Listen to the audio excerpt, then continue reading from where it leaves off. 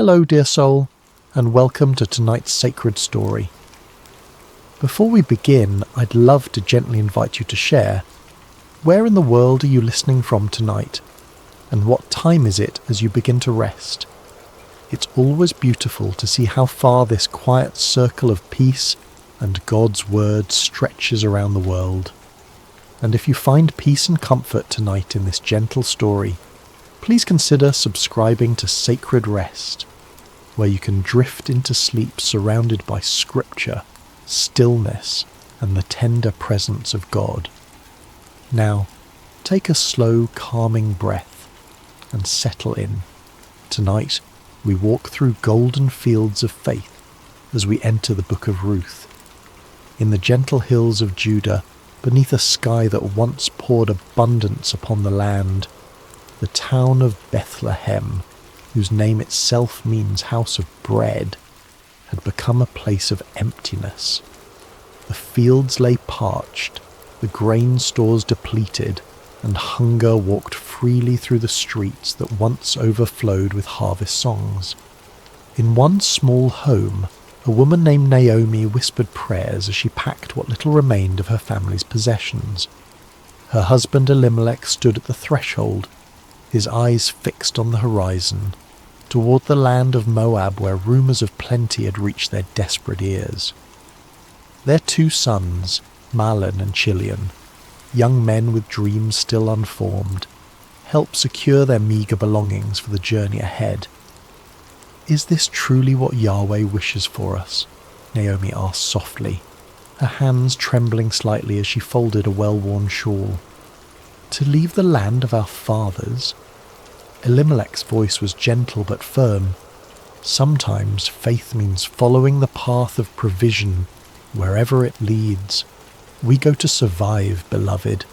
We go to live. And so they set out, a small family among many who sought survival beyond their homeland's borders. The road stretched long before them, a winding path into uncertainty. With each step away from Bethlehem, Naomi felt the weight of leaving grow heavier, like gathering storm clouds behind them.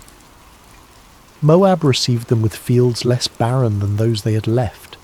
They built a simple life there, foreigners in a strange land that worshipped strange gods.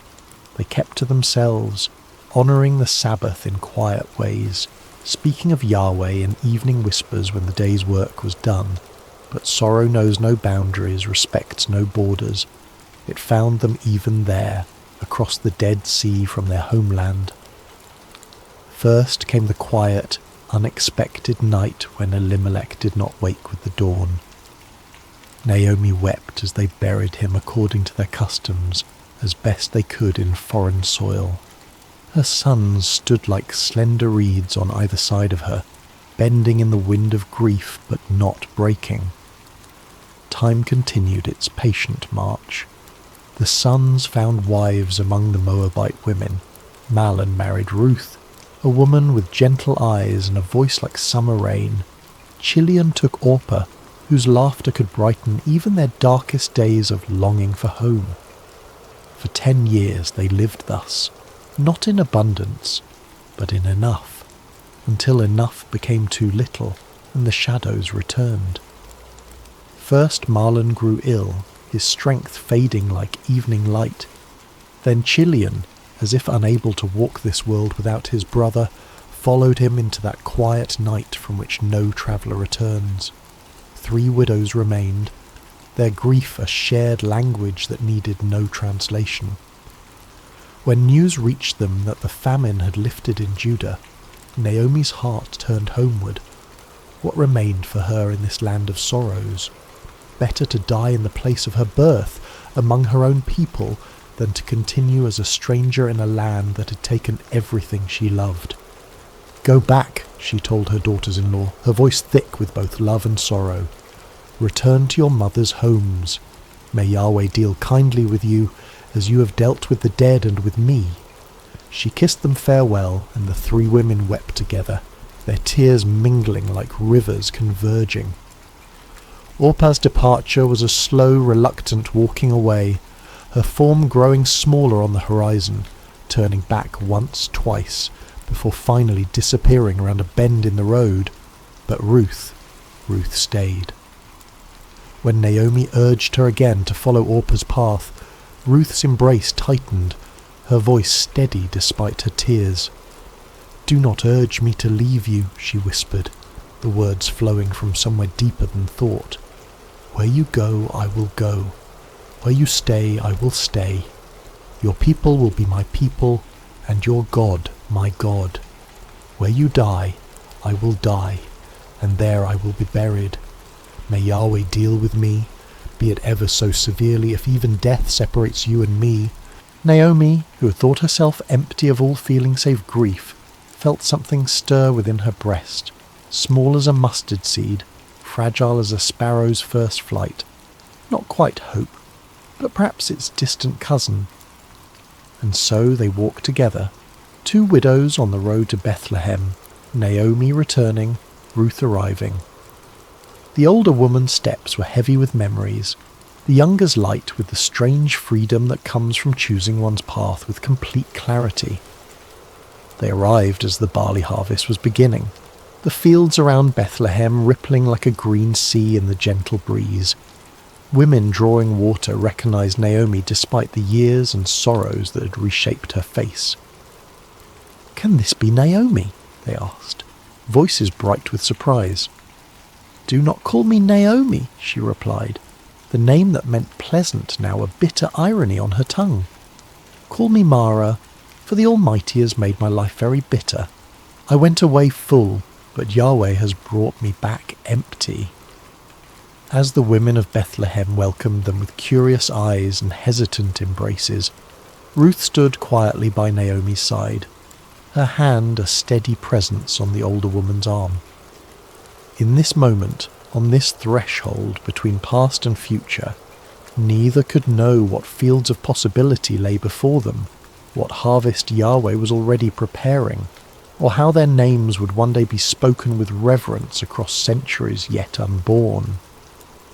They knew only this: the road behind them was empty, and the road ahead unknown, but they would walk it together, step by faithful step, beneath the watchful eyes of a God who sees even sparrows when they fall.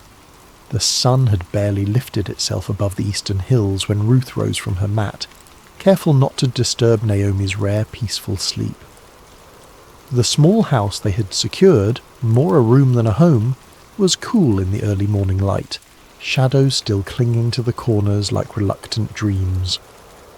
Ruth wrapped herself in a shawl, the fabric thin but serviceable, and tied back her hair with practiced movements.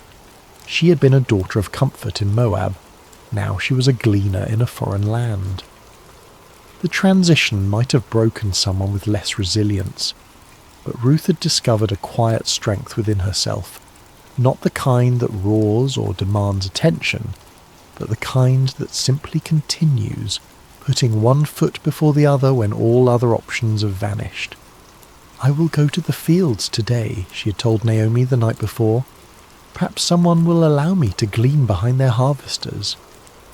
Naomi had nodded, gratitude and sorrow mingling in her tired eyes. "Go, my daughter," she'd whispered. "May Yahweh guide your steps." Now, as Ruth stepped into the awakening streets of Bethlehem, she carried those words like a small flame against the uncertainty of the day ahead. The law of Moses provided for the poor, the widow, the foreigner. They were permitted to gather what the harvesters missed or deliberately left behind. It was not charity but dignity, a way of working for one's bread even when one owned no land. But Ruth was doubly vulnerable, both widow and foreigner. Which field would welcome her? Would the law's protection extend to a Moabite woman? These questions followed her like shadows as she made her way to the edges of town where the barley fields began their gentle roll toward the horizon. She paused at the boundary of the first field she encountered, watching as workers began to form lines, their sickles catching the morning light with brief flashes of brilliance. The field's owner was not present, but the foreman eyed her with suspicion.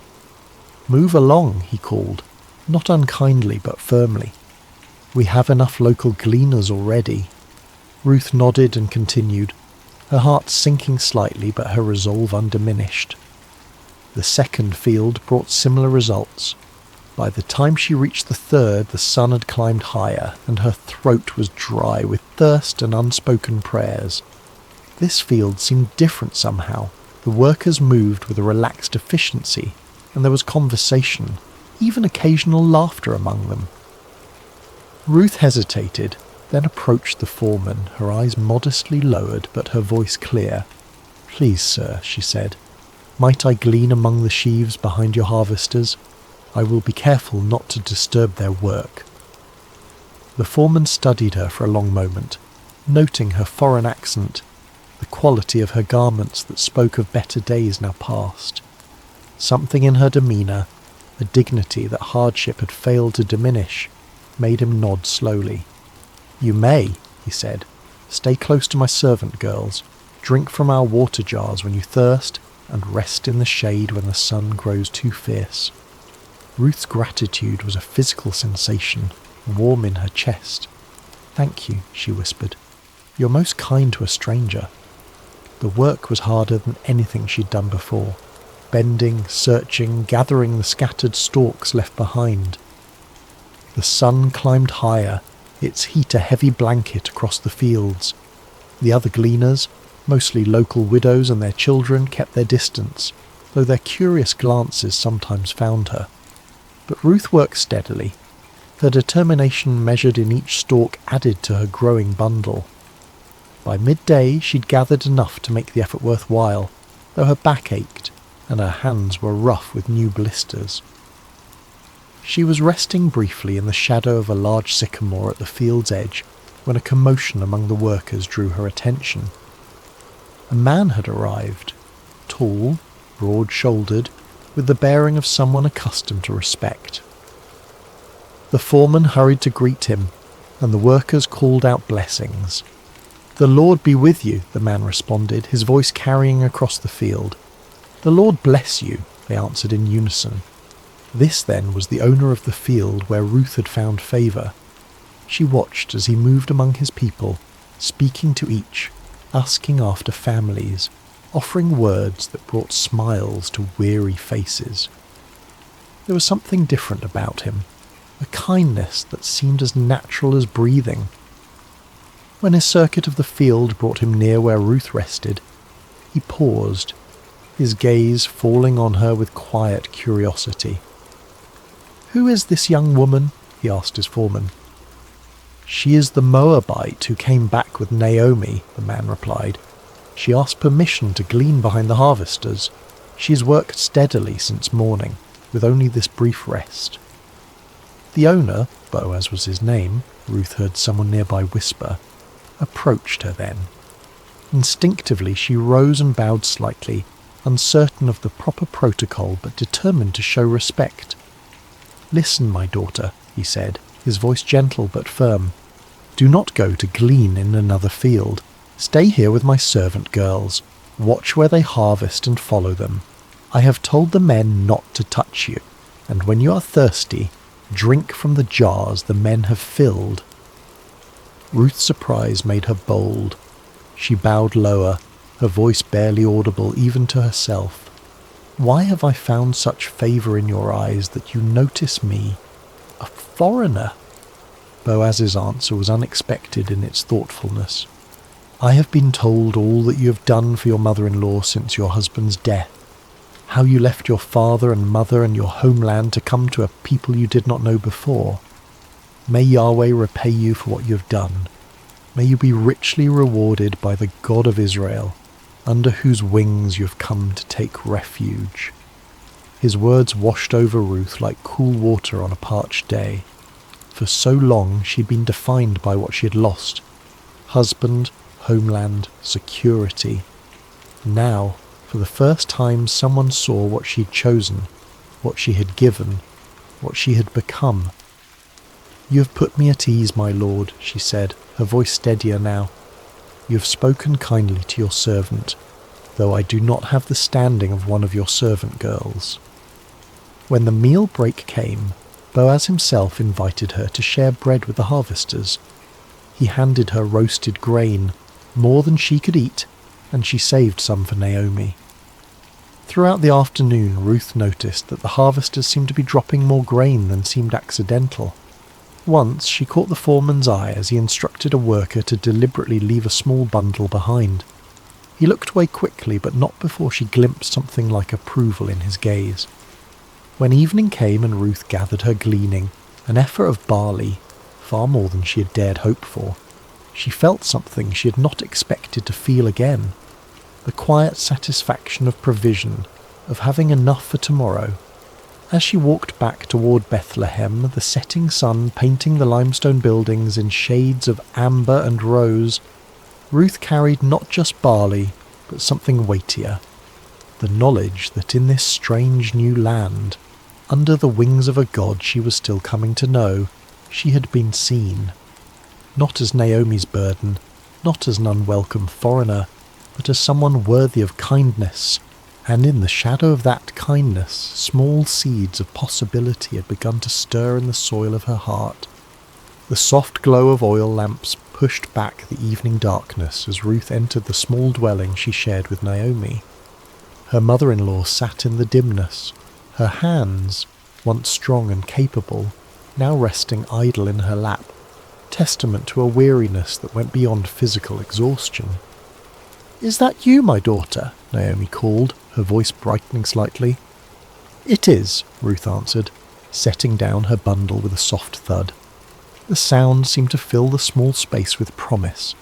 Naomi leaned forward, her eyes widening as Ruth opened the cloth to reveal the day's gleaning, golden barley catching the lamplight like treasure. "Where did you glean today?" she asked, running her fingers through the grain with wonder. "Blessed be the one who took notice of you." Ruth began to prepare a portion of the grain for their evening meal as she recounted the day's events, the field, the unexpected kindness, the owner who had spoken to her with respect rather than suspicion. The man's name was Boaz. She finished, watching as something flickered across Naomi's face. Recognition, then a sudden animation that had been absent for so long. "Boaz!" Naomi exclaimed, her voice stronger than Ruth had heard it in months. "That man is a relative of ours, one of our guardian redeemers." "Guardian redeemer?" Ruth echoed, unfamiliar with the term. Naomi's eyes held a spark now, like embers rekindling. "In our laws, in our customs, a guardian redeemer is a relative who has the responsibility to protect the interests of the needy members of the extended family, to redeem property that has been sold in times of hardship, to continue the family line." Her voice trailed off, her thoughts clearly racing ahead of her words. "The Lord has not stopped showing his kindness," Naomi whispered, almost to herself. "That man is one of our closest relatives." As they ate their simple meal of roasted grain and water, Ruth noticed that Naomi ate with more appetite than she had shown since their return to Bethlehem. Occasionally, the older woman would pause, her head tilted slightly as if listening to distant music only she could hear. The barley harvest continued, and Ruth returned to Boaz's fields each day. True to his word, she was protected, provided for, included in the shared meals. Some of the local women began to speak to her, their initial wariness giving way to cautious friendship. Ruth learned their names, heard stories of their children, shared in the communal rhythm of the harvest. When the barley harvest gave way to wheat, she remained in Boaz's fields, her presence now familiar, her diligence respected. Each evening she returned to Naomi with her gleanings. Each morning she rose before dawn to begin again. As the wheat harvest neared its end, Naomi called Ruth to sit beside her one evening. The older woman's face was thoughtful, her voice quiet but determined. "My daughter," she began, "should I not seek rest for you, that it may be well with you? Is not Boaz our relative, with whose young women you have been working? See, he's winnowing barley tonight at the threshing floor." Ruth listened carefully as Naomi outlined a plan. Bold, unconventional, but rooted in custom and law. She was to bathe, anoint herself with fragrant oil, put on her best garment, and go to the threshing floor where Boaz would be sleeping to guard the harvest. After he had eaten and drunk and lain down, she was to uncover his feet and lie down there, a symbolic gesture, a quiet request for protection. "All that you say I will do," Ruth promised, though her heart fluttered with uncertainty.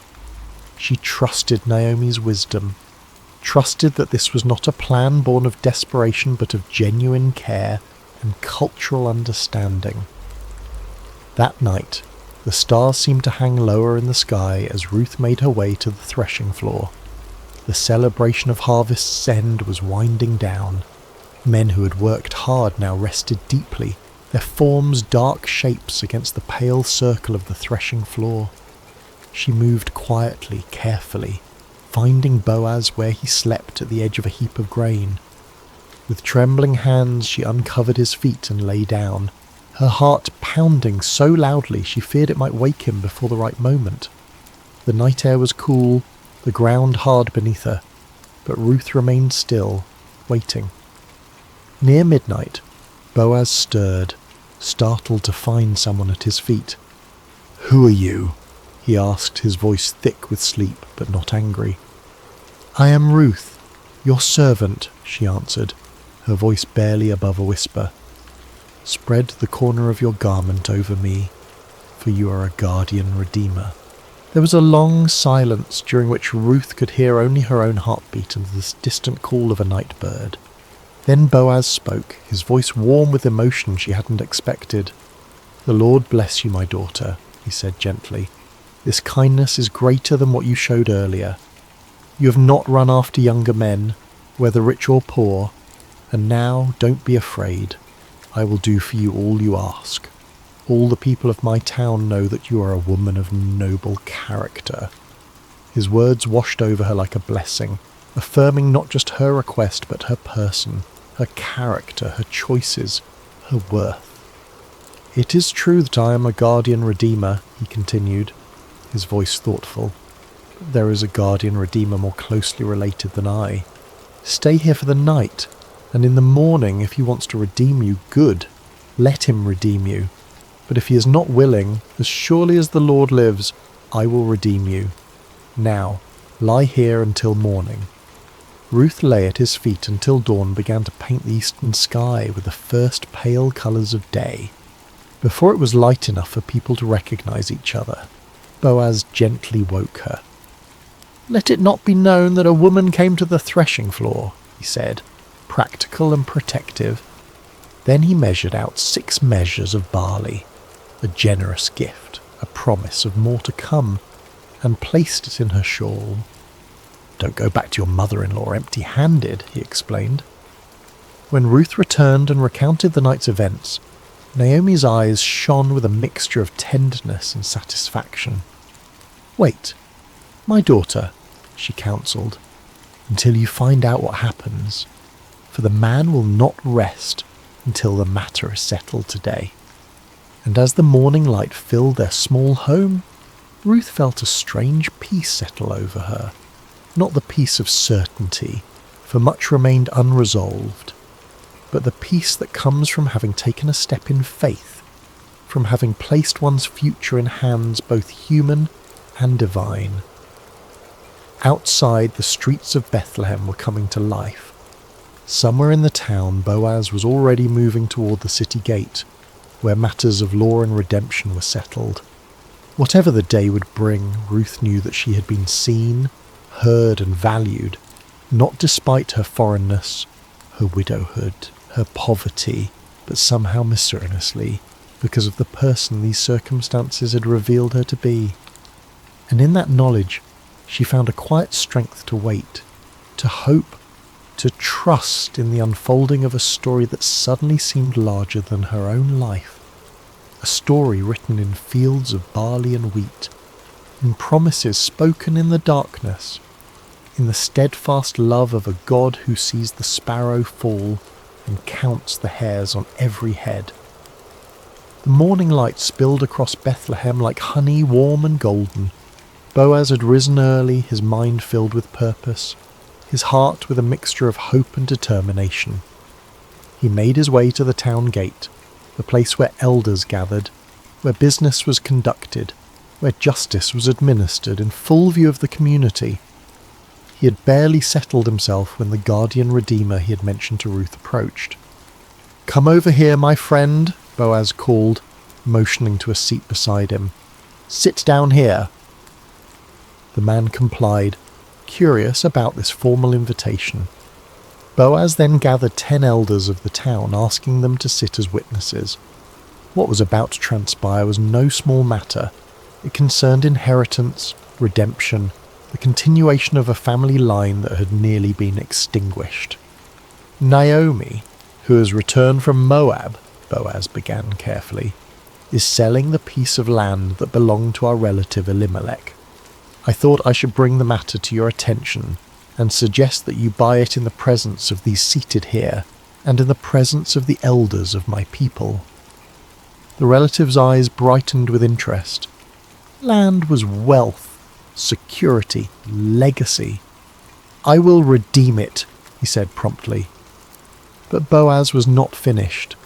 His next words were measured, precise, laying out the full implications of redemption.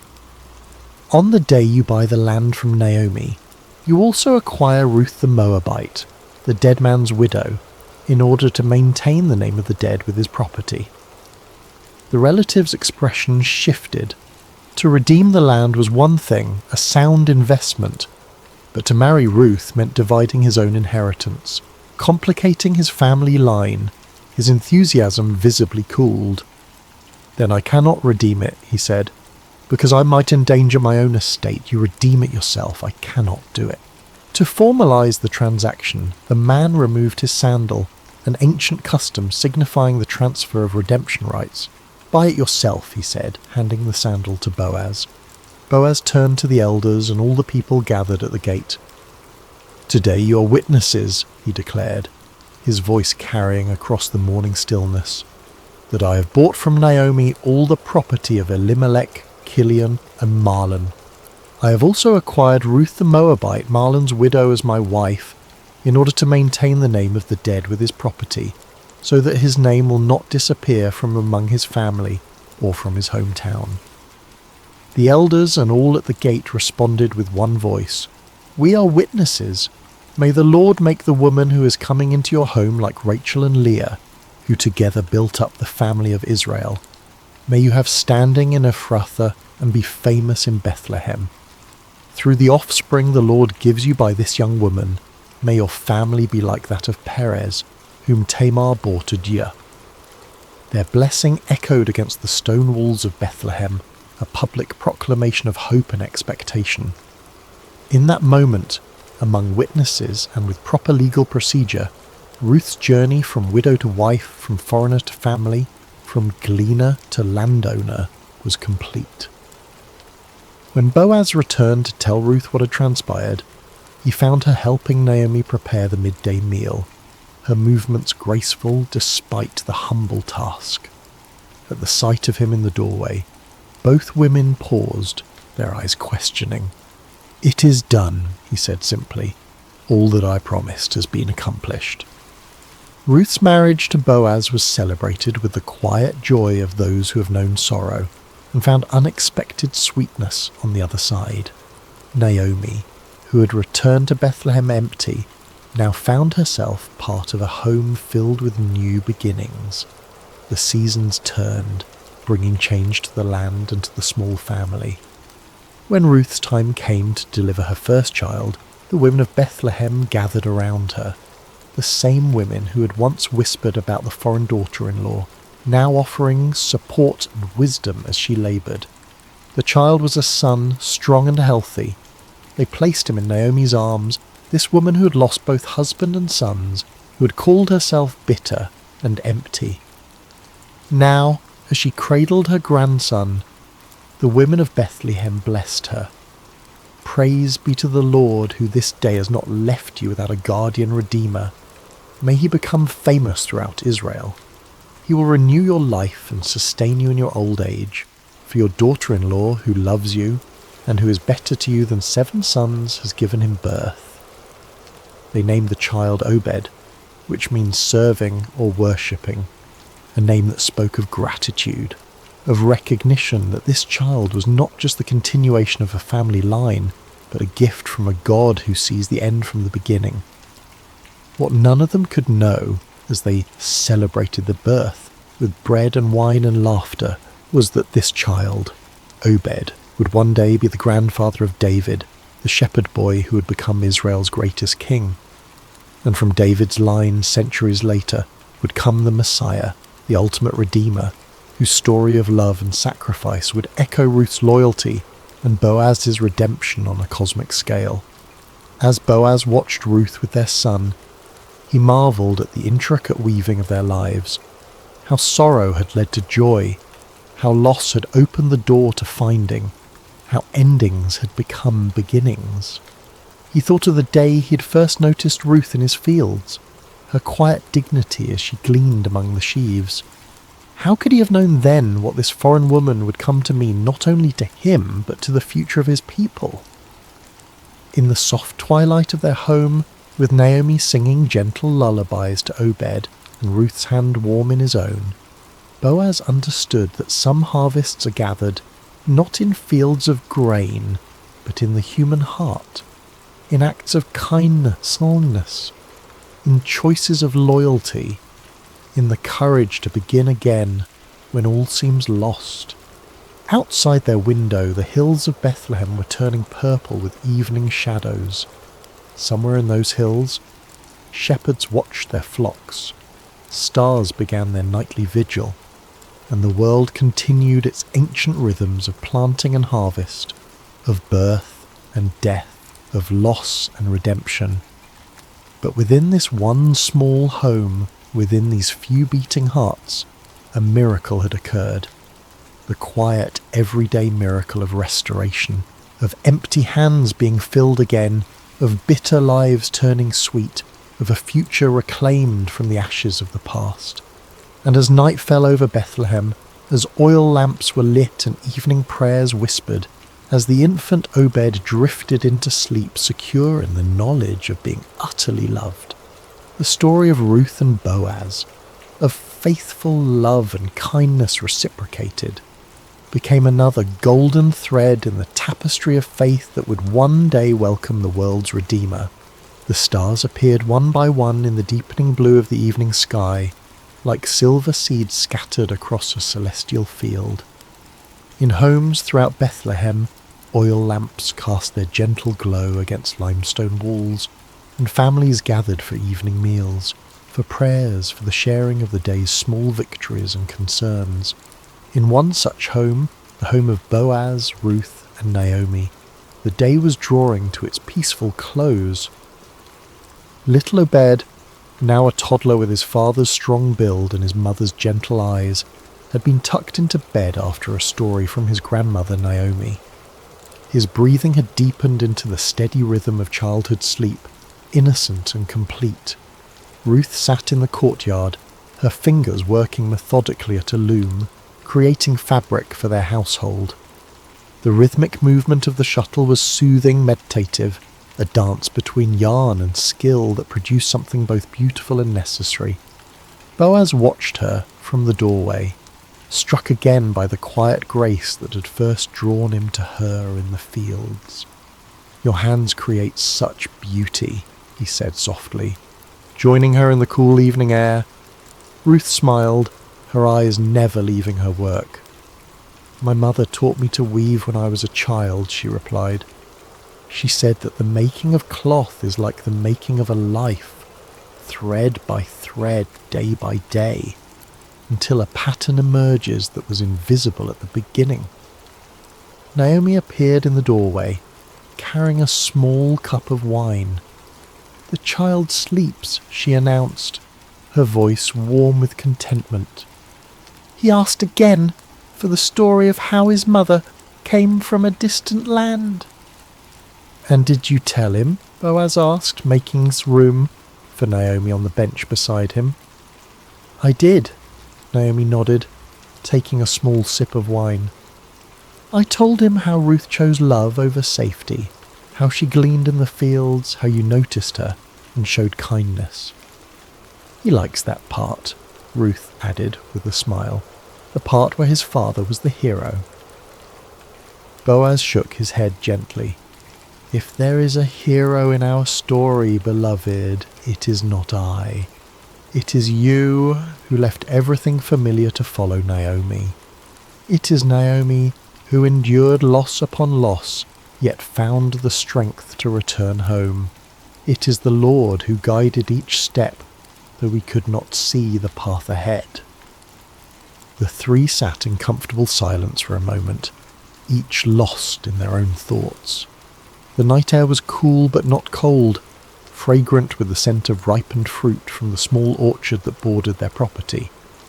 In the distance, a shepherd's flute played a melancholy tune, its notes drifting over the sleeping town like a blessing.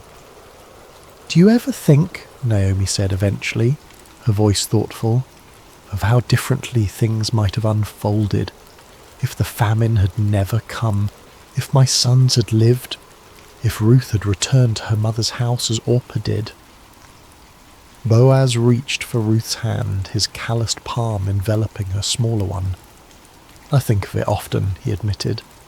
"How 1,000 different choices, 1,000 different circumstances might have led us all elsewhere. Yet here we are, brought together by both sorrow and joy." Ruth set aside her weaving, her eyes reflecting the first bright stars. "In Moab," she said softly, "we had a saying, 'The path to the garden often leads through the desert.' I did not understand it fully until I lived it."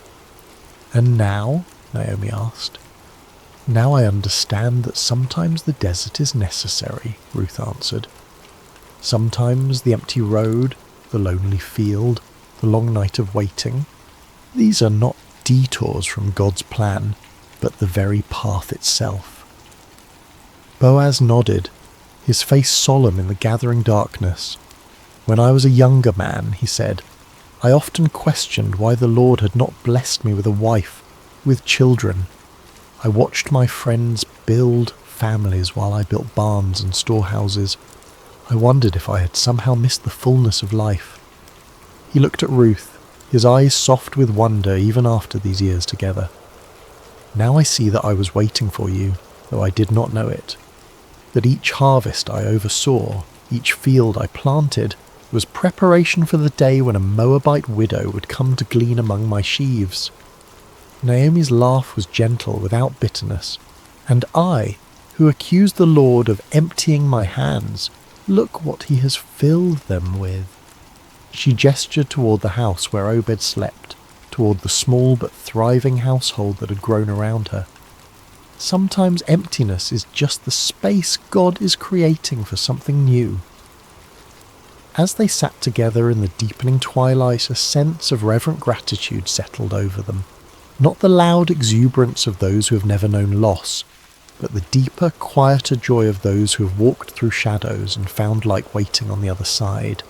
The tale of their lives, this unexpected family, formed from fragments of broken dreams, would be told and retold through generations. Not because it was extraordinary in its outward circumstances, but because it revealed an extraordinary truth, that in the hands of a loving God nothing is wasted. Not grief, not loyalty, not kindness, not love freely given with no expectation of return. In the quiet darkness of Bethlehem, as the household of Boaz and Ruth prepared for sleep, they could not know how their story would echo through time, how the great-grandson of their son would be anointed king of Israel, how from their lineage would come the promised Messiah. They knew only this, that the God who had led them through famine and loss, through foreign fields and threshing floors, through legal proceedings and new beginnings. Hello there, dear listeners. Before we begin tonight's tale, I hope your day has treated you kindly, wherever you may be in this vast world of ours. Perhaps it's evening where you are, or maybe the quiet hours of early morning have found you seeking rest. Whether you're listening from bustling cities or peaceful countryside, from mountain peaks or seaside shores, know that you're welcome here in this sacred space we've created together. If you find comfort in these stories, please consider subscribing to Sacred Slumber, where we gather each night to explore the timeless truths that have guided humanity through the ages. Tonight, we journey back through the mists of time to ancient Babylon, to a night when the very finger of the divine wrote upon palace walls, and an empire learned that no earthly power stands beyond the reach of heaven's justice. The year was 539, before the Common Era, and the great city of Babylon sprawled along the banks of the Euphrates River like a jewel cast upon the earth. Within its towering walls, the hanging gardens cascaded in verdant terraces. The Tower of Babel reached toward the heavens, and the palace of King Belshazzar gleamed with the accumulated wealth of conquered nations. On this particular evening, as the sun painted the western sky in shades of gold and crimson, the palace hummed with preparation for a feast unlike any other. Servants scurried through corridors lined with glazed brick murals depicting lions and dragons, carrying platters of delicacies from every corner of the known world. The finest wines from the hills of Judah, exotic spices from distant India, and fruits that glistened like precious stones filled the tables. King Belshazzar, grandson of the great Nebuchadnezzar, had spared no expense. The banquet hall stretched vast as a temple, its ceiling supported by columns carved from single blocks of marble, each one telling the story of Babylonian conquest and glory. Golden lamps suspended on silver chains cast dancing shadows across walls adorned with tapestries, depicting the gods of Babylon in all their imagined splendour. Yet beyond the palace walls, unseen by the revellers within, the armies of Cyrus the Persian stretched across the horizon like a dark sea. For months they had laid siege to the great city, but Babylon's walls had never been breached, her gates never forced. The Babylonians had grown complacent in their strength, confident that their city was impregnable, their empire eternal. As night fell and torches blazed to life throughout the city, 1,000 noble guests made their way through the palace gates. They came dressed in silk and purple, adorned with gold and precious stones, their laughter echoing through the corridors as they anticipated the evening's pleasures. The sound of lyres and flutes drifted through the warm air, mingling with the voices of singers whose melodies spoke of victory and endless prosperity. King Belshazzar himself appeared resplendent in robes of deepest blue, a golden crown upon his brow, rings flashing on his fingers as he gestured grandly to his guests. He was a man in the prime of life, his beard oiled and perfumed, his eyes bright with wine and confidence. This night, he had declared, would be remembered for generations as the greatest feast Babylon had ever witnessed.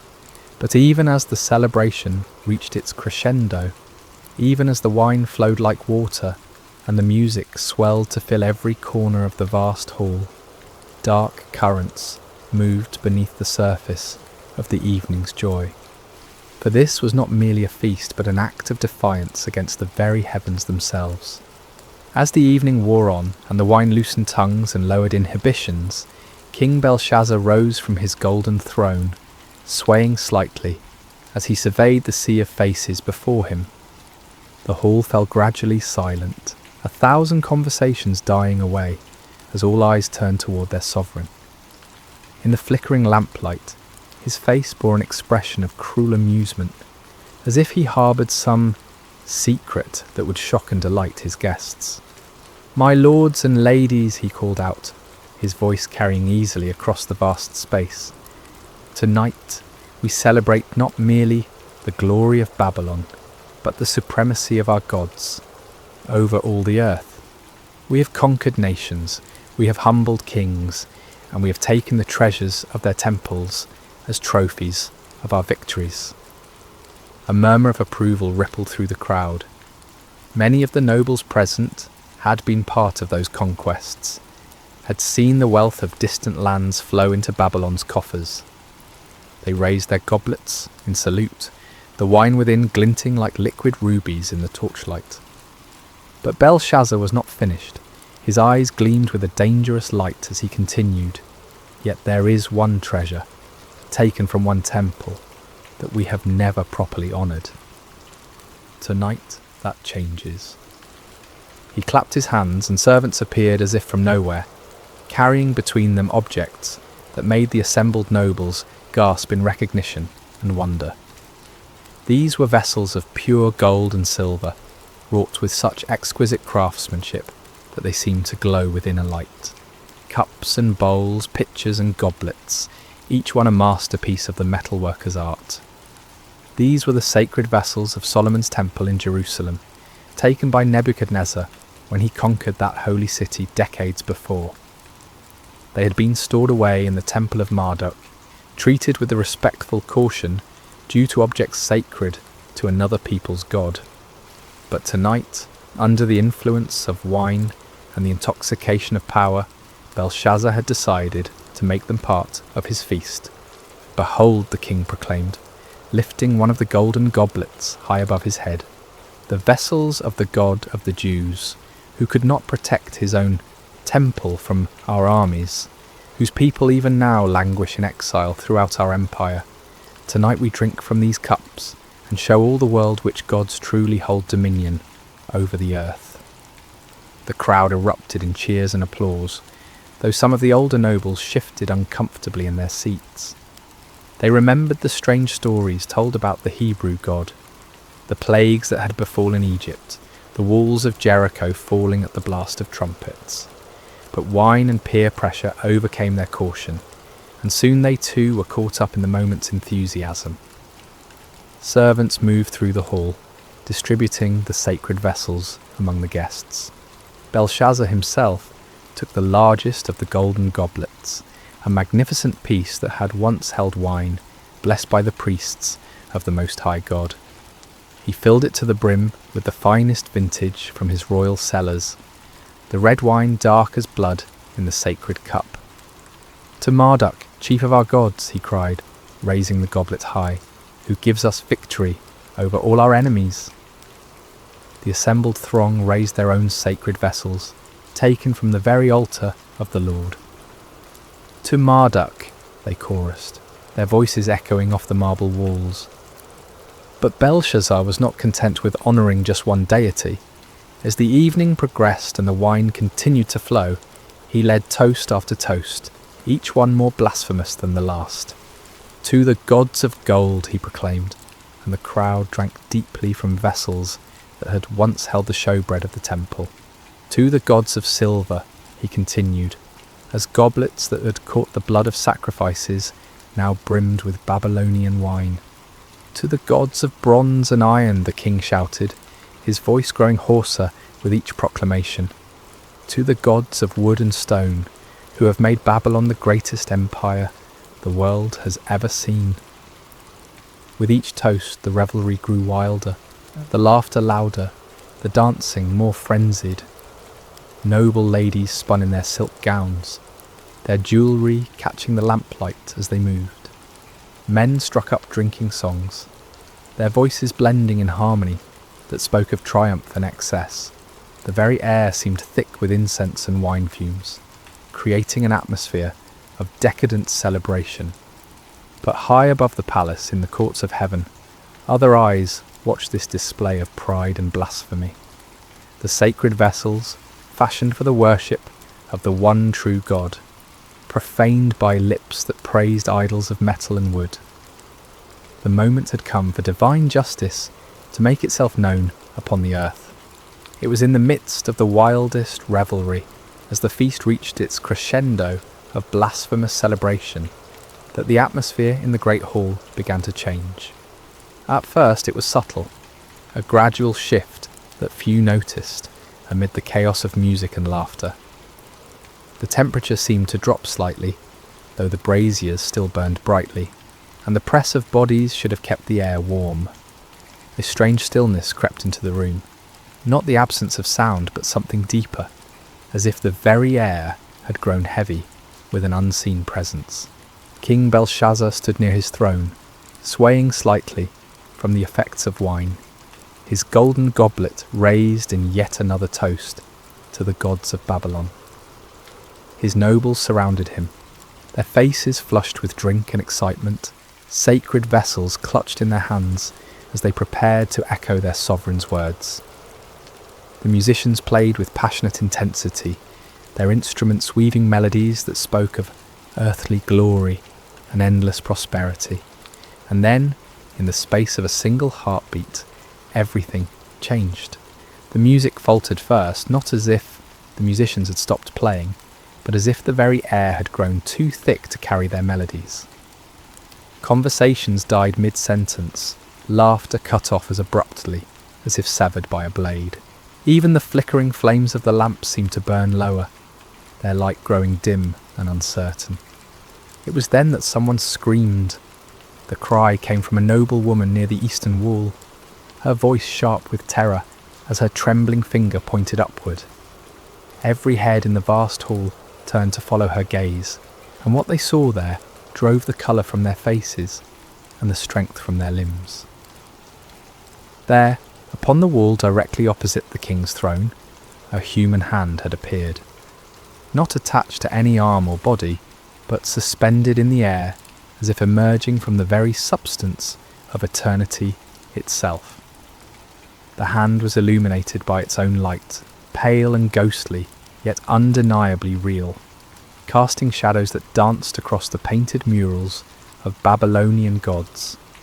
The fingers were long and elegant, neither young nor old, but possessed of a timeless quality that spoke of power beyond human understanding. They moved with deliberate precision, as if guided by a will that brooked no resistance, no hesitation. And as the assembled throng watched in growing horror, those fingers began to write. The writing appeared as lines of fire upon the polished marble, each character burning itself into the stone with the permanence of divine judgment. The script was unlike any earthly language, neither Babylonian cuneiform nor Hebrew letters, but something older and more fundamental, as if the very essence of meaning was being carved directly into reality itself. King Belshazzar felt his knees begin to shake, his golden goblet slipping from nerveless fingers to shatter upon the floor. The sacred vessel that moments before had held wine, offered in mockery to false gods, now lay broken, its precious contents spreading like blood across the marble. His face, so recently flushed with wine and arrogance, had gone pale as death, his eyes wide with a terror he had never before experienced. The hand continued its work, unmoved by the chaos it had caused in the hall below. Characters appeared one after another, each one blazing within a fire before settling into a steady glow that seemed to penetrate the very souls of all who looked upon it. The writing was clear and bold, demanding attention, impossible to ignore or dismiss. Around the hall, the reaction was immediate and visceral. Some of the nobles had fallen to their knees, whether from terror or instinctive reverence, it was impossible to say. Others pressed against the walls, as if trying to escape through solid stone, their eyes never leaving the supernatural display before them. The sacred vessels of Solomon's temple lay scattered across the floor, abandoned by hands that now trembled too violently to hold them. The musicians had long since set down their instruments, their faces pale masks of fear. Servants cowered in doorways, torn between the desire to flee and their duty to remain. The dancing girls who moments before had spun and laughed now stood frozen like statues, their silk scarves trailing forgotten around their feet. But it was upon King Belshazzar that the greatest terror fell.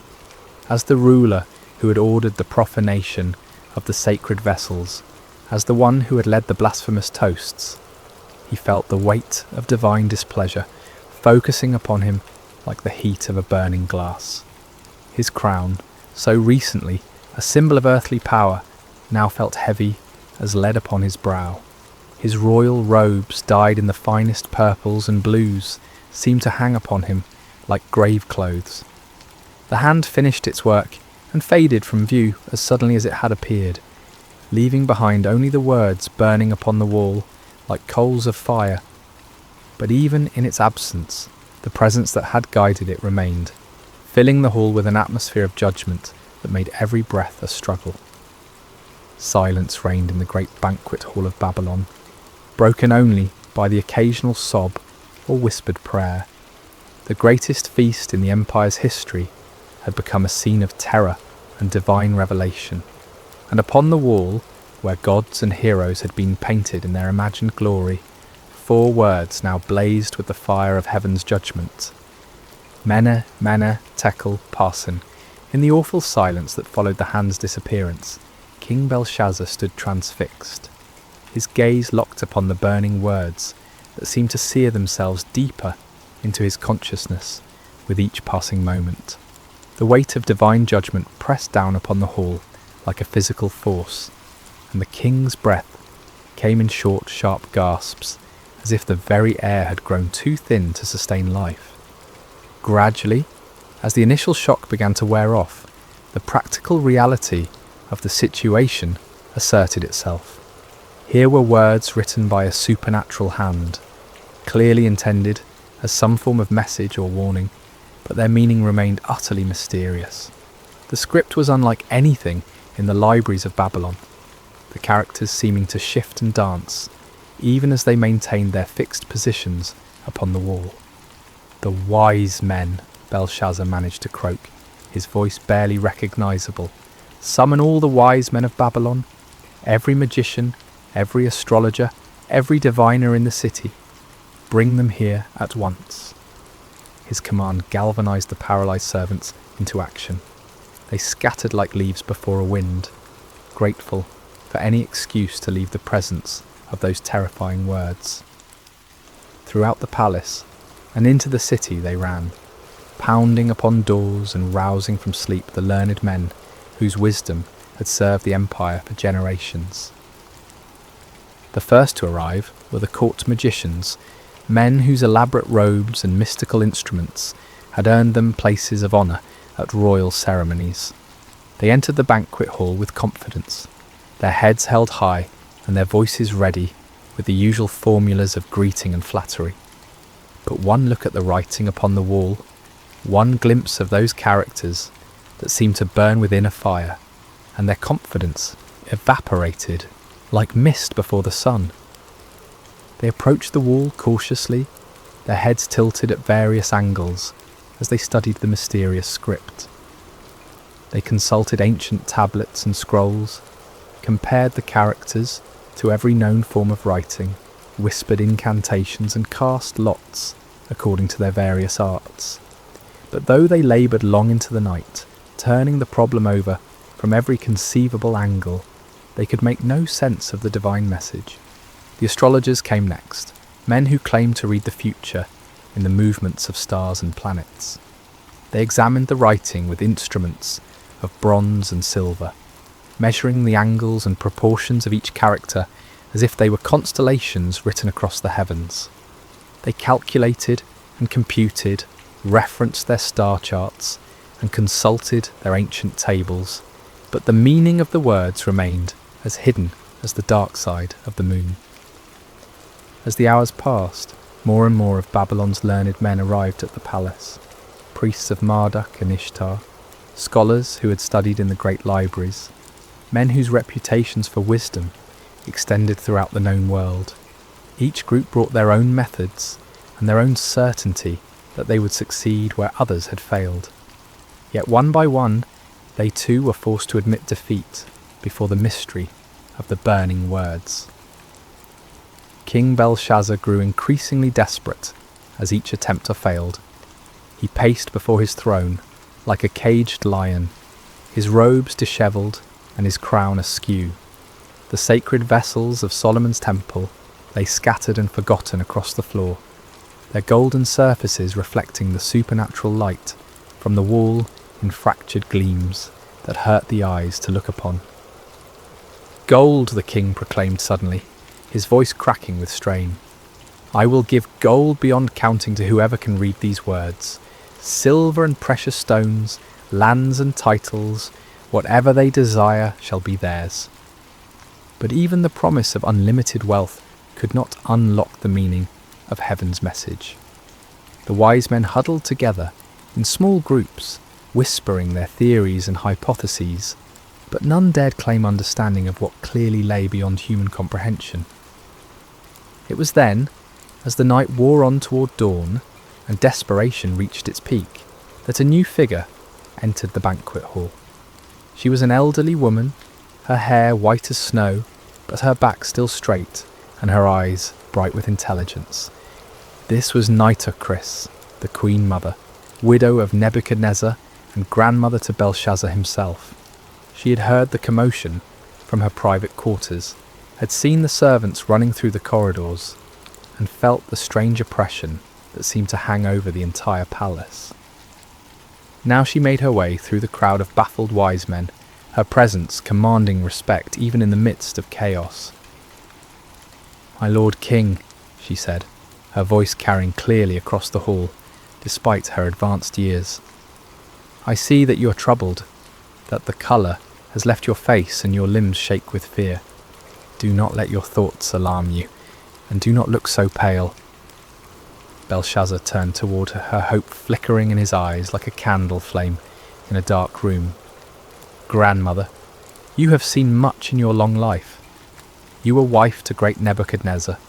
You know the secrets of the empire. Can you tell me what these words mean?"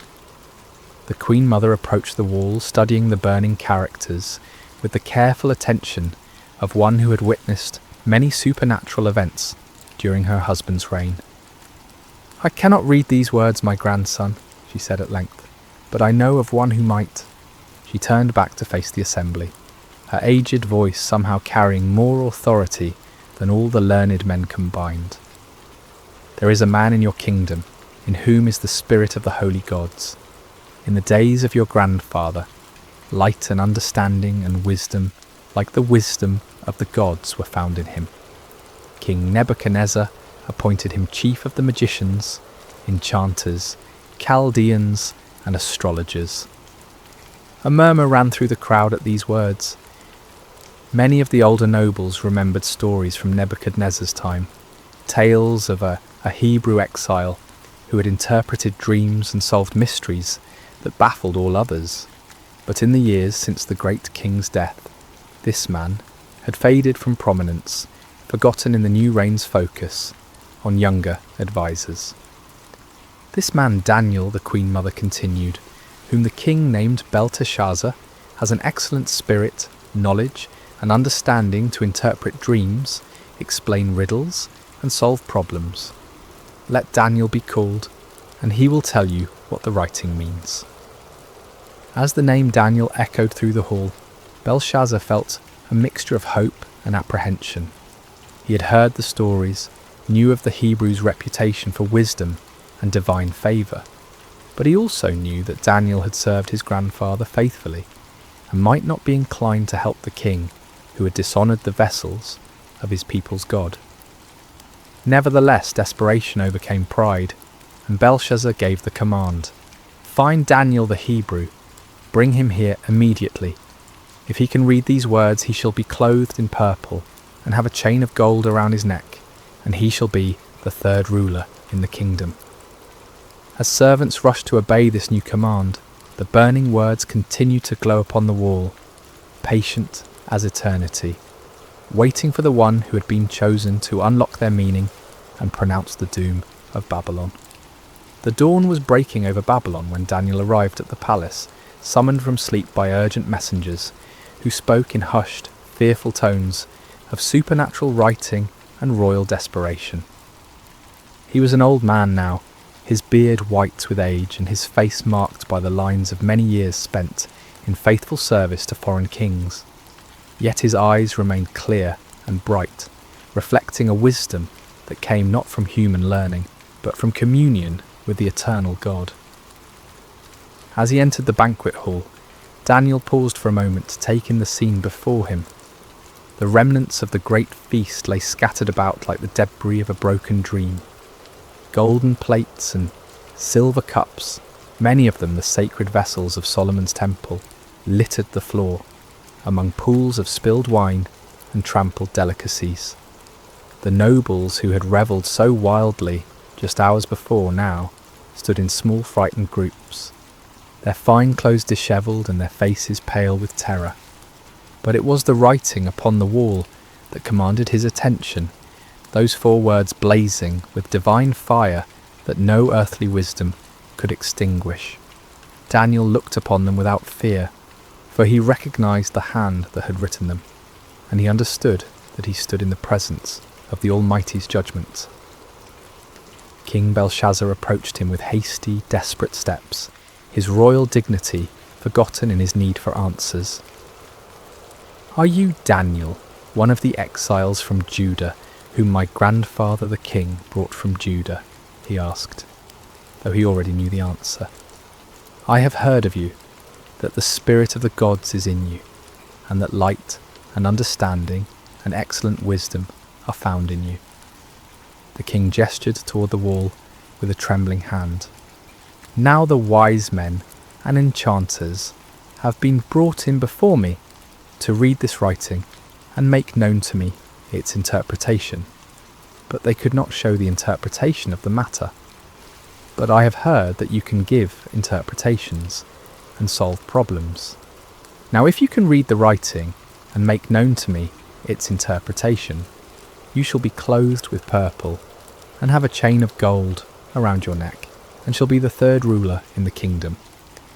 Daniel listened to these promises of wealth and power with the patience of one who had seen empires rise and fall, who had served in the courts of kings and understood the vanity of earthly honours. When Belshazzar finished speaking, the old prophet's response came with quiet authority that somehow filled the vast hall more completely than the king's desperate entreaties. "Let your gifts be for yourself, and give your rewards to another," Daniel said, his voice calm and steady in the face of royal panic. "Nevertheless, I will read the writing to the king and make known to him the interpretation." But before he would interpret the supernatural message, Daniel had words of his own to speak, words that cut to the heart of the night's blasphemous revelry, and laid bare the spiritual rebellion that had brought divine judgment upon Babylon. "O king," he began, his voice growing stronger as he spoke, "the Most High God gave Nebuchadnezzar, your grandfather, kingship, and greatness, and glory, and majesty. And because of the greatness that he gave him, all peoples, nations, and languages trembled and feared before him. Whom he would, he killed, and whom he would, he kept alive. Whom he would, he raised up, and whom he would, he humbled." The assembled nobles listened in growing discomfort as Daniel recounted the story they all knew but preferred to forget. Nebuchadnezzar's pride, his claim to have built Babylon by his own power and for his own glory, and the terrible judgment that followed. How the great king had been driven from among men to live like a beast in the wilderness, eating grass like an ox, and letting his hair grow long as eagle's feathers and his nails like birds' claws. But when his heart was lifted up, and his spirit was hardened so that he dealt proudly, Daniel continued, his eyes never leaving Belshazzar's face, he was brought down from his kingly throne, and his glory was taken from him. He was driven from among the children of mankind, and his mind was made like that of a beast, and his dwelling was with the wild donkeys. He was fed grass like an ox, and his body was wet with the dew of heaven, until he knew that the Most High God rules the kingdom of mankind, and sets over it whom he will. The silence in the hall was absolute as Daniel paused, letting the weight of his words sink into the hearts of all who heard them. Then, with the authority of one who spoke for the God of heaven, he delivered his devastating rebuke. "And you, his son, Belshazzar, have not humbled your heart, though you knew all this," he declared, his voice now ringing with prophetic power. "But you have lifted up yourself against the Lord of heaven, and the vessels of his house have been brought in before you, and you and your lords, your wives and your concubines have drunk wine from them, and you have praised the gods of silver and gold, of bronze, iron, wood and stone, which do not see or hear or know, but the God in whose hand is your breath, and whose are all your ways you have not honoured. Each word fell upon the assembled company like blows from a hammer, shattering their illusions of security and exposing the full extent of their rebellion against the Most High. Belshazzar himself seemed to shrink before Daniel's accusing words, his royal robes hanging loose about his diminished frame, his crown sitting askew upon a head bowed with shame and terror. The sacred vessels lay scattered around the hall like silent witnesses to the truth of Daniel's words. These cups and bowls, crafted for the worship of the one true God, had been defiled by lips that praised idols of metal and stone. The wine that had flowed so freely in blasphemous toasts now seemed to accuse those who had drunk it, its red stains upon the marble floor like drops of blood that cried out for justice. Then from his presence the hand was sent, Daniel concluded, pointing toward the burning words upon the wall, and this writing was inscribed. The hall remained wrapped in profound silence, as all waited to hear the interpretation that would seal Babylon's fate. The wise men who had laboured through the night stood humbled before this Hebrew exile who had succeeded where they had failed. The nobles who had revelled in their blasphemy now cowered before the prospect of divine judgment, and King Belshazzar, who had thought himself secure in his power, waited to hear the doom that had been written by the finger of God upon his palace wall. Daniel turned from the cowering king to face the wall where the divine words blazed with undiminished fire. The characters seemed to pulse within a light, each one carrying the weight of heaven's judgment and the certainty of prophetic fulfillment. In the profound silence of the great hall, the aged prophet lifted his voice and began to speak the words that would seal the fate of the Babylonian Empire. "And this is the writing that was inscribed," Daniel announced, his voice carrying to every corner of the vast space. "Many, many, tekel and parsin." He paused, allowing the strange words to echo through the hall, their sounds somehow both foreign and familiar, like a half-remembered dream that carries portents of future sorrow. The assembled nobles leaned forward despite their fear, desperate to understand the message that had struck such terror into their hearts. "This is the interpretation of the matter," Daniel continued, his aged voice gaining strength as he spoke for the God of heaven. "Mene, God has numbered the days of your kingdom and brought it to an end." The first word fell upon the assembly like a death sentence. Here was the divine accountant taking inventory of Belshazzar's reign, counting each day of blasphemy and rebellion, each moment of pride and defiance against the Most High. The king's face went even paler, if such a thing were possible, and several of the nobles gasped aloud at the finality of the pronouncement. But Daniel was not finished.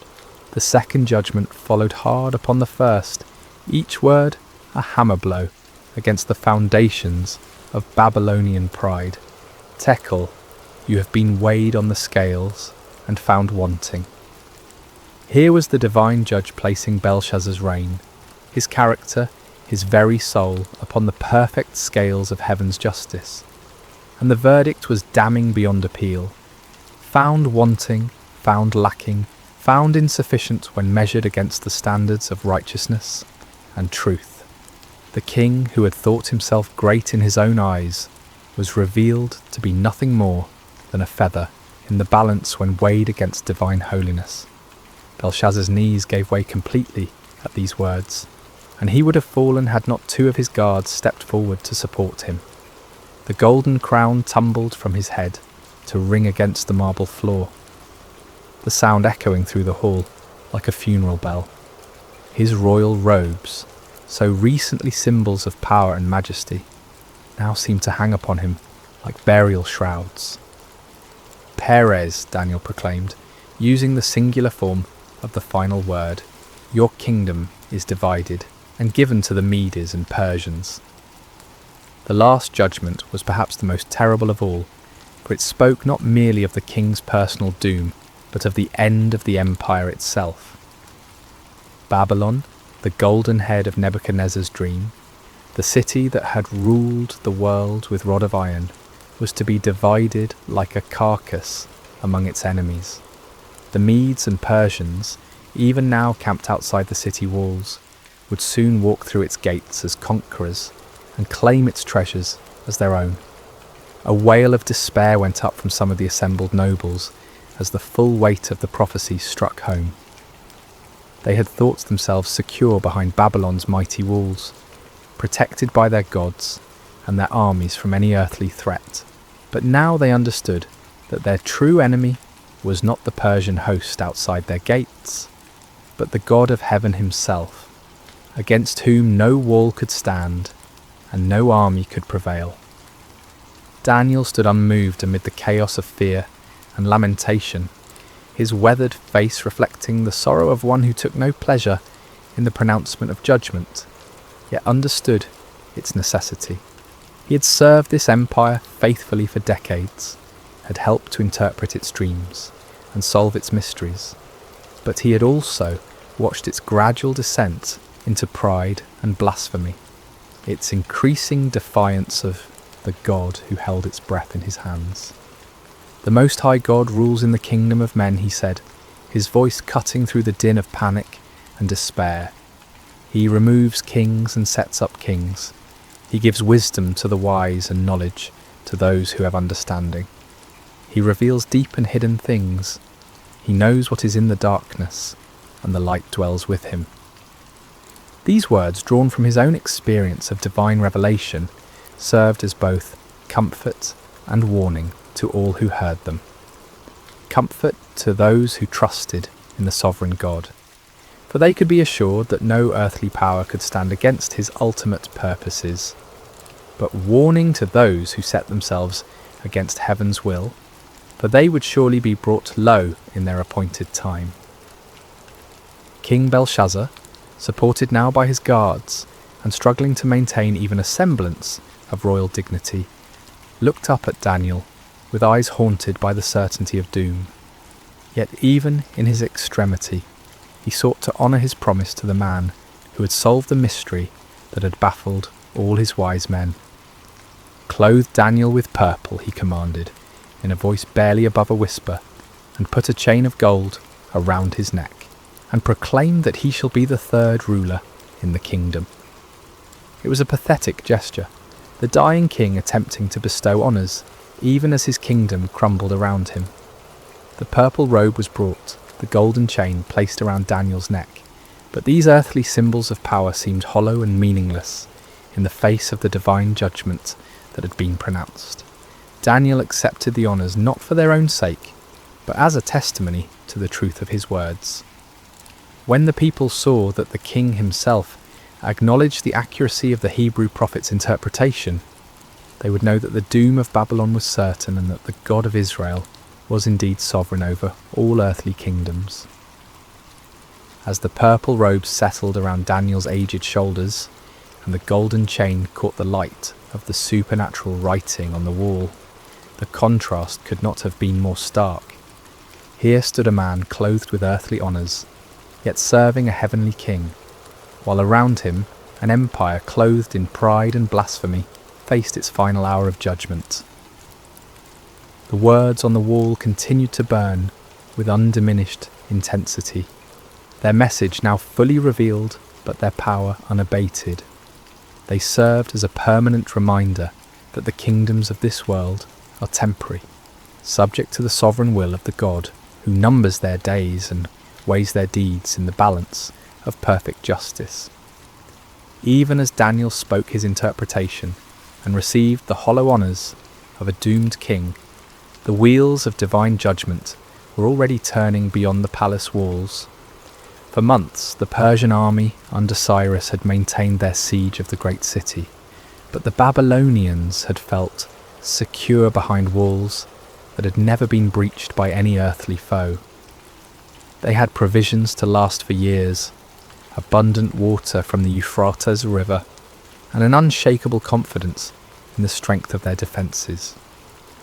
But on this night, as supernatural writing blazed upon the palace wall and prophecy sealed the empire's fate, Cyrus was putting into motion a plan of breathtaking audacity that would prove that no human fortress can stand against the purposes of the Almighty.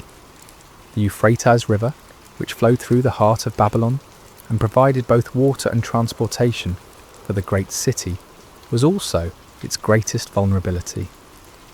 The river entered the city through massive gates that could be lowered into the water, and it flowed beneath the walls through channels that were thought to be too narrow and well defended for any army to use as an entrance.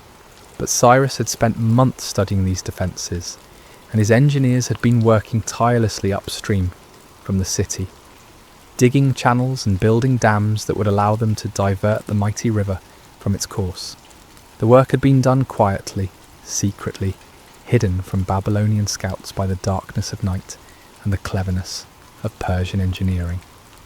As the banquet hall erupted in chaos at Daniel's interpretation, as nobles fled in terror and servants cowered in corners, the Persian engineers upstream were opening their carefully constructed channels.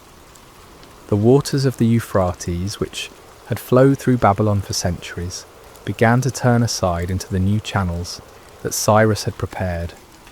At first the change was barely noticeable. The river level dropped slowly, gradually, as if affected by nothing more than seasonal variations. But as more water was diverted, as the new channels carried away the river's flow, the level within the city began to drop significantly. By midnight, Persian soldiers were wading through knee-deep water where once the river had flowed deep and strong. They moved silently through the darkness, following the riverbed beneath the great walls of Babylon, their weapons wrapped in cloth to prevent any sound that might alert the guards above. The Babylonian sentries, focused on watching for attacks against the massive gates and towering walls, never thought to look down at the river that had always been their protection. They were drunk on wine from the royal feast, their attention scattered by the strange reports of supernatural writing in the palace, their confidence unshaken by any thought that their impregnable city could fall in a single night. The first Persian soldiers emerged from the river channels near the heart of the city, just as Daniel finished pronouncing his interpretation. While the prophet spoke of kingdoms divided and given to the Medes and Persians, those very conquerors were already inside Babylon's walls, moving swiftly through streets where citizens slept peacefully, unaware that their empire was breathing its last. The palace guards, those few who remained at their posts while most had crowded into the banquet hall to witness the supernatural spectacle, were overwhelmed before they could raise an alarm. Persian steel, sharp and silent in the darkness, found its mark with deadly efficiency. Within minutes, the palace was secured, its approaches controlled by Cyrus's elite troops. In the banquet hall, King Belshazzar was still struggling to comprehend the magnitude of his doom when the great doors burst open and Persian soldiers poured into the room. The nobles, already terrified by the supernatural writing and Daniel's interpretation, now faced the earthly fulfillment of heaven's judgment. Some tried to flee, but found every exit blocked by armed men. Others fell to their knees, begging for mercy that would not come. The sacred vessels of Solomon's temple, scattered across the floor where they had been dropped in blasphemous revelry, now reflected the gleam of Persian bronze and steel in their golden surfaces. Belshazzar himself stood frozen for a moment, the weight of prophecy and the reality of conquest crashing together in his mind like colliding worlds. The writing on the wall blazed with undiminished fire, its message now fulfilled before his very eyes. The Medes and Persians had indeed inherited his kingdom, just as the divine hand had written and Daniel had interpreted. The end came swiftly. Persian soldiers, their orders clear, and their duty unwavering, moved through the hall with grim efficiency. King Belshazzar, the ruler who had mocked the God of heaven and profaned his holy vessels, fell beneath Persian swords before the night was through. The golden crown that had tumbled from his head lay forgotten on the marble floor, while his blood mingled with the spilled wine from the sacred goblets. Throughout the great city, the same scene was repeated.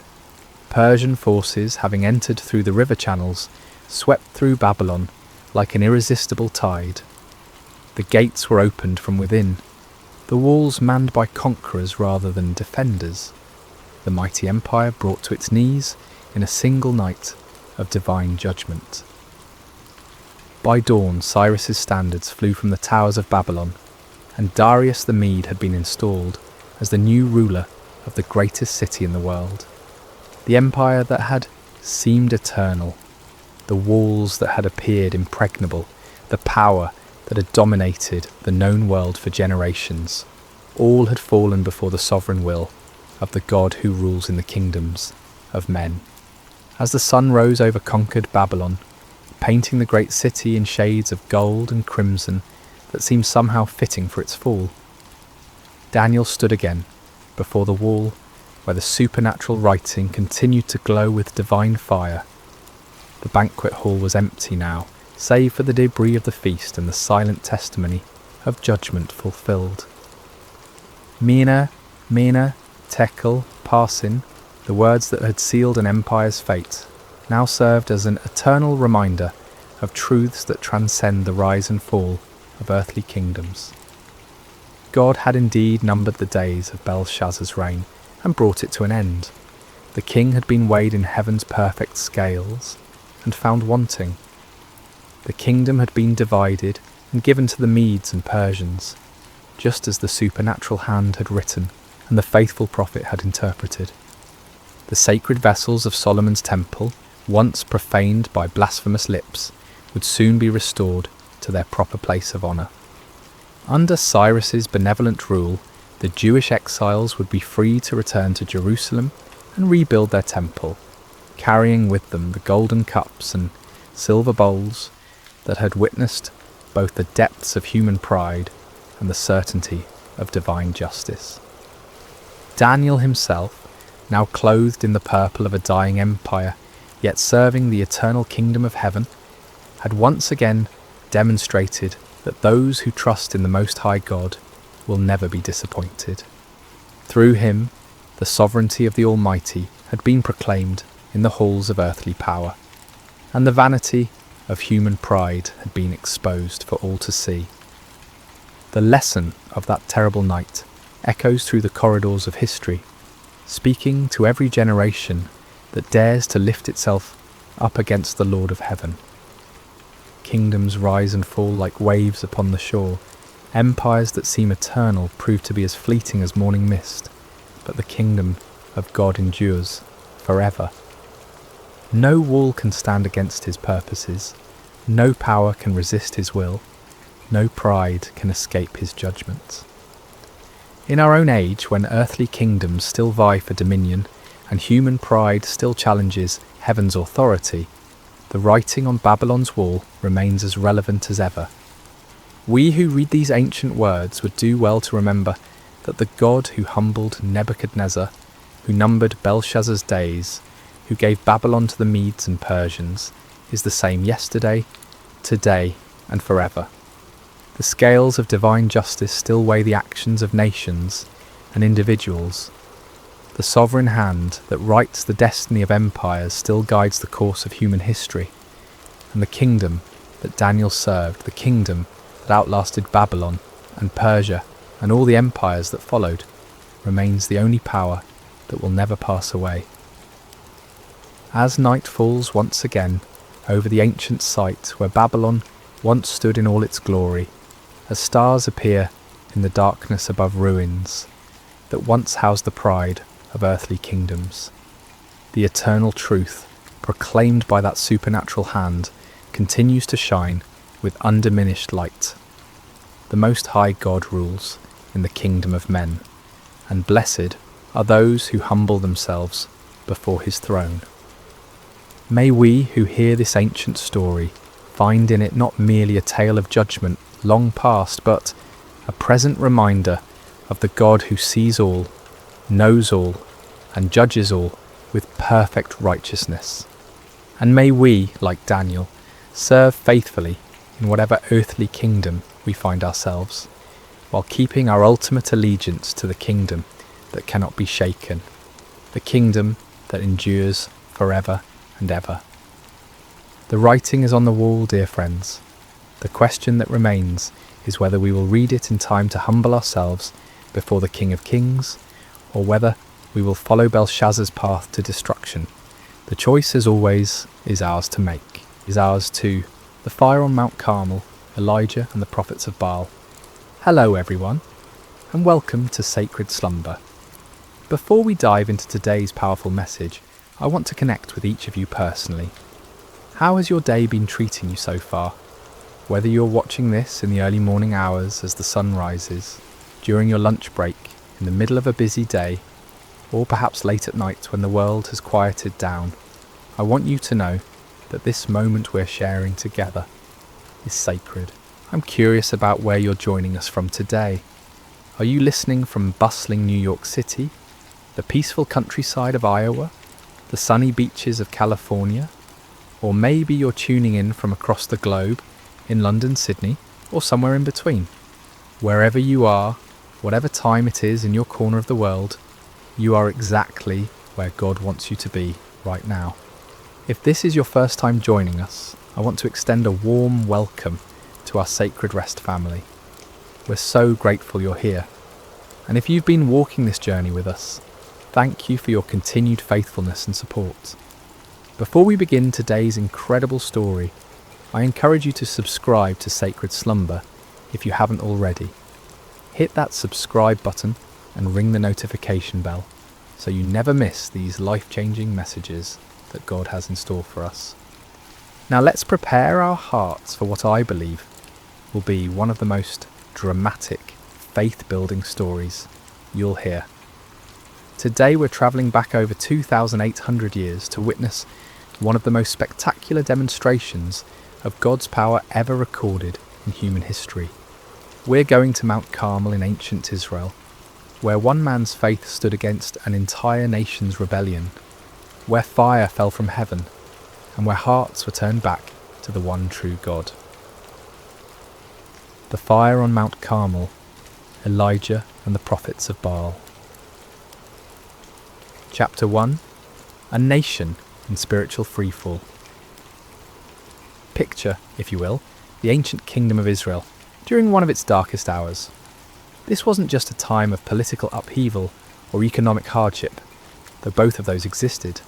This was a time of complete spiritual catastrophe, a moment when an entire nation had turned its back on the God who had delivered them from slavery in Egypt, who had parted the Red Sea, who had given them the Promised Land. King Ahab sat on the throne of Israel, and beside him ruled Queen Jezebel, a woman whose very name has become synonymous with wickedness and manipulation. Jezebel wasn't just content to worship false gods herself.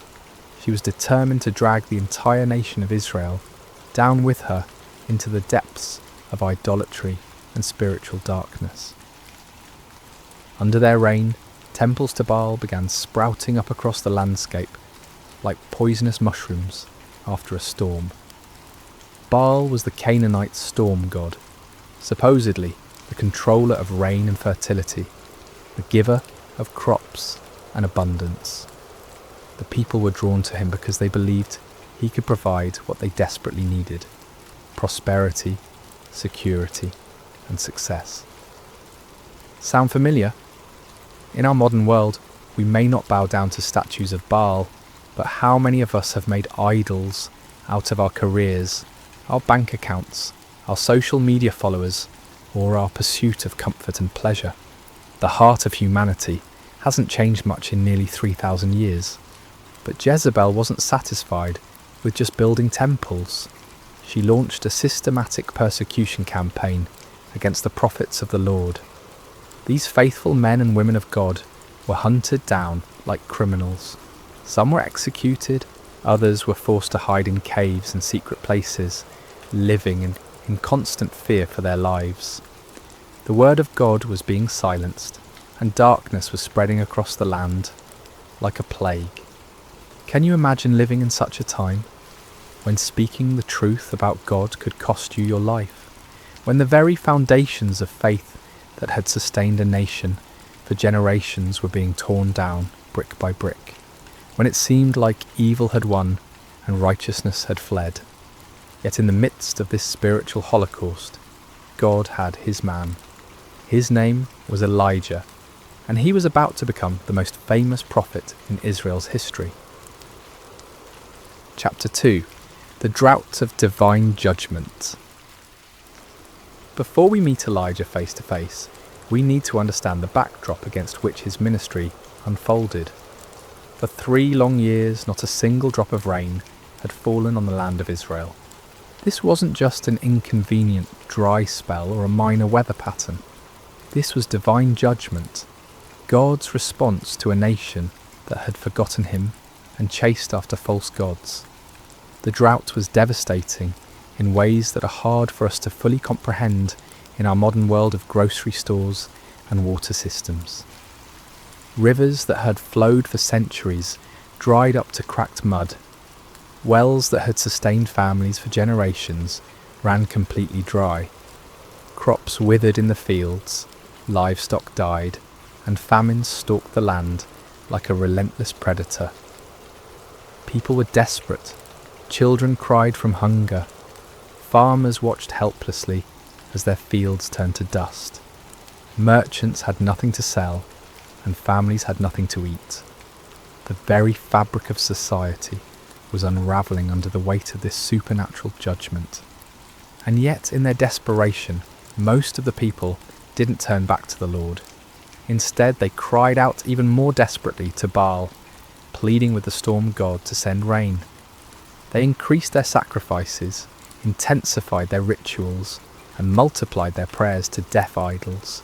They were convinced that if they just tried harder, if they just offered more, if they just believed with greater fervour, Baal would answer and the rains would come. But the skies remained as bronze hard and unyielding. Day after day, week after week, month after month, year after year, the sun blazed down mercilessly from a cloudless sky. The drought continued, and Baal remained silent. This is the world into which God sent his prophet Elijah. Not a comfortable world of revival meetings and supportive congregations, but a hostile environment where speaking God's truth could mean death, where the majority had embraced lies, and where the very elements seemed to declare that God's judgment was upon the land. Chapter 3. Enter Elijah, the man of fire. Elijah appears in the biblical narrative like a bolt of lightning splitting the darkness. We don't know much about his background or his early life. He's introduced simply as Elijah the Tishbite from Tishbe in Gilead. No impressive genealogy, no royal connections, no seminary degrees or credentials. Just a man from a small town that most people had probably never heard of. But what Elijah lacked in pedigree, he more than made up for in faith, courage, and an unshakable conviction that the Lord God of Israel was the one true God. While the nation around him bowed to Baal, Elijah stood firm. While others compromised and conformed, Elijah remained faithful. While the majority chose the easy path of popular religion, Elijah chose the narrow way of truth. God had sustained Elijah supernaturally during the 3 years of drought. First, he had sent him to the brook Cherith, where ravens brought him bread and meat every morning and evening, and he drank from the brook. When the brook dried up, God sent him to a widow in Zarephath, where a handful of flour and a little oil miraculously sustained 3 people for over a year. These experiences had built Elijah's faith to an unshakable level. He had seen God's provision in impossible circumstances. He had witnessed miracles that defied natural law. He had learned to trust completely in God's power and faithfulness, even when everything around him suggested that God had forgotten or abandoned his people. Now, as the drought entered its third year, God was ready to use his seasoned servant for the greatest demonstration of divine power Israel had seen since the days of Moses. The time had come for a showdown that would echo through the ages, a confrontation that would prove once and for all who was the true God and who were merely the inventions of human imagination. Chapter 4. The Divine Commission. The word of the Lord came to Elijah with crystal clarity. Go and present yourself to Ahab, and I will send rain on the land. It was time for the drought to end, but first there would be a reckoning. God wasn't just going to quietly restore the rain and let everyone go back to their lives as if nothing had happened. He was going to make a statement that would be impossible to ignore or explain away. Elijah set out to find King Ahab, but Ahab was already looking for him. The king had been searching throughout his own kingdom and in neighbouring nations, trying to find the prophet he blamed for the drought. When Ahab finally encountered Elijah, his greeting was filled with accusation and anger. Is that you, you troubler of Israel? Can you imagine the audacity? Here was a king who had led his nation into idolatry, who had allowed his wife to murder God's prophets, who had built temples to false gods throughout the land, and he had the nerve to call God's faithful prophet a troublemaker. It's a perfect example of how sin blinds us to our own responsibility and causes us to blame others for the consequences of our own choices. But Elijah didn't back down. With the boldness that comes from knowing you're standing on the side of truth, he fired back. I have not made trouble for Israel, but you and your father's family have. You have abandoned the Lord's commands and have followed the Baals. This wasn't just a theological debate or a polite disagreement about religious preferences. This was a confrontation between the kingdom of God and the kingdom of darkness, between truth and deception, between the power of the Almighty and the impotence of human-made idols. Chapter 5. The challenge issued. Elijah then issued a challenge that would go down in history as one of the most dramatic moments in all of Scripture. Now summon the people from all over Israel to meet me on Mount Carmel, and bring the 450 prophets of Baal and the 400 prophets of Asherah who eat at Jezebel's table. Mount Carmel was the perfect location for this showdown. Rising about 1,800 feet above sea level, it offered a commanding view of the surrounding countryside and could accommodate the massive crowd that would gather. More importantly, Mount Carmel was considered sacred to Baal worship. The Canaanites believed it was one of Baal's favourite dwelling places. By choosing this location, Elijah was essentially challenging Baal on his home turf. The terms of the contest were elegantly simple. Get 2 bulls for us. Let Baal's prophets choose one for themselves, and let them cut it into pieces and put it on the wood, but not set fire to it. I will prepare the other bull and put it on the wood, but not set fire to it. Then you call on the name of your God, and I will call on the name of the Lord. The God who answers by fire, he is God. It was brilliant in its simplicity. No complicated rituals, no ambiguous signs that could be interpreted different ways, no room for trickery or deception. Fire from heaven would be the ultimate proof.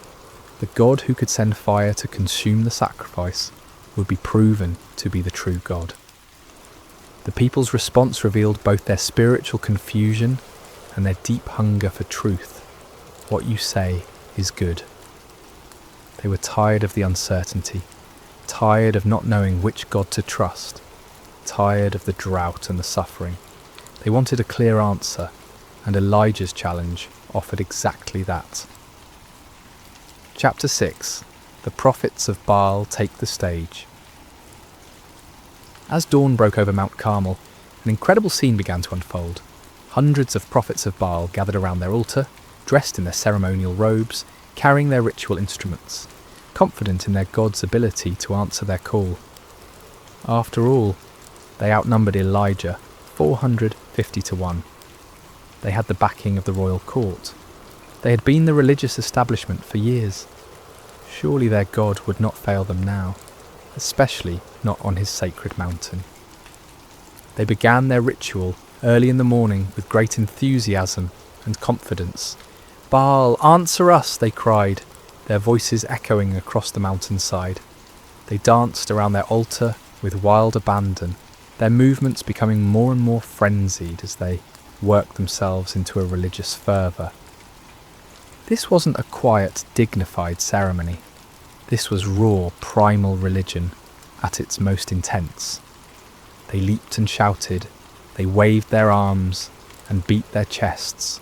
They called upon their God with every fibre of their being. The sound of their voices, the pounding of their feet, the clashing of their instruments created a cacophony that could be heard for miles around. But as the morning wore on and became noon, something became increasingly obvious. Nobody was answering. The sky remained clear and cloudless. No fire fell from heaven. No voice spoke from the heavens. The altar remained cold and lifeless, despite all their passionate pleading. You have to understand, these weren't insincere men going through empty motions. These prophets genuinely believed in Baal. They had devoted their lives to serving him.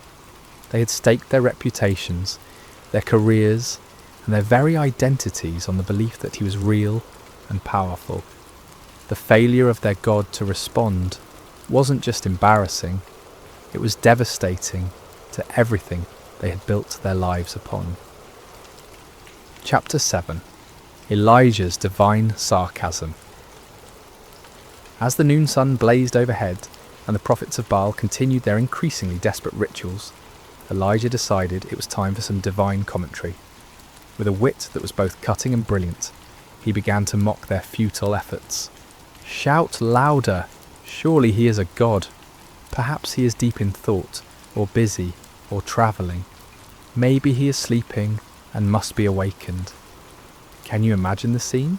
Here's Elijah, one man against 450, calmly watching their frantic efforts and offering helpful suggestions for why their God might not be responding. The sarcasm was devastating because it highlighted the absurdity of their situation. If Baal was truly the almighty storm god they claimed he was, why would he need to be awakened? Why would he be too busy or distracted to answer his devoted followers in their hour of greatest need? But Elijah's mockery served a deeper purpose than just humiliating the false prophets. He was exposing the fundamental weakness of all false gods. They are not truly there. They cannot hear because they have no ears. They cannot speak because they have no voice. They cannot act because they have no power. They are creations of human imagination, given form by human hands, but possessing no divine substance. The prophets of Baal, stung by Elijah's taunts and desperate to prove their God's reality, intensified their efforts to an almost unbelievable degree. They began to cut themselves with swords and spears, following their religious traditions until their blood flowed freely. This wasn't just symbolic, this was literal self-mutilation in the name of religious devotion. From noon until evening, they continued this horrific display, their voices growing hoarse from shouting, their bodies weakened by loss of blood, their spirits crushed by the growing realization that their God was not going to answer. The contrast couldn't have been more stark. On one side, frantic activity and desperate self-harm producing nothing. On the other side, one man waiting calmly for his turn, confident in his God's ability to act. Chapter 8. Elijah prepares his altar. As evening approached and the prophets of Baal finally exhausted themselves in defeat, Elijah stepped forward. to take his turn. But before he called upon the Lord, he had some important work to do. "Come here to me," he called to all the people. This wasn't going to be a private ceremony or a mystical ritual performed in secret. Everything Elijah was about to do would be in full view of hundreds or perhaps thousands of witnesses. There would be no opportunity for trickery, no possibility of deception, no room for doubt about what actually happened. The first thing Elijah did was repair the altar of the Lord that had been torn down. This altar represented the nation's covenant relationship with God, a relationship that had been broken by years of idolatry and rebellion. By repairing it, Elijah was symbolically calling the nation back to their true identity as God's chosen people. He took 12 stones, one for each of the tribes of Israel, even though the kingdom had been divided for generations. In God's eyes, his people were still one nation, still his chosen ones, still the objects of his covenant love, despite their unfaithfulness. Each stone was a reminder of God's promises to Abraham, Isaac and Jacob, promises that remained in effect despite the people's rebellion. With these 12 stones, Elijah built an altar in the name of the Lord. Then he dug a trench around it, large enough to hold about 15 litres of water. This wasn't just for dramatic effect, it was about to serve a very important purpose in demonstrating that what was about to happen could only be attributed to divine intervention. Chapter 9. The Ultimate Act of Faith. What Elijah did next was so audacious, so seemingly foolish, that it takes your breath away. Remember, this was in the 3rd year of a devastating drought. Water was more precious than gold. People were dying of thirst. Every drop was carefully conserved and rationed. And Elijah ordered 4 large jars to be filled with water and poured over the offering and the wood. Can you imagine the gasps from the crowd? Can you picture the shock on people's faces as they watched precious, life-giving water being poured out lavishly over an altar? Some in the crowd probably thought Elijah had lost his mind. Others might have been angry at what seemed like a wasteful display. But Elijah wasn't finished. "Do it again," he said.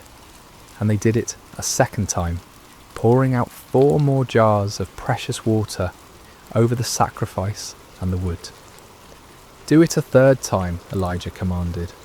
And a 3rd time they soaked the altar until the water ran down around it and filled the trench he had dug. 12 jars of water in total. Everything was completely saturated. The wood was soaked through. The sacrifice was drenched. The stones were wet. Even the ground around the altar was muddy with water. If anyone had been planning to suggest that Elijah had somehow hidden fire or used trickery to ignite his altar, that possibility was now completely eliminated. This act of faith was staggering. Elijah was so confident in God's power that he was willing to make the miracle as difficult as possible. He wasn't just asking God to light dry wood. He was asking him to consume a sacrifice that was literally underwater. He was putting his reputation, his ministry, and his very life on the line, betting everything on God's ability to do the impossible. Chapter 10. The Prayer That Shook Heaven and Earth. As evening approached and the time for the evening sacrifice arrived, Elijah stepped up to the altar he had prepared. The moment had come. Everything led to this point. The drought, the confrontation with Ahab, the challenge to the prophets of Baal, the repair of the altar, the soaking with water, all of it was preparation for this moment when one man would call upon the name of the Lord. But notice what Elijah didn't do. He didn't scream and shout like the prophets of Baal. He didn't dance wildly, or cut himself, or work himself into a frenzy. He didn't perform elaborate rituals, or recite complicated incantations.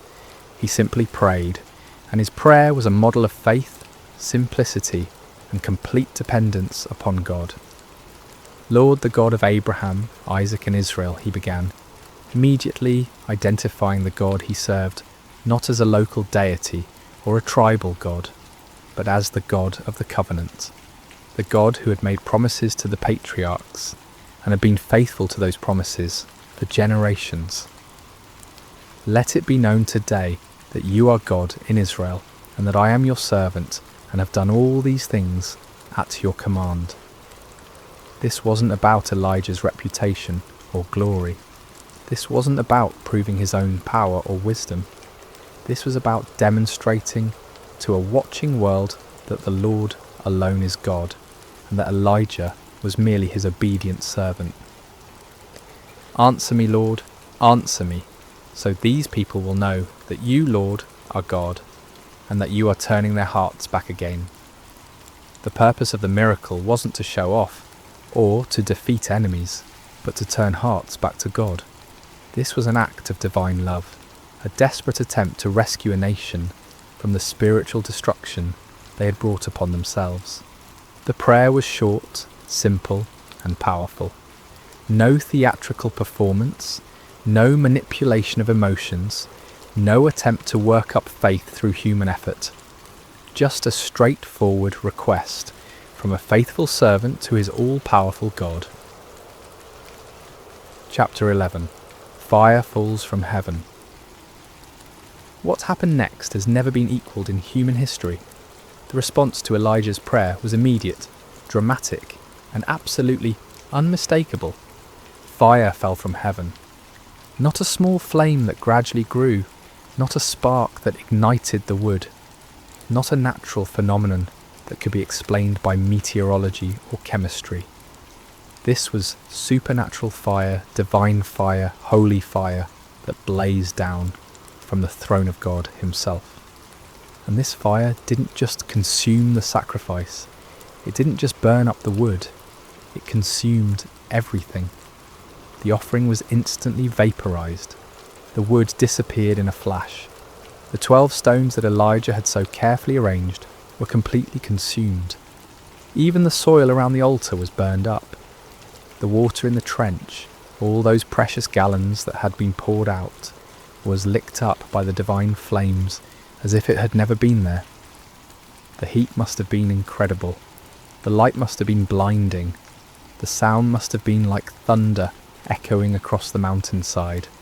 Everyone watching would have felt the power of God in a way that shook them to their very core.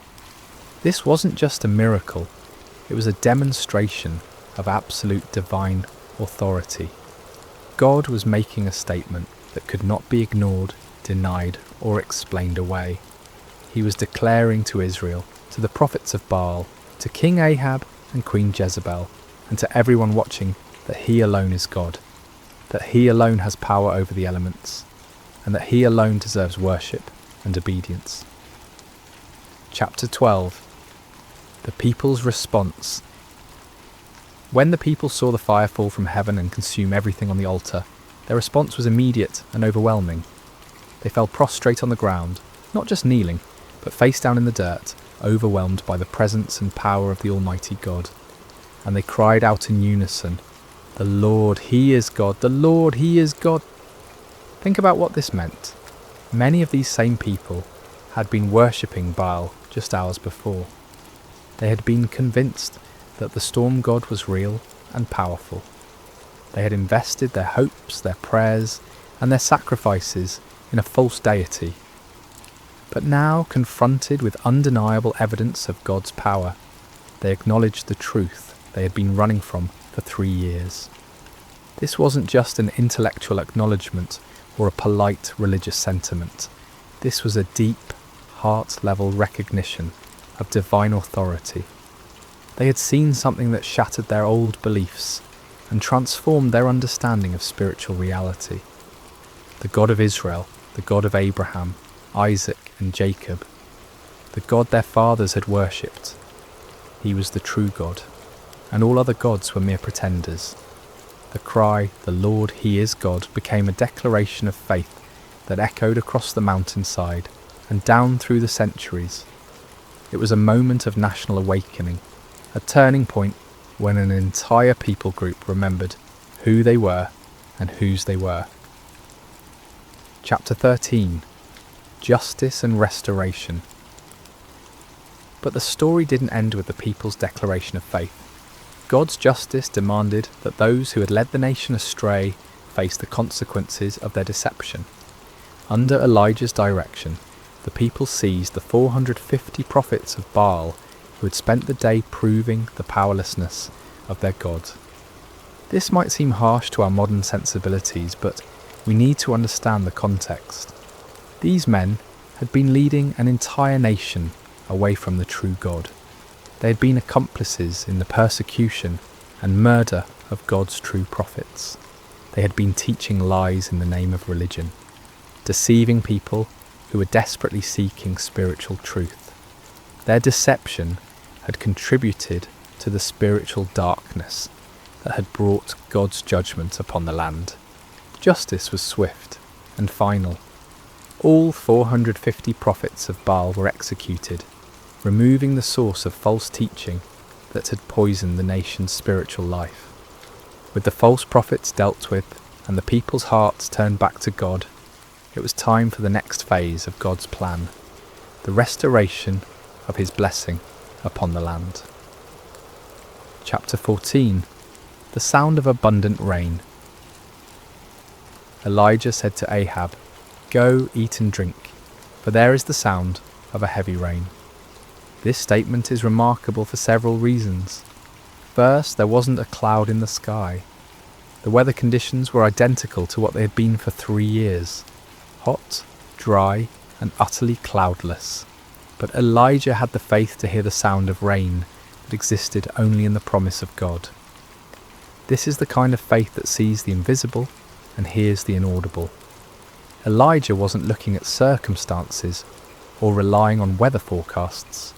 He was trusting in the word of God, who had promised to send rain upon the land. While Ahab went to eat and drink, Elijah climbed to the top of Mount Carmel and threw himself down on the ground in prayer. This wasn't a casual request or a polite religious ritual. This was intense, fervent prayer from a man who understood that he was participating in God's plan to restore his people. 7 times Elijah sent his servant to look toward the sea for signs of rain. 6 times the servant returned with the same report. There is nothing there. But Elijah didn't give up.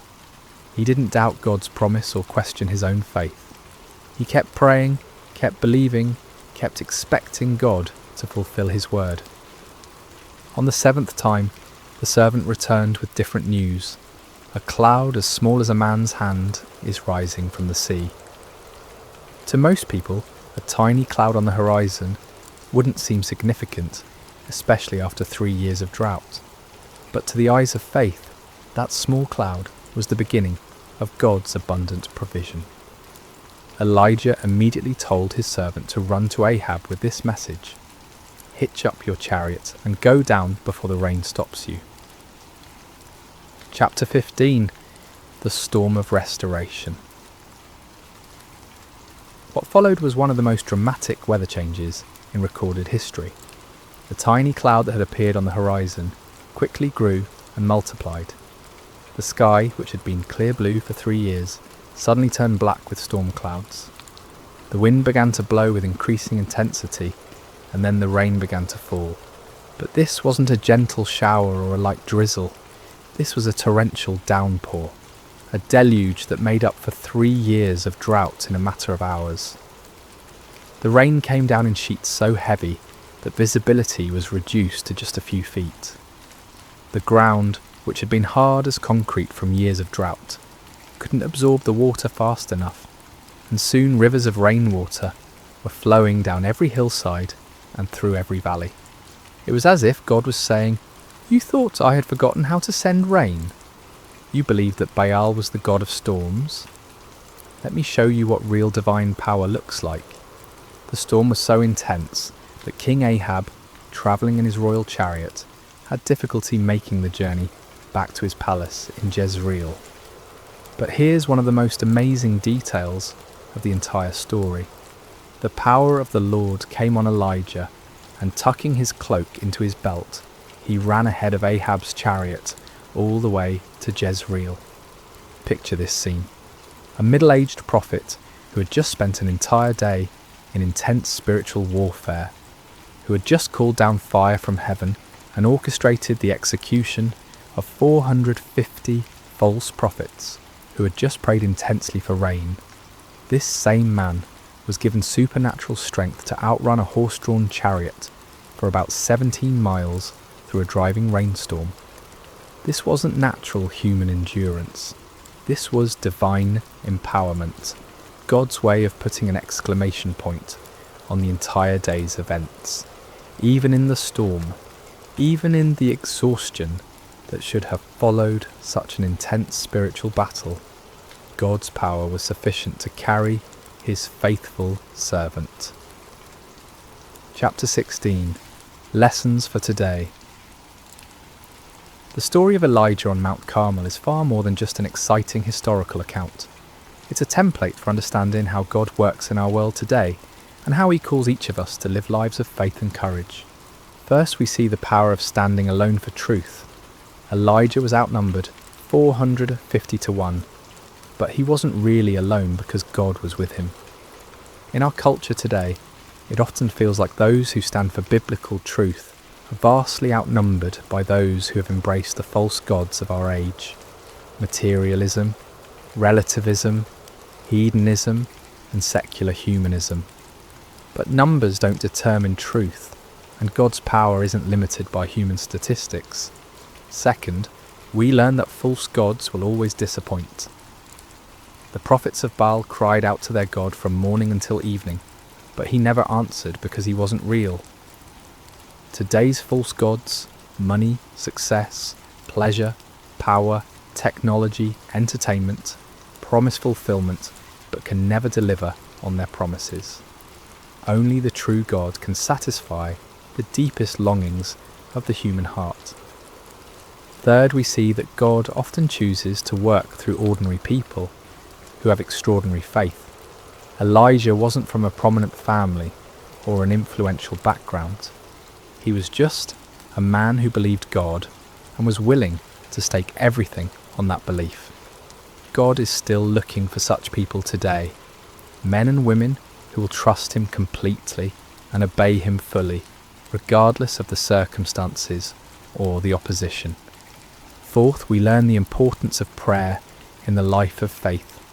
Elijah's prayer was simple but powerful because it was offered in complete faith and alignment with God's will. He wasn't trying to manipulate God or impress people. He was simply communicating with his heavenly Father and trusting him to act according to his promises.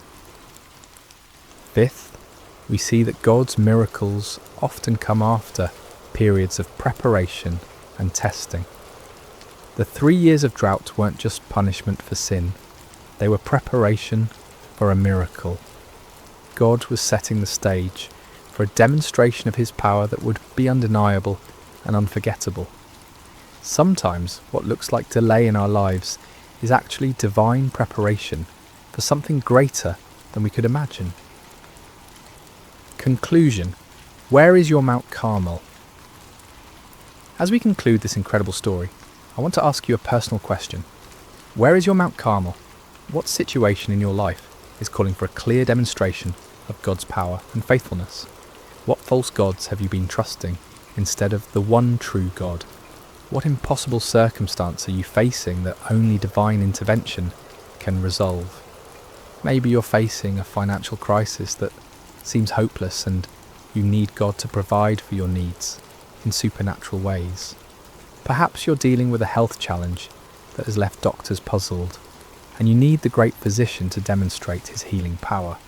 It could be that you're struggling with a relationship that seems beyond repair, and you need the God of restoration to work a miracle in your marriage or family. Or maybe your Mount Carmel is more internal. Maybe you've been worshipping the false gods of success, approval, comfort, or control, and you need to experience the reality of God's presence and power in a fresh way. Maybe you've been trying to live the Christian life in your own strength, and you need to discover what it means to depend completely on God's power rather than your own abilities. The same God who answered Elijah's prayer with fire from heaven is still on the throne today. He still hears the prayers of his people. He still demonstrates his power in impossible situations. He still turns hearts back to himself and brings restoration where there has been devastation. But like Elijah, we must be willing to stake everything on God's faithfulness. We must be prepared to stand alone if necessary, to trust when circumstances seem impossible, to pray with faith rather than doubt, and to give God the opportunity to show his power in ways that will leave no doubt about his reality and love. The fire that fell on Mount Carmel that day wasn't just about proving that the Lord is God, though it certainly did that. It was about a loving Father reaching out to his wayward children, demonstrating his power not to destroy them but to draw them back to himself. It was about restoration, redemption, and the kind of love that will go to any lengths to rescue those who are precious to him. That same love is reaching out to you today. That same power is available to you in your situation. That same God who answered Elijah is waiting to answer your prayers and demonstrate his faithfulness in your life. The question isn't whether God is able. The question is whether you're willing to trust him completely, to step out in faith even when the odds seem impossible, and to give him the opportunity to show his power in your Mount Carmel moment.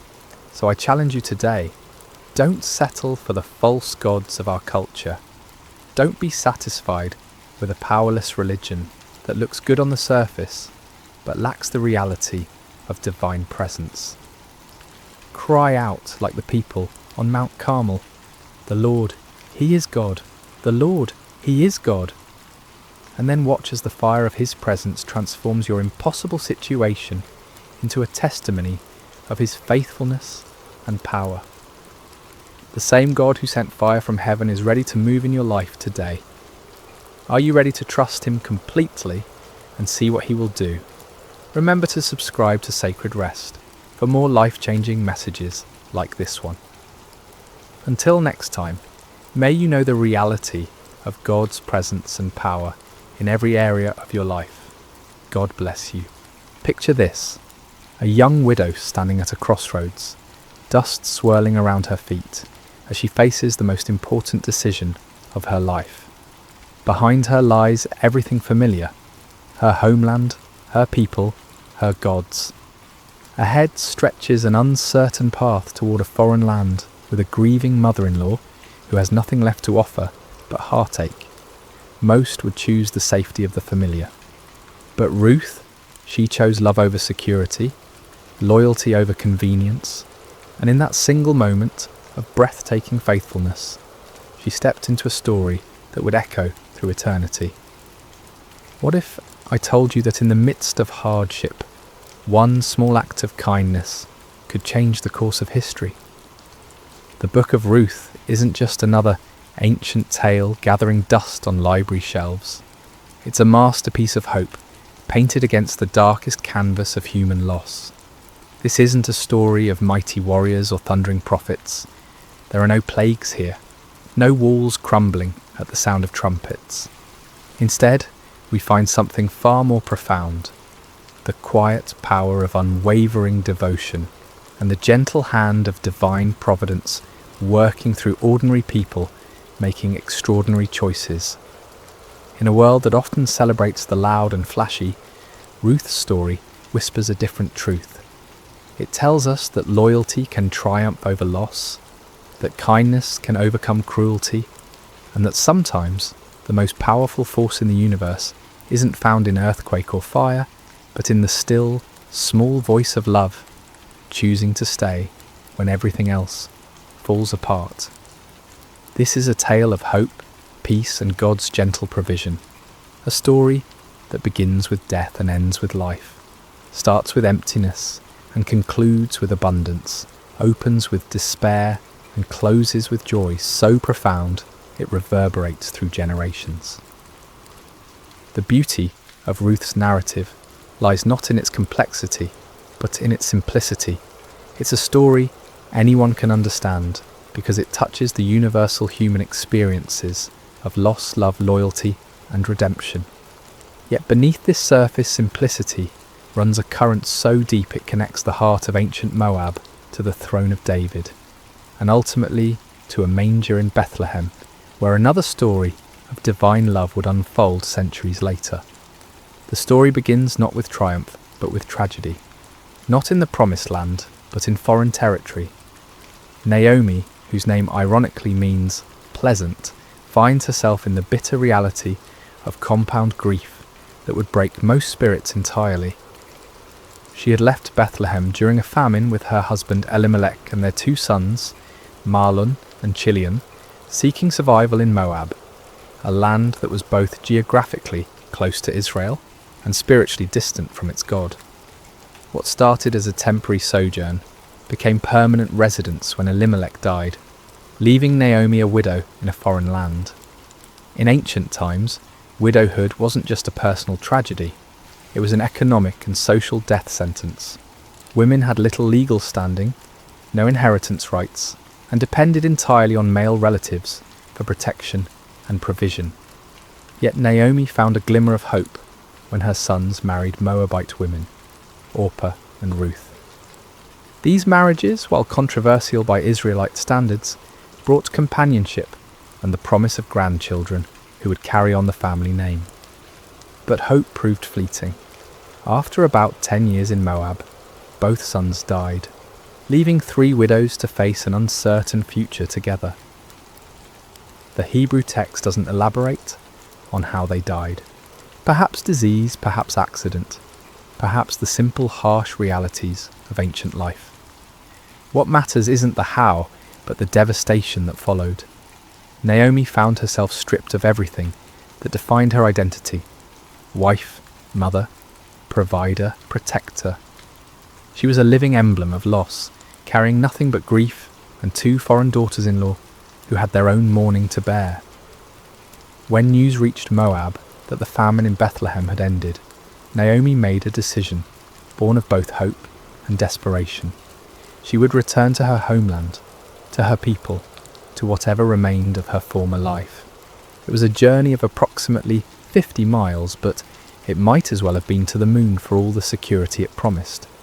She was returning not as the confident woman who had left with her family, but as a broken widow with empty hands and an empty room, carrying nothing but memories of better days. The moment of truth came when it was time to say goodbye. Standing at the border between Moab and Israel, Naomi turned to her daughters-in-law with words that revealed both her love for them and her own despair.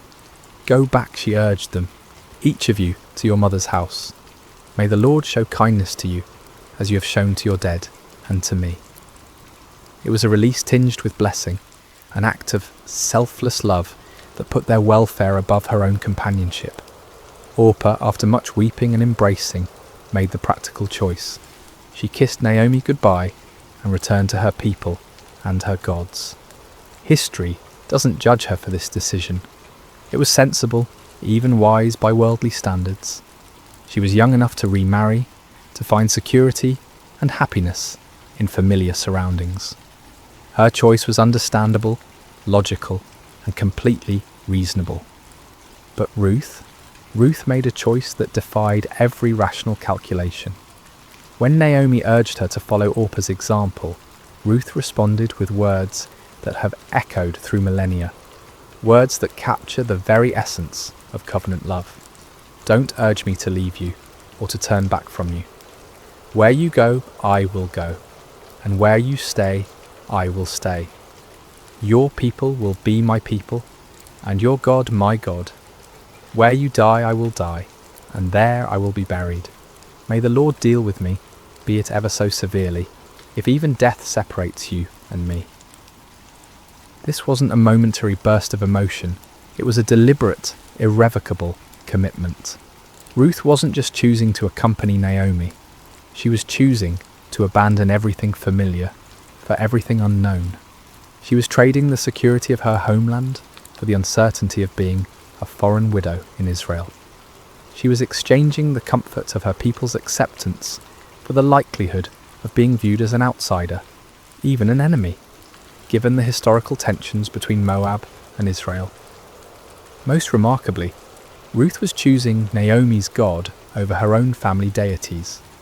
In the ancient world, this wasn't merely a personal preference, it was a complete transformation of identity, worldview, and destiny. She was stepping away from the gods she had known since childhood and embracing the God of Israel, whom she knew primarily through the testimony of her mother-in-law's life and loss. The journey to Bethlehem began with two broken women walking together toward an uncertain future, but it was really the beginning of one of history's most beautiful stories of redemption. Ruth's choice to stay wasn't just loyalty to Naomi, it was an unconscious choice to step into the stream of God's redemptive plan for humanity. Without knowing it, she was walking not just toward Bethlehem, but toward her destiny as an ancestor of kings and ultimately of the King of Kings. The arrival in Bethlehem was far from triumphant. When Naomi and Ruth entered the town, the women who had known Naomi before could hardly believe their eyes. "Can this be Naomi?" they asked, seeing the toll that loss and hardship had taken on their former neighbour. Naomi's response revealed the depth of her pain. "Don't call me Naomi, call me Mara, because the Almighty has made my life very bitter. I went away full, but the Lord has brought me back empty." It was barley harvest time, a detail that might seem incidental, but carries profound significance. In God's economy, timing is never accidental. They arrived not during the lean months when work was scarce and food scarcer, but during the season of harvest when there might be opportunities for survival. Still, being widowed foreigners in a patriarchal society meant they stood at the very bottom of the social ladder, dependent on the kindness of others and whatever work Ruth could find. Ruth, whose name likely means friendship or companion, immediately proved the accuracy of her name through her actions. Without waiting for Naomi to devise a plan or wallowing in self-pity over their circumstances, she took initiative with the words that reveal her character. "Let me go to the fields and pick up the leftover grain behind anyone in whose eyes I find favour." This simple statement masks the courage it required. Ruth was volunteering to do backbreaking labour in the scorching sun, to work alongside the lowest members of society, to face possible harassment or rejection, all to provide for the woman she had chosen to love. Gleaning was God's provision for the poor, embedded in the law of Moses as a safety net for society's most vulnerable.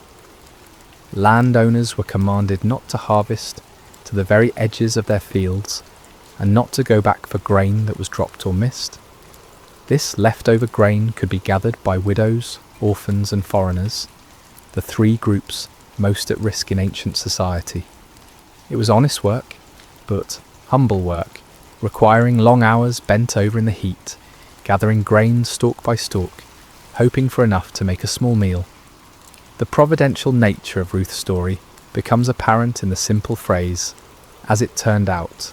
She happened to find herself working in a field belonging to Boaz, a prominent man from Elimelech's clan.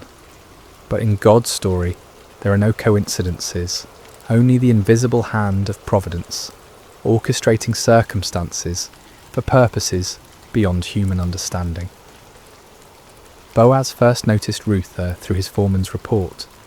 When he asked about the young woman working diligently in his field, he learned her identity. She is the Moabite who came back from Moab with Naomi. That description carried weight. Moabites were not generally welcomed in Israelite society. They were descendants of Lot through an incestuous relationship, and their nation had historically been hostile to Israel. For Ruth to be identified first by her nationality rather than her name suggests the social barriers she faced. Yet when Boaz observed Ruth personally, he saw beyond her foreign origins to her character.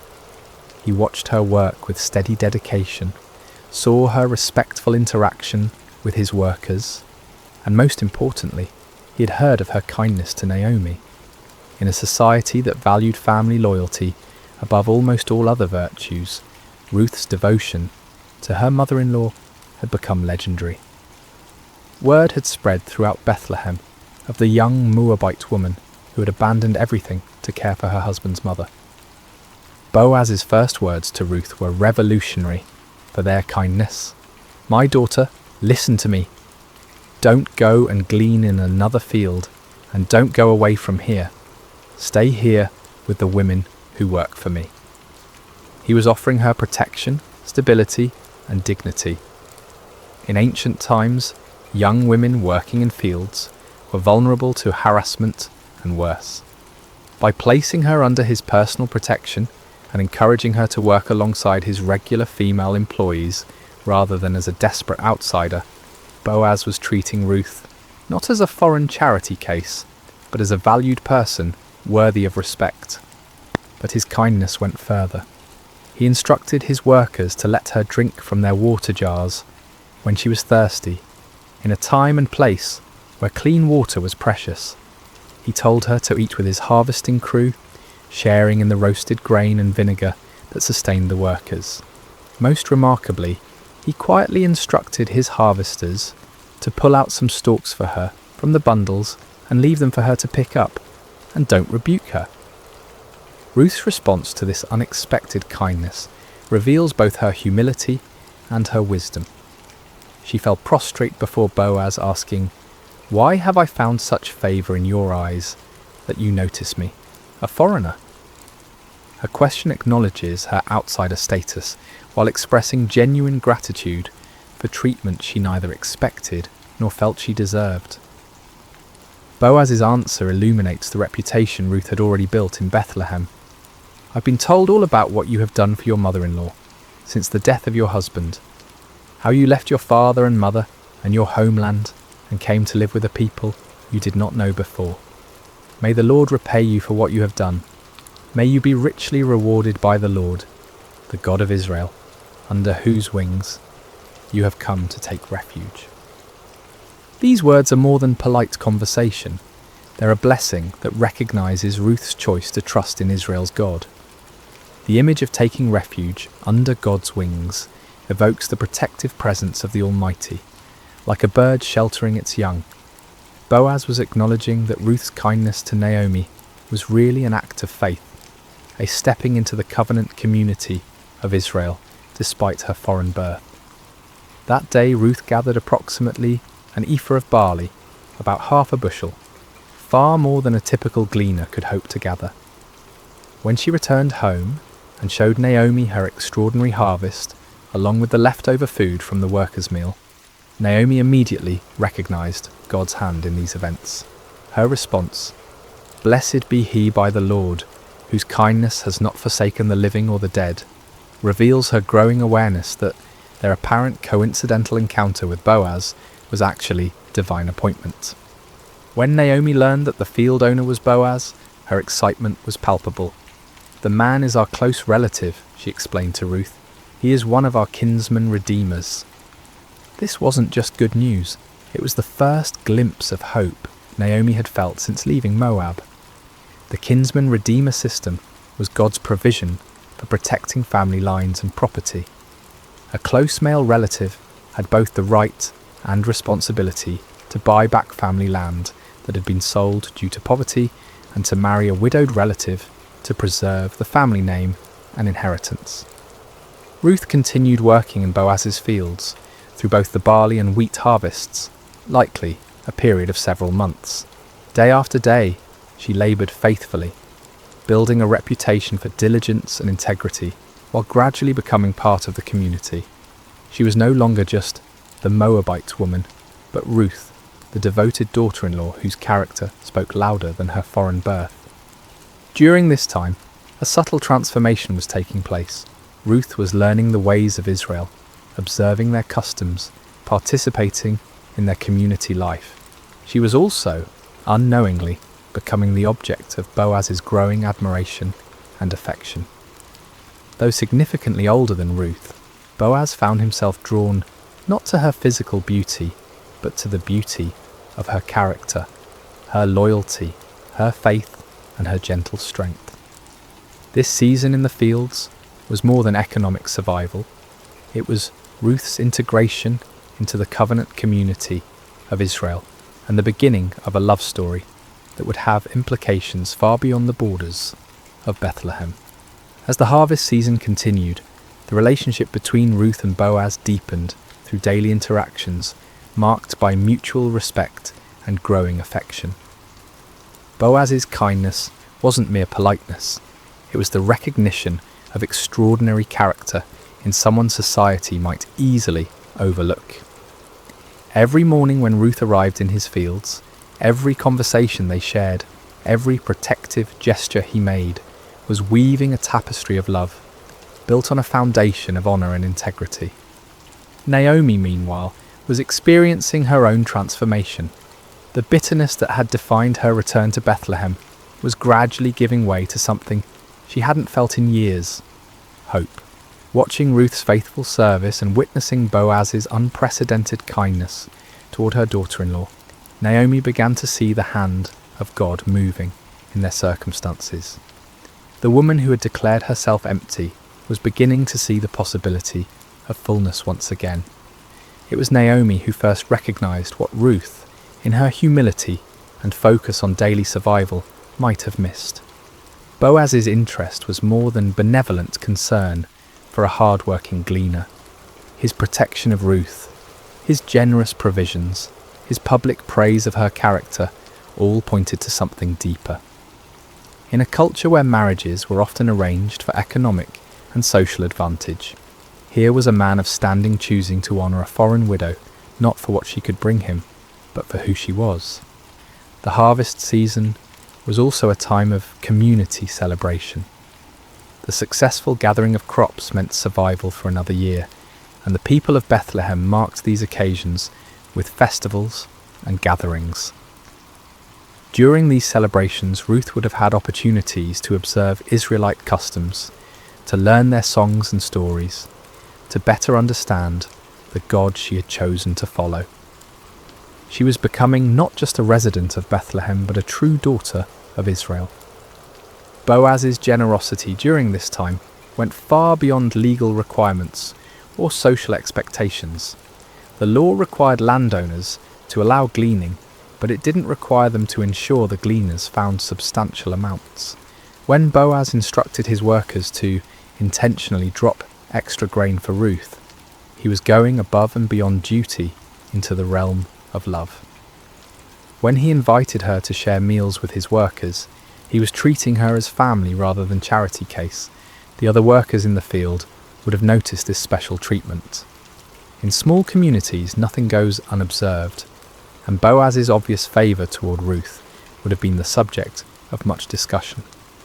Yet the narrative suggests this talk was positive rather than scandalous.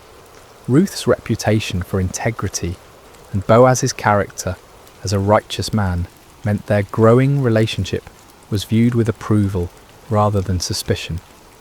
During these months, Ruth was also learning about the God of Israel through observation and experience. She saw how the law protected the vulnerable, how the community cared for its members, how even foreigners could find acceptance when they showed faithfulness. The God she had committed to following in her pledge to Naomi was revealing himself to be trustworthy through the kindness of his people. The emotional climate was changing for all three main characters.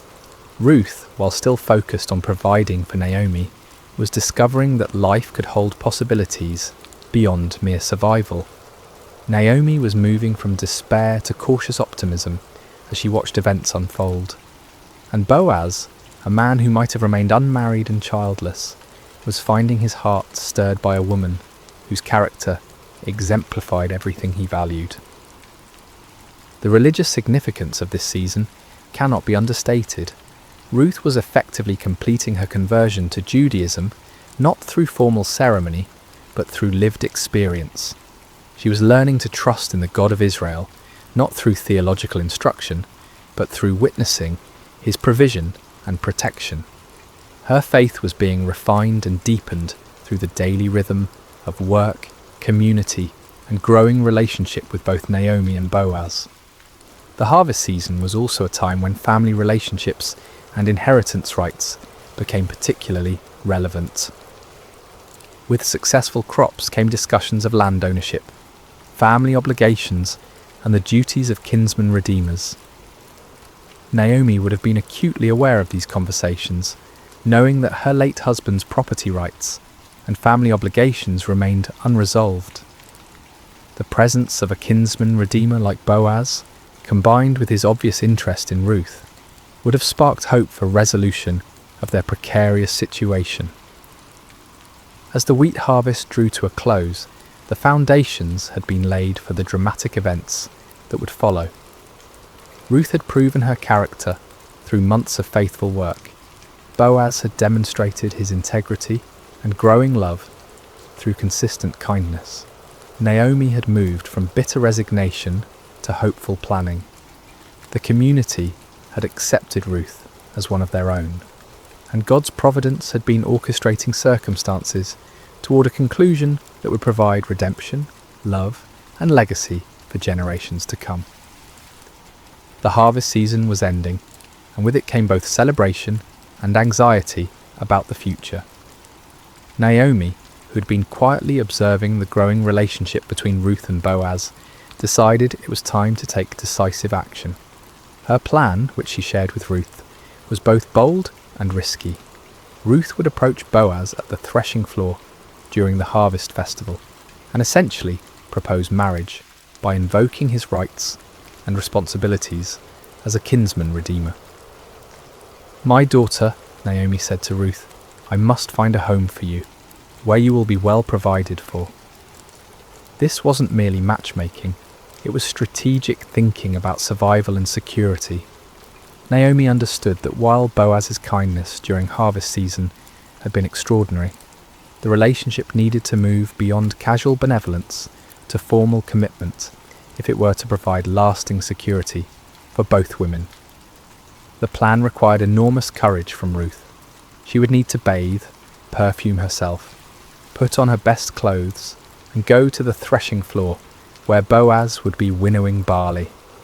After he had eaten and drunk and was sleeping beside the grain pile, she was to uncover his feet and lie down. When he woke and asked what she wanted, she was to say, "Spread the corner of your garment over me, since you're a kinsman redeemer." This might sound forward by modern standards, but it was actually a proper, though bold, way for a woman to request marriage from a kinsman redeemer. The act of lying at his feet was a gesture of submission and trust. The request to spread his garment over her was asking him to take her under his protection as his wife. The same imagery Boaz had used earlier when he spoke of Ruth taking refuge under God's wings. Ruth's response to this plan reveals the depth of her trust in Naomi. "I will do whatever you say." She didn't question the wisdom of the approach or worry about the potential for misunderstanding or rejection. She had committed herself to following Naomi's guidance, and she would do so even in this most vulnerable moment. The night at the threshing floor was a pivotal moment in the story. Ruth followed Naomi's instructions precisely, approaching quietly and lying at Boaz's feet after he had fallen asleep. Around midnight, Boaz stirred and discovered someone at his feet. "Who are you?" he asked in the darkness. Ruth's answer was direct and humble. "I am your servant Ruth. Spread the corner of your garment over me, since you're a kinsman redeemer." She was formally requesting that he fulfill his family obligations by marrying her, thereby providing security for both her and Naomi, and potentially redeeming Elimelech's family property. Boaz's response exceeded Ruth's hopes. "The Lord bless you, my daughter," he said. "This kindness is greater than that which you showed earlier. You have not run after the younger men, whether rich or poor." He was acknowledging that Ruth's approach to him wasn't born of desperation or opportunism, but of faithfulness to family obligations and trust in God's provision. However, Boaz revealed a complication Ruth hadn't known about. there was another kinsman redeemer who had a closer family relationship and therefore first rights to redeem Elimelech's property and marry Ruth. Although it is true that I am near of kin, Boaz explained, there is a kinsman redeemer nearer than I. This was devastating news, but Boaz assured Ruth that the matter would be resolved properly according to law and custom. Boaz's handling of this delicate situation reveals his character perfectly. He could have taken advantage of Ruth's vulnerable position, but instead he protected her reputation and committed himself to resolving the legal complications honourably. He told Ruth to stay until morning, but leave before anyone could recognise her, protecting her from potential scandal. Before she left, he filled her cloak with 6 measures of barley, ensuring she didn't return to Naomi empty-handed. When Ruth returned home and reported everything to Naomi, the older woman's response was confident. "Wait, my daughter, until you find out what happens, for the man will not rest until the matter is settled today."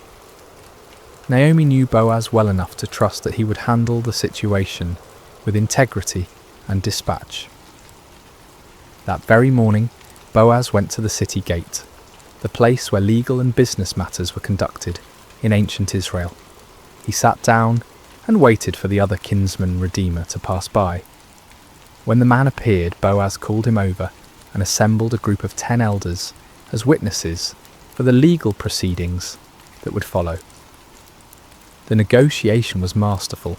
Boaz began by telling the man about a piece of land that had belonged to their relative Elimelech, which Naomi was selling. According to law, the nearest kinsman redeemer had first rights to purchase the property to keep it in the family. The man was interested until Boaz explained the complete package.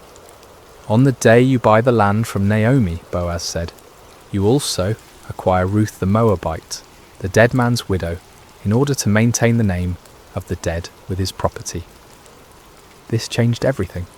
Purchasing the land was one thing, but marrying Ruth meant taking responsibility for supporting her and Naomi, and any sons born to Ruth would inherit the redeemed property rather than being part of the Redeemer's own family line.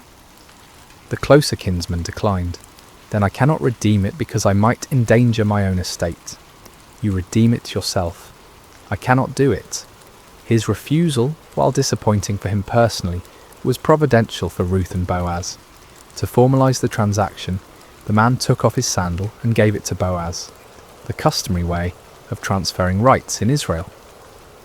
Boaz then made a public declaration before the assembled witnesses. "Today you are witnesses that I have bought from Naomi all the property of Elimelech, Kilion, and Mahlon.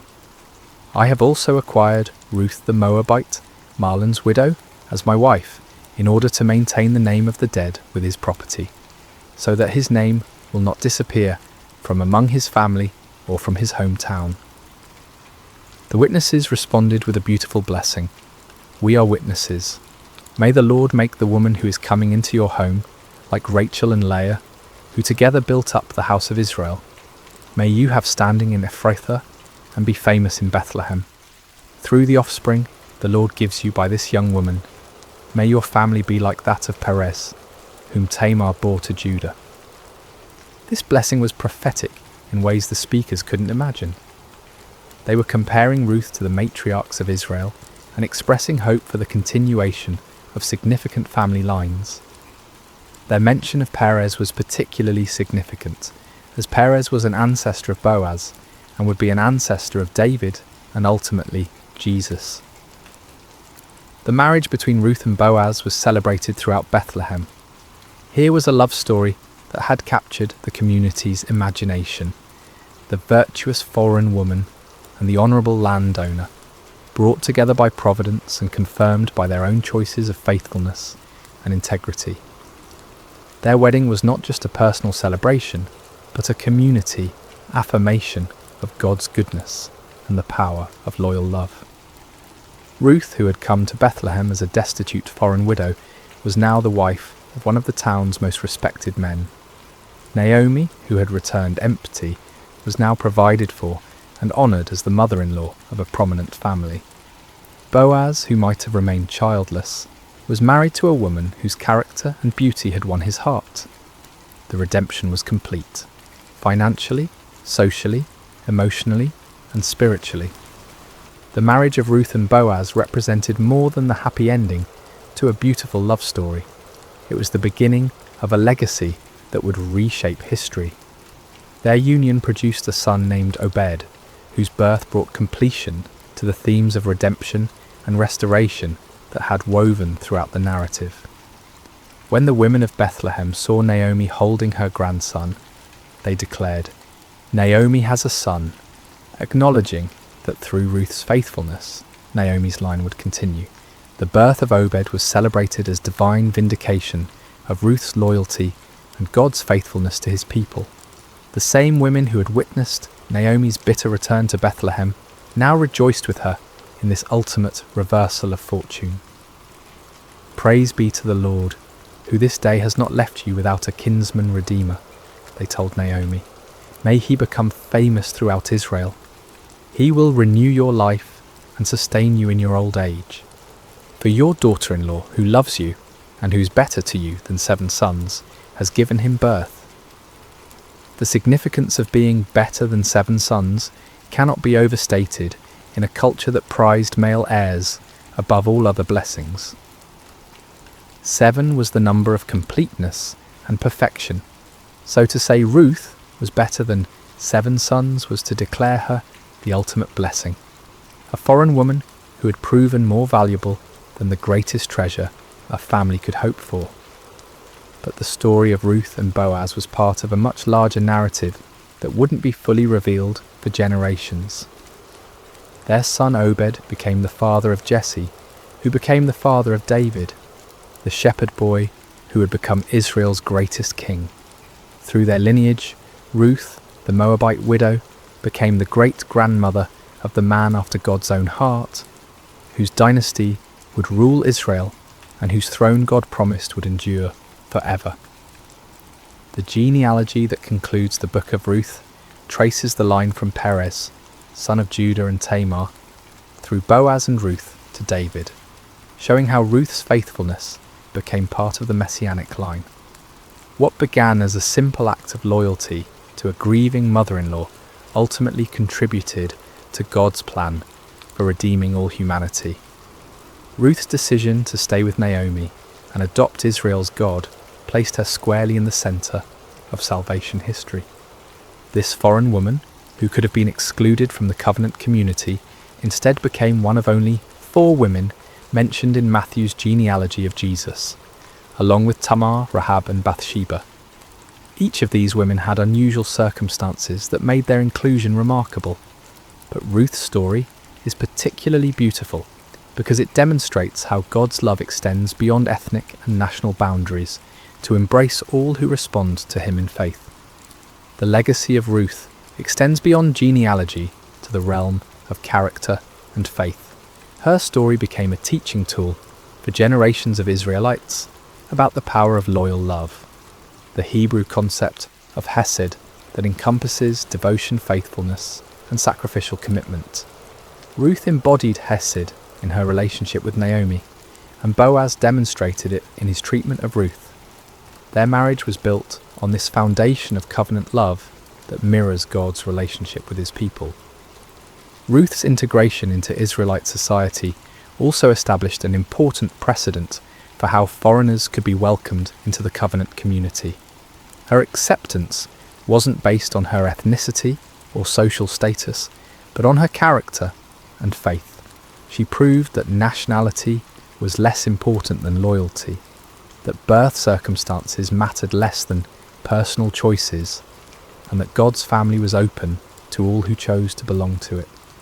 The story of Ruth also demonstrates God's providence in the seemingly ordinary events of life. There were no dramatic miracles in Ruth's story, no parting of seas or walls falling down, yet God's hand guided every step. The timing of their arrival during harvest season, the chance encounter with Boaz's field, the availability of the kinsman redeemer laws, the other redeemer's decision to decline his rights. All of these coincidences work together to create the perfect conditions for redemption and blessing. For Naomi, Ruth's legacy meant the restoration of everything she thought she had lost forever. Through Ruth's son, Naomi's family line continued, her security was assured, and her later years were filled with joy instead of bitterness. The woman who had asked to be called Mara, bitter, was now surrounded by the sweetness of new life and hope. For Boaz, marrying Ruth brought fulfillment he might never have expected. Instead of remaining childless, he became the father of a son who would carry on his name and values. His kindness to a foreign gleaner was rewarded with a love that enriched his life and extended his influence through generations. For Bethlehem and the wider community, Ruth's story became a testament to the power of character over circumstances. Her reputation for faithfulness outlasted her foreign origins, and her descendants would bring honour to the very town where she had once worked humbly in the fields. The house of bread, Bethlehem's meaning, became truly blessed through the presence of this woman who had chosen loyalty over security. The themes of Ruth's story, loyalty rewarded, faithfulness blessed, love conquering prejudice, and providence working through ordinary events, would resonate throughout scripture and human experience. Her example of sacrificial love prefigures the ultimate sacrifice that would come through her descendant, Jesus, who would demonstrate the same kind of loyal love on a cosmic scale.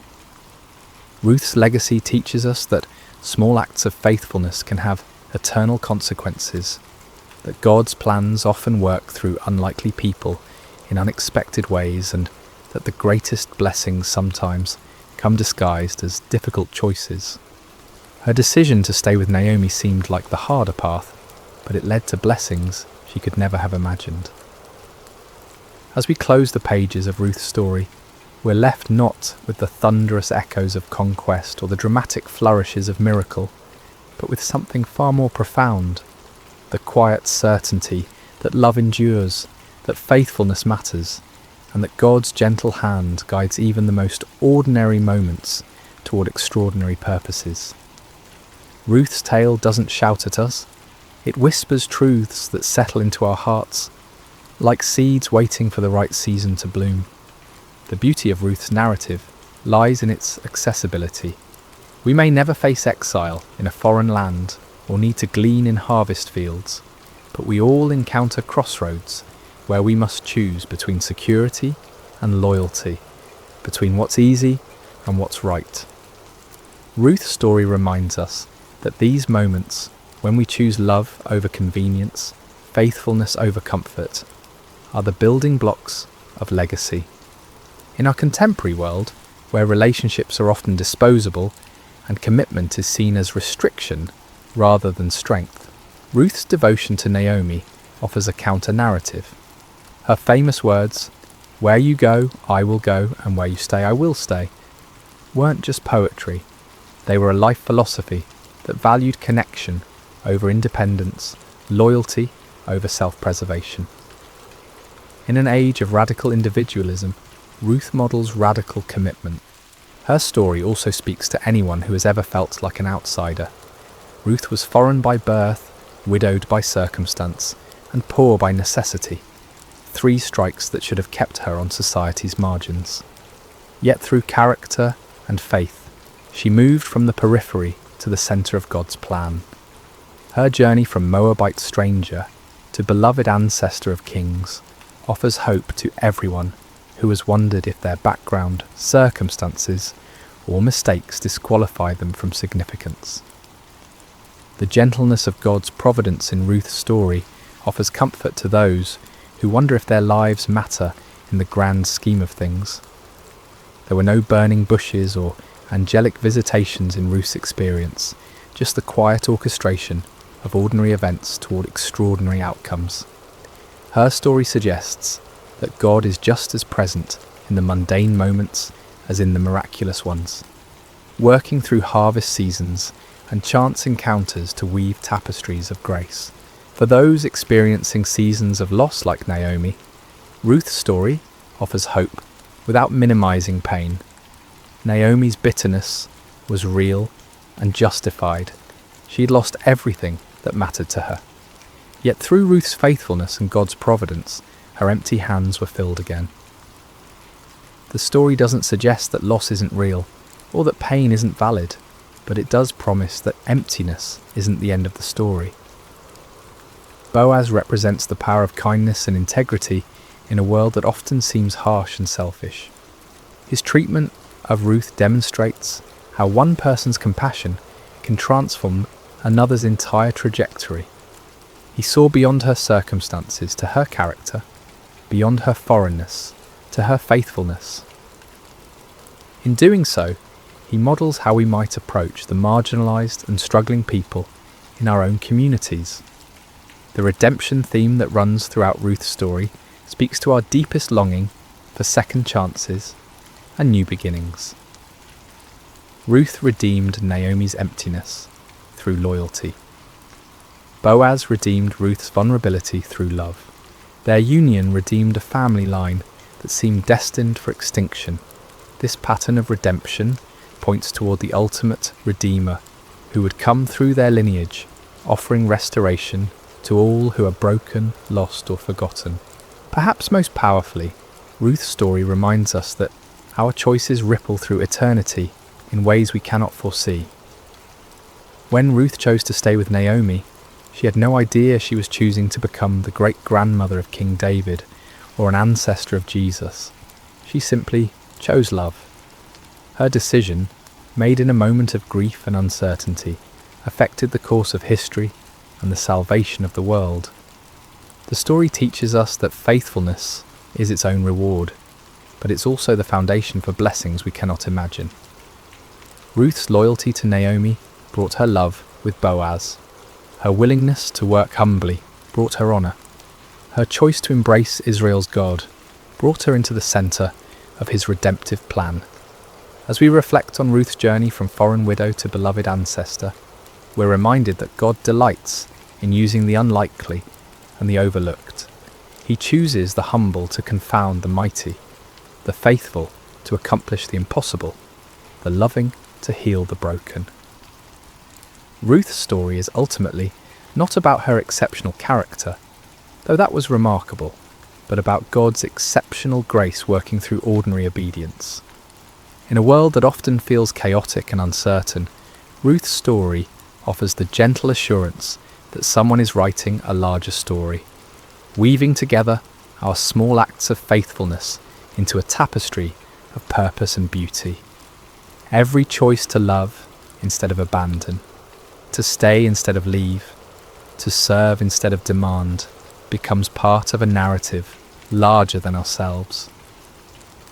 The final truth Ruth's story whispers to our hearts is perhaps the most beautiful of all. Sometimes the smallest acts of love carry the weight of eternity. A foreign woman's decision to care for her grieving mother-in-law became part of the story that leads to Christmas morning and the cross of Calvary. Her simple faithfulness participated in God's plan to redeem not just a family, but a world. Ruth's legacy lives on not only in the genealogies of Scripture, but in every act of sacrificial love, every choice of loyalty over convenience, every decision to stay when leaving would be easier.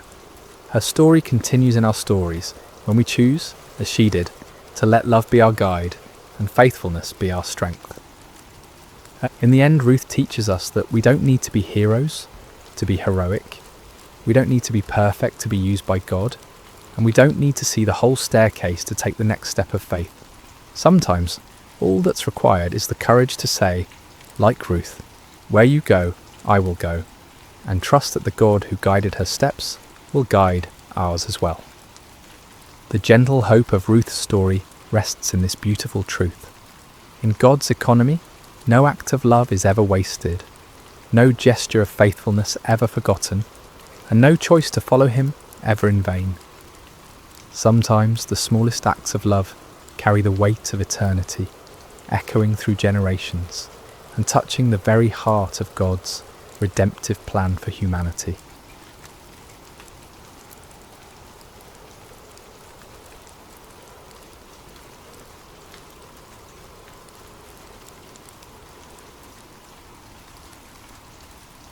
Hello dear listener and welcome to Sacred Slumber. Before we begin tonight's story, I'd love to know how your day has been. Whether it was filled with joy or challenges, you're exactly where you need to be right now. What time is it where you are in the world? Are you settling down for the evening, or perhaps finding a quiet moment in the middle of your day?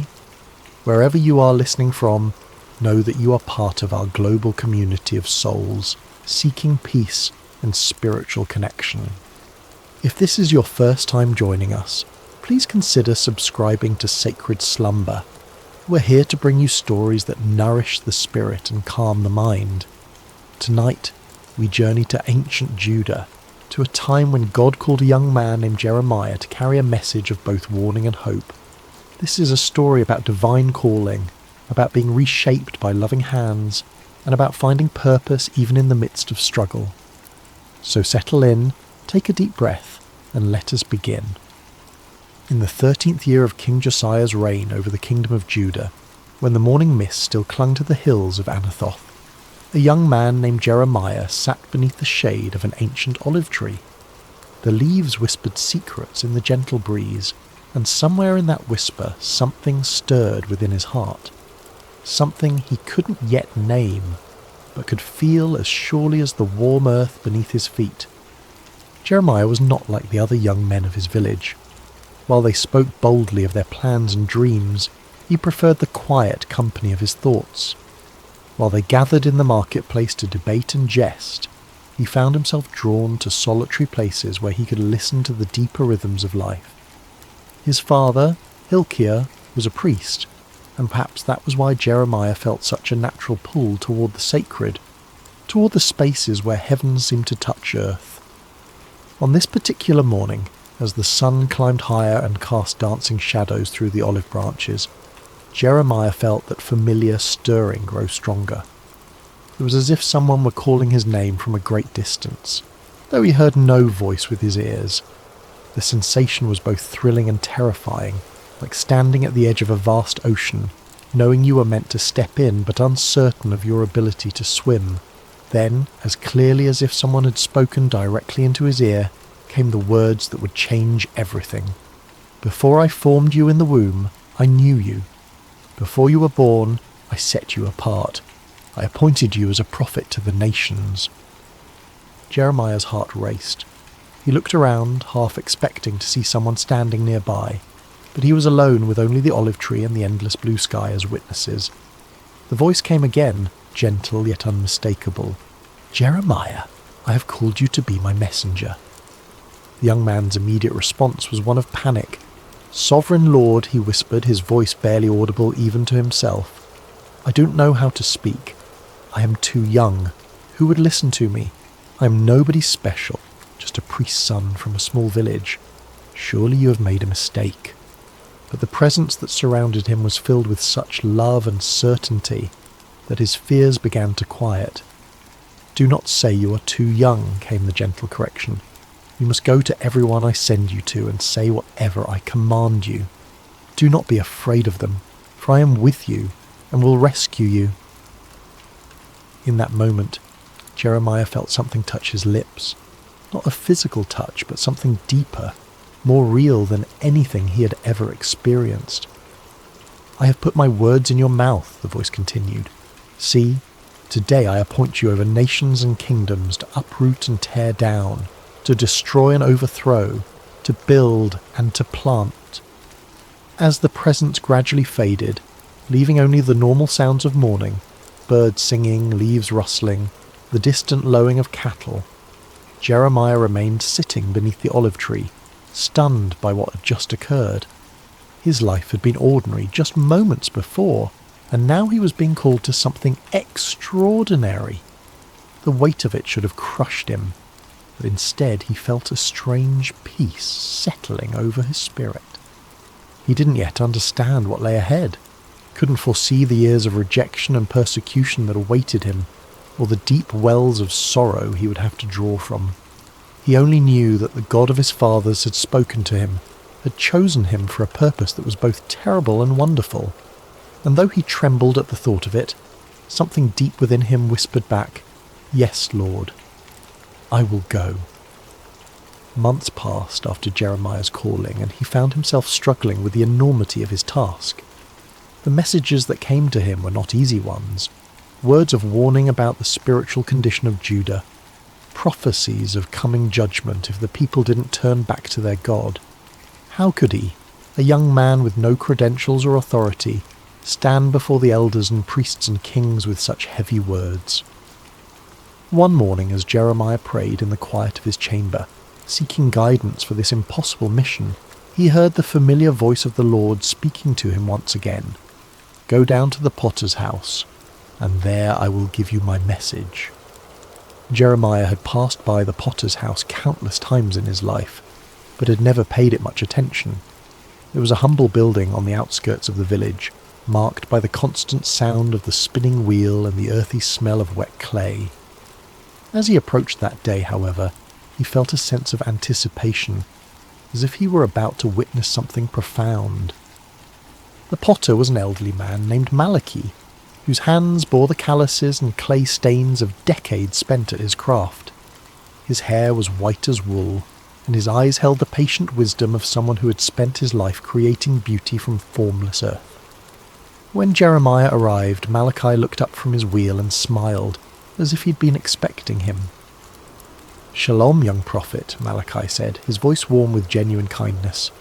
"Please sit and watch. I have work to do." Jeremiah settled himself on a wooden stool in the corner of the workshop, fascinated despite himself. He had never really watched a potter at work before, had never paid attention to the intricate process of creation that happened in this simple space. The wheel began to turn, and Malachi placed a lump of clay in the centre, his hands moving with practiced precision.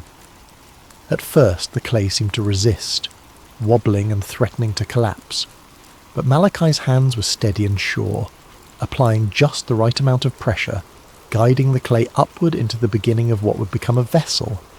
Jeremiah watched in wonder as the formless lump slowly took shape, a wide base, curving sides, the promise of something beautiful and functional. But then something went wrong. Perhaps there was a stone in the clay, or a dry patch that wouldn't bend. The emerging vessel began to collapse, its sides caving in despite the potter's careful ministrations. Jeremiah expected to see frustration on Malachi's face, perhaps anger at the ruined work. Instead, the old man simply smiled and pressed the clay back into a lump, ready to begin again. "The clay has its own nature," Malachi explained, his hands already starting to reshape the material. "Sometimes it has hard spots, or air bubbles, or impurities that make it difficult to work with. But clay is forgiving. It can always be reformed, reshaped, made into something new." As Jeremiah watched, the potter began again, this time working the clay more thoroughly, removing the impurities that had caused the first attempt to fail. Slowly, patiently, lovingly, a new vessel began to emerge, different from the first but no less beautiful. In fact, this second creation seemed to have a character all its own, shaped by the very challenges that had destroyed its predecessor. It was then that Jeremiah heard the voice of the Lord speaking to him, as clear as if someone were standing beside him. "Can I not do with you, Israel, as this potter does? Like clay in the hand of the potter, so are you in my hand." The words hit Jeremiah like a revelation. He understood now why he had been sent to this place, why he needed to witness this simple yet profound act of creation. The people of Judah were like clay in God's hands, sometimes stubborn, sometimes marred by the impurities of sin and rebellion. But God was not a harsh taskmaster who would discard them when they failed to take shape properly. He was like Malachi, patient and loving, willing to reshape them again and again until they became the vessels he had always intended them to be. "The message I want you to carry," the Lord continued, "is not just one of judgment, but of hope. Yes, I must sometimes tear down what is corrupt and broken, but I tear down in order to build up again, in order to create something better and more beautiful than before." Jeremiah felt tears welling up in his eyes as he watched the potter's hands continue their gentle work. Here was a picture of God's character that he had never fully grasped before. Not the angry judge he had sometimes imagined, but the patient artist who sees potential in every lump of clay, who never gives up on his creation, who can bring beauty from the most unlikely materials. "Thank you," he whispered to Malachi as he prepared to leave. The old potter looked up from his work and smiled.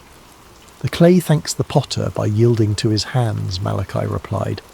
"Perhaps that is all any of us can do, yield to the hands that know how to shape us into something beautiful." As Jeremiah walked home through the narrow streets of his village, he felt a new understanding of his calling beginning to take root in his heart.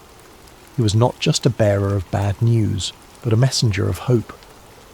The God who had called him was not a destroyer but a creator, not a tyrant but a loving craftsman who would never abandon his work.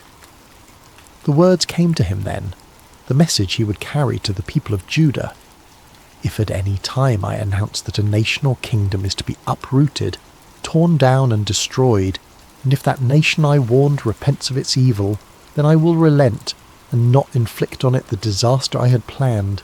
And if at another time I announce that a nation or kingdom is to be built up and planted, and if it does evil in my sight and does not obey me, then I will reconsider the good I had intended to do for it." It was a message of both warning and promise, of judgment and mercy intertwined.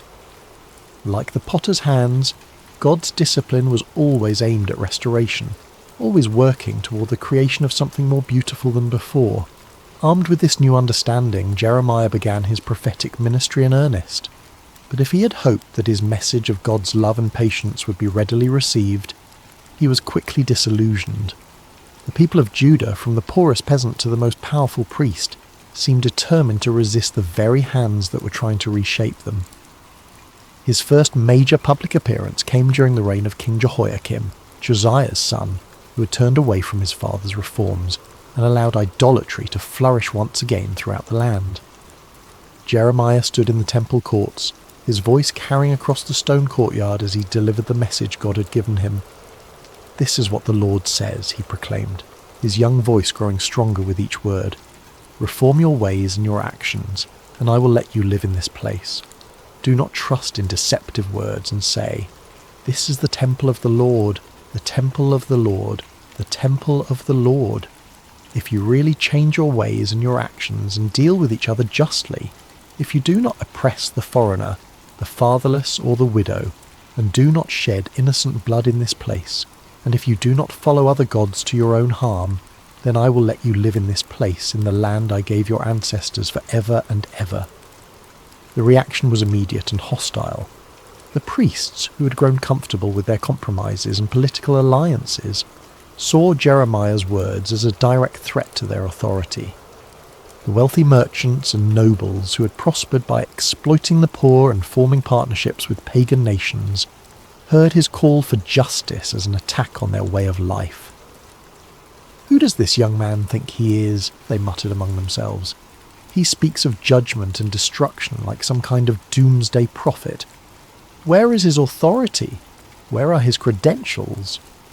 But Jeremiah continued, his heart breaking even as he spoke the words God had given him.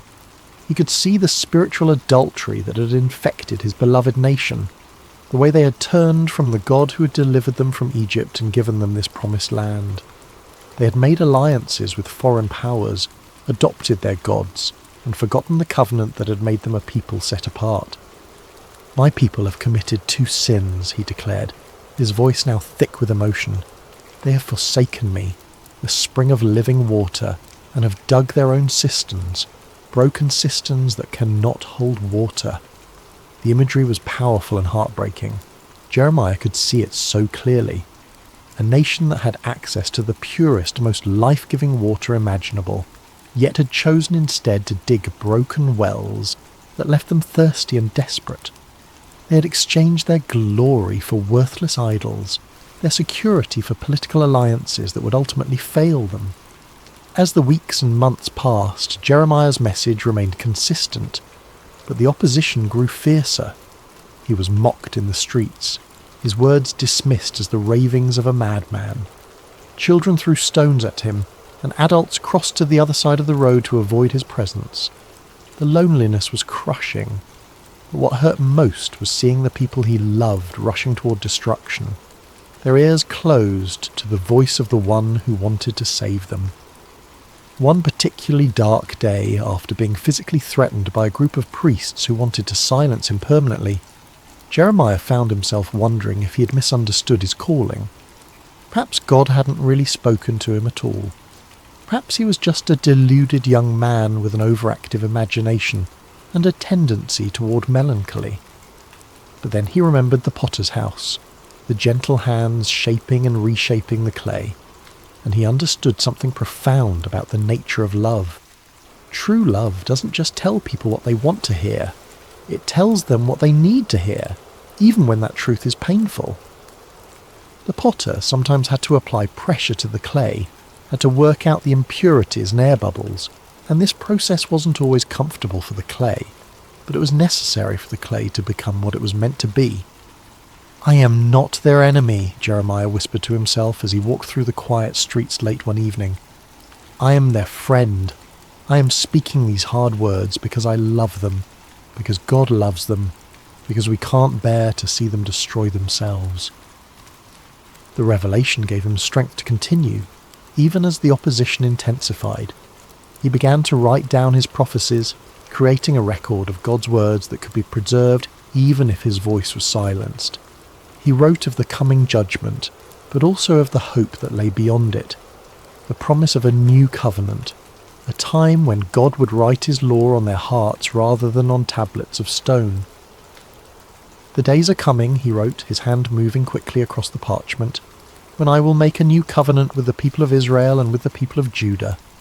It will not be like the covenant I made with their ancestors when I took them by the hand to lead them out of Egypt, because they broke my covenant, though I was a husband to them. This is the covenant I will make with the people of Israel after that time. I will put my law in their minds and write it on their hearts. I will be their God, and they will be my people." Even in the midst of his loneliness and rejection, Jeremiah held on to this vision of hope. The potter was still at work, still shaping, still creating something beautiful from the clay of human hearts. The process might be painful, but the end result would be worth it all. There came a time when the weight of his calling became almost too much for Jeremiah to bear. The constant rejection, the threats, the loneliness of being God's messenger to a people who didn't want to hear from God. It all pressed down on him like a physical burden. He had been faithful to his calling for years now, and what did he have to show for it? A nation that seemed more rebellious than ever, leaders who actively opposed him, and a heart that felt like it might break from the strain. The breaking point came when Pashur, the priest who was chief officer in the temple, had Jeremiah beaten and put in stocks overnight for prophesying that Jerusalem would be destroyed. The humiliation was complete, displayed like a common criminal in front of the very people he was trying to save. When he was released the next morning, bruised and aching, Jeremiah's first instinct was to flee. He made his way to his favourite spot of solitude, a small grove of trees outside the city where he often went to pray. There, surrounded by the peaceful sounds of nature, he poured out his heart to God in words that were both complaint and lament. "You deceived me, Lord, and I was deceived," he cried out, his voice raw with emotion. "You overpowered me and prevailed. I am ridiculed all day long. Everyone mocks me. Whenever I speak, I cry out proclaiming violence and destruction. So the word of the Lord has brought me insult and reproach all day long." The words felt almost blasphemous as they left his lips, but they were honest words, torn from the depths of his soul. He'd given everything to this calling. His youth, his dreams of a normal life, his relationships with family and friends. And for what? To be treated as a pariah, a madman, a troublemaker. In that moment of deepest despair, Jeremiah made a decision that felt like the only sane choice left to him. He would be silent. No more prophecies, no more warnings, no more attempts to turn the hearts of a stubborn people back to their God. He would find a quiet corner of the world and live out his days in peace, letting others worry about the spiritual condition of the nation. The resolve felt good at first, like setting down a burden that had been crushing him. For several days, he said nothing about the visions that continued to come to him, ignored the urgings in his spirit to speak out against the injustices he witnessed. He tried to live like a normal person, to find satisfaction in simple pleasures and everyday concerns. But something strange began to happen. The more he tried to suppress the words God had given him, the more they seemed to burn within him. It was as if a fire had been kindled in his bones, a flame that grew hotter the more he tried to smother it. The visions wouldn't stop coming. The burden for his people wouldn't lift, and the words of God seemed to be blazing inside him like a furnace. But if I say, I will not mention his word or speak any more in his name, he found himself whispering, his word is in my heart like a fire shut up in my bones. I am weary of holding it in. Indeed, I cannot. The realization came to him gradually, like dawn breaking over the mountains. He couldn't stop being a prophet any more than he could stop being human. This wasn't just something he did. It was who he was. God had formed him in the womb for this purpose, had written this calling into the very fabric of his being. To deny it would be to deny himself, to attempt to live as someone he was never meant to be. But more than that, he began to understand that his struggles and sufferings were not signs that he had failed in his calling, but evidence that he was fulfilling it exactly as God intended. The potter sometimes had to apply intense heat to the clay to make it strong and durable. The fire in his bones wasn't a punishment. It was the very thing that qualified him to speak for God. "The Lord is with me like a mighty warrior," he declared, his voice growing stronger with each word. "So my persecutors will stumble and not prevail. They will fail and be thoroughly disgraced. Their dishonour will never be forgotten." The change in perspective was revolutionary. Instead of seeing his sufferings as evidence of God's abandonment, Jeremiah began to understand them as proof of God's presence. The fire in his bones wasn't consuming him. It was refining him, purifying him, making him into the kind of vessel that could carry God's words to a broken world. He thought again of the potter's house, of the way Malachi had worked the clay with such patience and skill. Sometimes the potter had to put the vessel into the fire to make it strong, to burn away the impurities and set the shape permanently. The heat wasn't cruelty, it was love, the kind of love that was willing to do whatever it took to create something beautiful and lasting. "I will speak," Jeremiah said aloud, his voice carrying across the quiet grove. "I will speak because I must, because the words are like fire in my bones, because God has made me a prophet to the nations. I will speak not because it's easy, but because it's necessary. I will speak not because people want to hear, but because they need to hear. I will speak because the potter is still at work and I am his instrument." The fire in his bones had become not a burden, but a gift, not a curse, but a blessing. It was the very thing that enabled him to continue when everything else told him to quit, the divine energy that sustained him through rejection and persecution. He was not just a messenger, he was a burning message, a living embodiment of God's passionate love for his people. The years passed, and Jeremiah's prophecies began to unfold with heartbreaking accuracy. The Babylonian army, led by King Nebuchadnezzar, laid siege to Jerusalem just as God had warned through his prophet. The city that had been called the joy of the whole earth was now surrounded by enemy forces, its people trapped within walls that had once seemed impregnable. During the siege, Jeremiah found himself in an impossible position. His prophecies of judgment were being fulfilled before everyone's eyes, but instead of vindicating him, this only increased the hostility toward him. The leaders of Jerusalem accused him of being a traitor, of collaborating with the enemy by undermining morale with his gloomy predictions. "You're deserting to the Babylonians," they shouted when he tried to leave the city on a simple errand.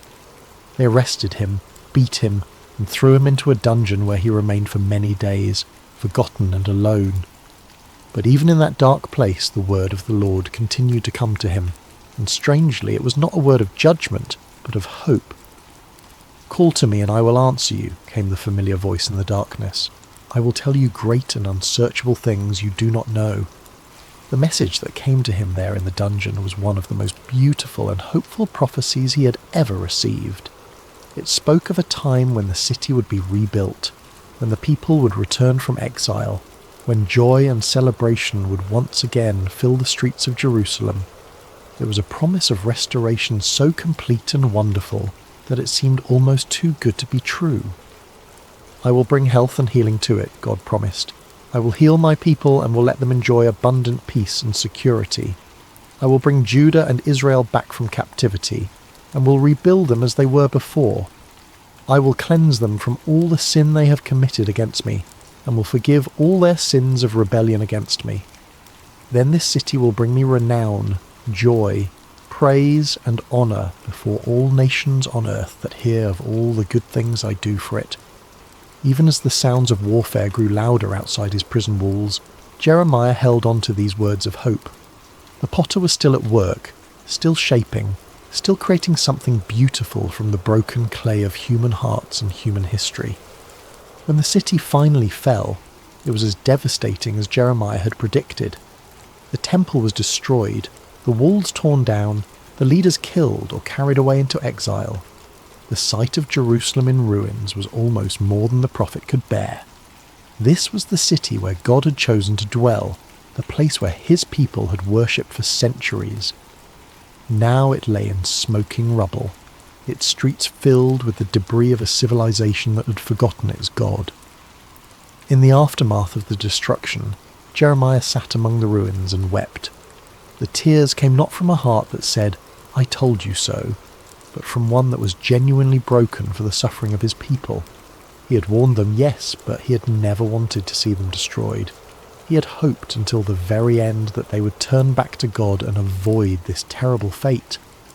It was then that he began to write what would become known as the Book of Lamentations, a collection of funeral songs for a dead city, poems of grief and mourning that captured the full depth of the tragedy that had befallen Jerusalem.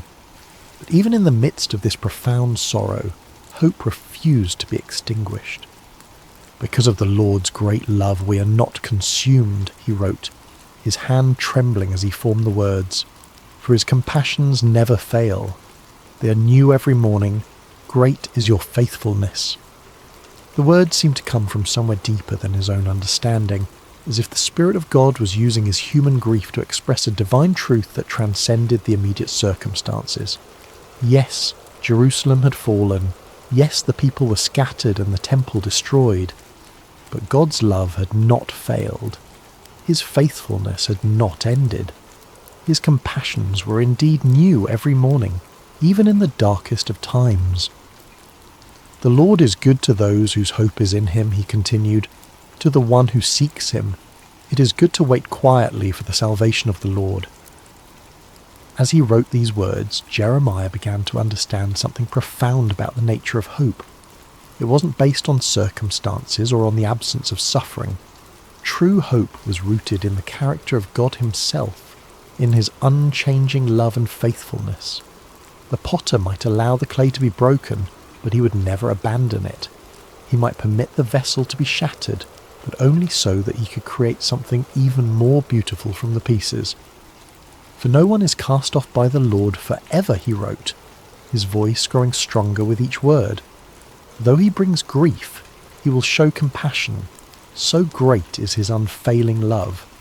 For he does not willingly bring affliction or grief to anyone." The ruins of Jerusalem became, in a strange way, a place of worship for Jeremiah. There among the broken stones and scattered debris, he found a closeness to God that he had never experienced before. The external symbols of faith were gone, but faith itself remained. The building had been destroyed, but the builder continued his work. People would come to him there, survivors of the siege who were struggling to make sense of what had happened. They would ask him why God had allowed such suffering, why the innocent had to pay for the sins of the guilty, why the city of God had been given over to pagan armies. "I cannot answer all your questions," Jeremiah would tell them gently, "but I can tell you what I've learned in my years of walking with the Lord. He is like a potter who shapes clay, and sometimes the shaping process is painful. But he never works without purpose, and he never abandons what he has begun. The vessel may be broken, but the potter's hands are still at work creating something new from the pieces. In the final years of his life, Jeremiah found himself in Egypt, carried there against his will by a group of Jewish refugees who feared remaining in the land of Judah. It was not where he had expected to end his days, far from the city he had loved and served for so many years. But even in this foreign land, he continued to speak the words God gave him, continued to comfort and challenge the people who had been scattered by the winds of history. As he sat one evening by the banks of the Nile watching the sunset over the ancient land of the Pharaohs, Jeremiah reflected on the long journey that had brought him to this place. He was no longer the young man who had trembled beneath the olive tree at his first calling. His hair was now white, his hands marked by years of writing and rewriting God's words, his heart scarred by decades of rejection and persecution. But he was not bitter. Somehow, through all the pain and struggle, he had learned to see his life as part of a larger tapestry that God was weaving through history. He was just one thread in that tapestry, but he had been woven in exactly the right place, at exactly the right time, for exactly the right purpose. A young Jewish woman approached him as he sat by the water, her eyes reflecting the same uncertainty and pain he had seen in so many faces over the years. "Prophet," she said softly, "my heart is broken. I have lost everything. My home, my family, my future. How can I believe that God still cares about me?" Jeremiah smiled and gestured for her to sit beside him. "Let me tell you a story," he said, his voice warm with the wisdom of long experience. "Once God sent me to a potter's house to watch him work. The potter was shaping a vessel on his wheel, but something went wrong. The clay became marred, misshapen, useless for its intended purpose." The young woman leaned forward, intrigued despite her sorrow. "I expected the potter to throw the clay away," Jeremiah continued. "After all, it was ruined, wasn't it? But instead, he gathered it up and began again. He worked the clay, removed the impurities, and slowly shaped it into something new. The second vessel was different from the first, but it was beautiful in its own way. Perhaps even more beautiful because it bore the marks of the potter's patient love." "But what does this mean for me?" the woman asked. "How does this help me with my broken heart?" Jeremiah reached down and picked up a small piece of clay from the riverbank. "This is what God showed me that day," he said, working the clay gently in his hands. "You are not ruined, you are not beyond hope. You are clay in the potter's hands, and he is still shaping you. The breaking you've experienced is not the end of your story. It's the beginning of a new chapter." As he spoke, the clay in his hands began to take shape, becoming a small but perfectly formed vessel. "God's love is like this potter's skill," he continued. "It can take the most broken, damaged clay and create something beautiful from it. Your pain is not wasted. Your tears are not meaningless. They are part of the process by which God is making you into the person he always intended you to be." The woman began to weep, but they were not tears of despair. They were tears of hope, of recognition, of a heart that was beginning to heal. "How do you know this?" she whispered. "How can you be so sure?" Jeremiah smiled, and in that smile was the peace of a man who had wrestled with God and found him faithful. "Because I have been clay in the potter's hands for 40 years, he said simply. "I have been broken and reshaped more times than I can count. I have questioned, doubted, even tried to run away from his calling. But through it all, I have learned one thing. The potter never gives up on his clay. He never throws it away. He keeps working, keeps shaping, keeps creating until the vessel is exactly what he envisioned it to be." As the stars began to appear in the darkening sky, Jeremiah continued to speak with the young woman and others who had gathered around them. He told them of the promises God had made, of a time when the exiles would return, when the city would be rebuilt, when God would make a new covenant with his people. He reminded them that their current suffering was not the end of the story, but part of a larger narrative of redemption and restoration. "The potter is still at work," he said as the evening drew to a close.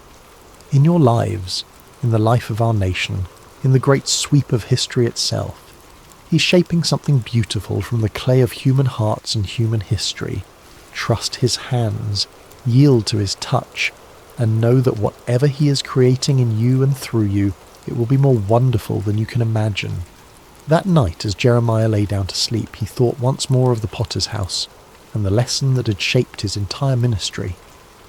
He had been privileged to be God's messenger, to speak His words to a generation that desperately needed to hear them. He had endured rejection, persecution and exile, but he had also experienced the incredible intimacy of walking with God through every trial. His life had not been easy, but it had been meaningful. He had been clay in the potter's hands, shaped and reshaped according to God's perfect will. And though he would not live to see the full fulfillment of the promises he had proclaimed, he knew with absolute certainty that the potter's work would continue. The hands that had shaped him would continue to shape others, generation after generation, until the final masterpiece was complete. The last words he wrote in his journal that night were these: "The steadfast love of the Lord never ceases. His mercies never come to an end. They are new every morning. Great is your faithfulness. The Lord is my portion, says my soul, therefore I will hope in Him." And in the quiet darkness of a foreign land, far from the ruins of Jerusalem but close to the heart of God, Jeremiah slept peacefully, knowing that the potter's hands were still at work, still shaping, still creating something beautiful from the clay of human hearts. The message he had carried for 4 decades would outlive him, would speak to countless generations of broken people who needed to know that they were not beyond hope, that the potter never gives up on his clay, and that his love truly is new every morning. The story of Jeremiah reminds us that even in our darkest moments, even when our lives seem shattered beyond repair, we are never beyond the reach of the potter's hands. Like clay on the wheel, we may be broken, but we are never discarded. We are loved, shaped, and reshaped by hands that know exactly what we can become. And in the end, that is enough. That is everything. In the quietness of this story's end, may you find the peace that comes from knowing you too are clay in the potter's hands, being shaped with infinite love and patience into something beautiful beyond your wildest dreams. The potter is still at work, still shaping, still creating, and his love for you is new every morning.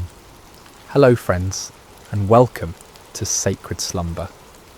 I hope your day has been filled with blessings, no matter what time you're joining us or where you are in this beautiful world.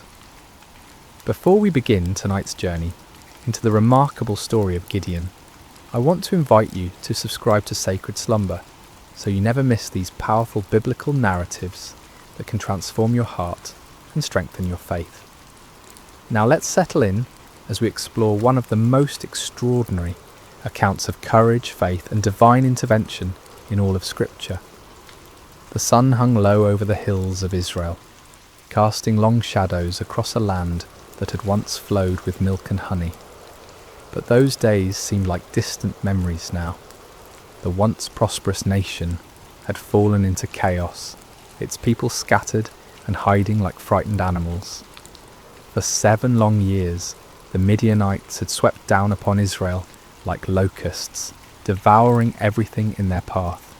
Picture, if you will, the terror that gripped every village and farmstead. Families would wake each morning not knowing if this would be the day the raiders would come. Fathers would venture out to check their crops, only to find them trampled and stolen. Children would be hushed to silence at the first sound of hoofbeats on the horizon. The very air seemed thick with fear and desperation. The Midianites, along with their allies, the Amalekites, and other eastern peoples, had turned the conquest of Israel into an annual ritual. Like a plague of locusts, they would arrive at harvest time, their camels beyond counting, stretching across the landscape as far as the eye could see. They would strip the land bare, taking not only the grain and livestock, but also crushing the spirits of God's chosen people. Farmers had abandoned their fields, choosing instead to hide in mountain caves and underground chambers. The marketplaces that once bustled with commerce now stood empty and silent. What should have been a time of celebration and thanksgiving for the harvest had become a season of dread and starvation. Israel's cities, once proud and strong, had crumbled into mere shadows of their former glory.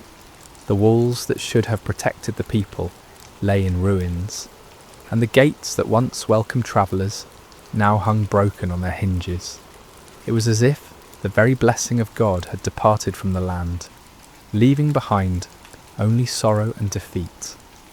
In this atmosphere of despair, mothers would gather their children close and whisper the old stories of how God had delivered their ancestors from Egypt, how he had parted the Red Sea and given them victory over mighty enemies. But those stories seemed like fairy tales now, beautiful but impossible dreams from a time when God still cared about his people.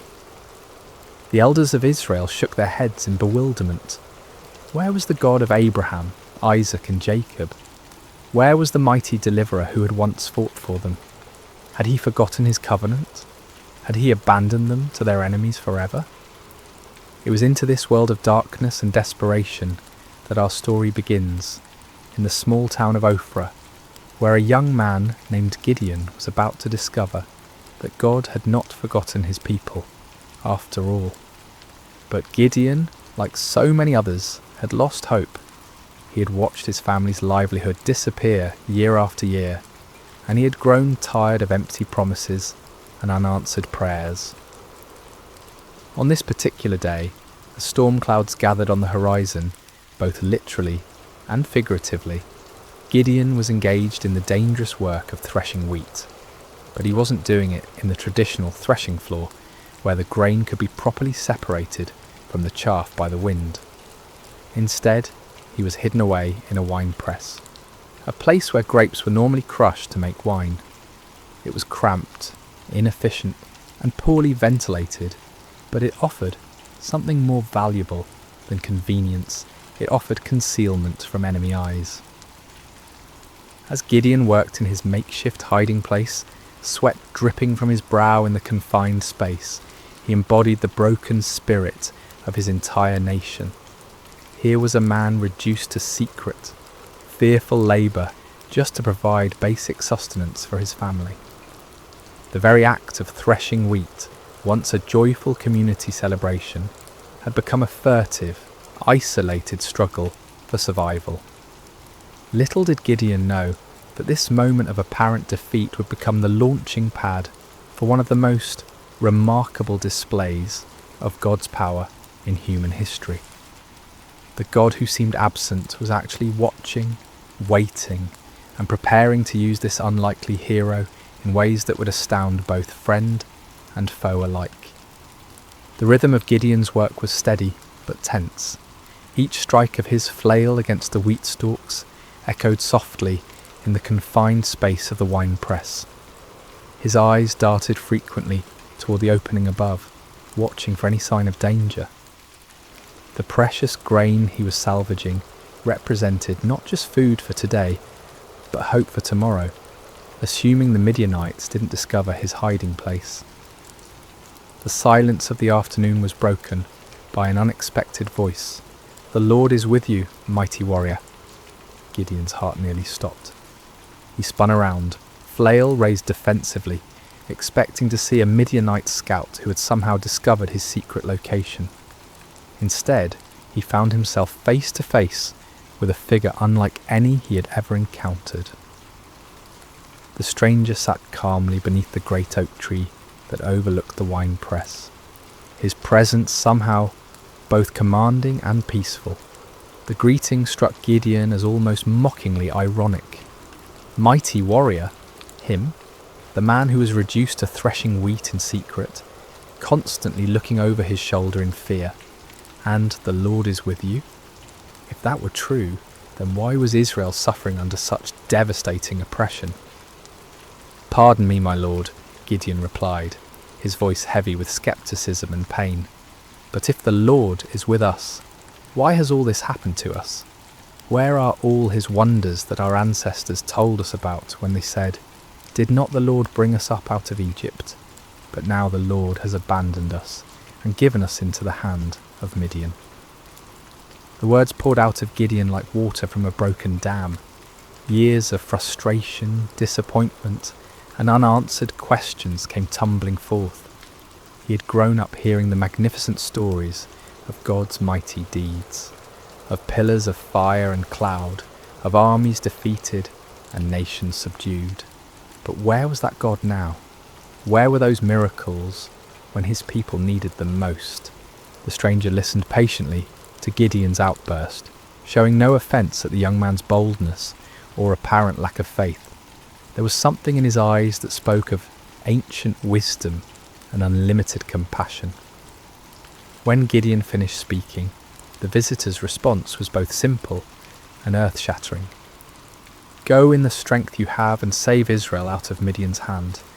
Am I not sending you?" The audacity of the command took Gideon's breath away. Save Israel? Him? The implications were staggering. This wasn't a request for him to join an army or support a cause. This was a divine commission to personally lead the deliverance of an entire nation from a seemingly impossible situation. "Pardon me, my lord," Gideon stammered, his mind reeling, "but how can I save Israel? My clan is the weakest in Manasseh, and I am the least in my family." Gideon's response revealed the depth of his feelings of inadequacy. In a culture where tribal strength and family position determined social standing and influence, he saw himself as doubly disqualified. His clan held no political power, commanded no great armies, and possessed no significant wealth. Within that already weak clan, he was the youngest, the most inexperienced, the least likely to be chosen for any position of leadership. But the stranger's next words would echo through the ages as one of the most profound promises ever given to a human being. "I will be with you, and you will strike down all the Midianites, leaving none alive." The promise was comprehensive and absolute. Not some of the Midianites, not most of them, but all of them. The victory would be complete and decisive, but more importantly, it would not depend on Gideon's strength, wisdom, or experience. It would depend entirely on the presence and power of God himself. Still struggling to believe what he was hearing, Gideon made a request that would reveal both his desire for faith and his need for certainty. "If now I have found favour in your eyes, give me a sign that it is really you talking to me. Please do not go away until I come back and bring my offering and set it before you." The stranger agreed to wait, and Gideon hurried to his house to prepare an offering. His heart raced as he worked, his hands trembling slightly as he prepared a young goat and made bread from an ephah of flour. This was not a small offering by the standards of his time, especially for a family struggling under the oppression of constant raids. Yet something within him compelled him to give generously, to honour this mysterious visitor properly.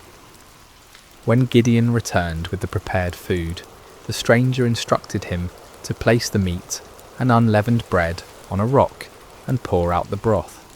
Gideon obeyed, though he couldn't understand the purpose of these strange instructions. What happened next would leave no doubt about the supernatural nature of his visitor. The stranger touched the meat and bread with the tip of the staff he carried, and immediately fire flared from the rock, consuming the entire offering in an instant. The flames burned with an intensity and heat that no ordinary fire could match, leaving nothing behind but the memory of their brilliance. In that same moment, the stranger vanished from sight, disappearing as suddenly and mysteriously as he had appeared. Terror gripped Gideon's heart as the full realization of what had just occurred crashed over him like a mighty wave. This had been no ordinary man, no mere messenger or prophet, This had been the angel of the Lord, a manifestation of God himself. In that moment of understanding, Gideon was overwhelmed not with joy, but with mortal fear. "Alas, sovereign Lord," he cried out in anguish, "I have seen the angel of the Lord face to face." In the ancient world, it was believed that no human could see God and live. The very encounter that should have filled him with confidence instead filled him with terror. Had his boldness in questioning and testing the Lord sealed his doom? Would he die for having stood in the presence of the Almighty? But even in his moment of greatest fear, God's grace reached out to comfort him. The voice of the Lord came to him again, gentle and reassuring. "Peace, do not be afraid, you are not going to die." With his own hands, Gideon built an altar on that spot and called it, "The Lord is Peace." The place where he had threshed wheat in fear and desperation had become holy ground, the site of a divine encounter that would change not only his life, but the destiny of an entire nation. As night fell over Ophrah, Gideon stood beside his new altar, his mind swirling with the magnitude of what had occurred. The God of his ancestors had not abandoned Israel after all. He had been working, planning, preparing for this very moment, and somehow, incredibly, he had chosen Gideon to be his instrument of deliverance.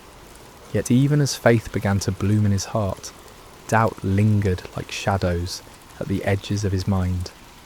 The task before him seemed impossible, the odds insurmountable.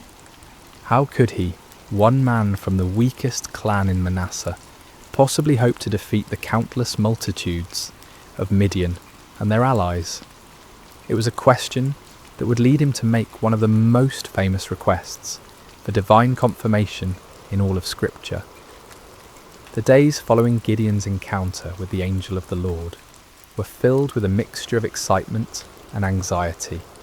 The divine commissioning had been clear and unmistakable, yet the human heart, prone to doubt and fear, struggled to fully embrace what seemed impossible. Gideon found himself caught between the supernatural certainty of his calling and the natural uncertainties of his circumstances. As he went about his daily tasks, Gideon's mind constantly returned to that moment when fire had consumed his offering and the angel had vanished from sight.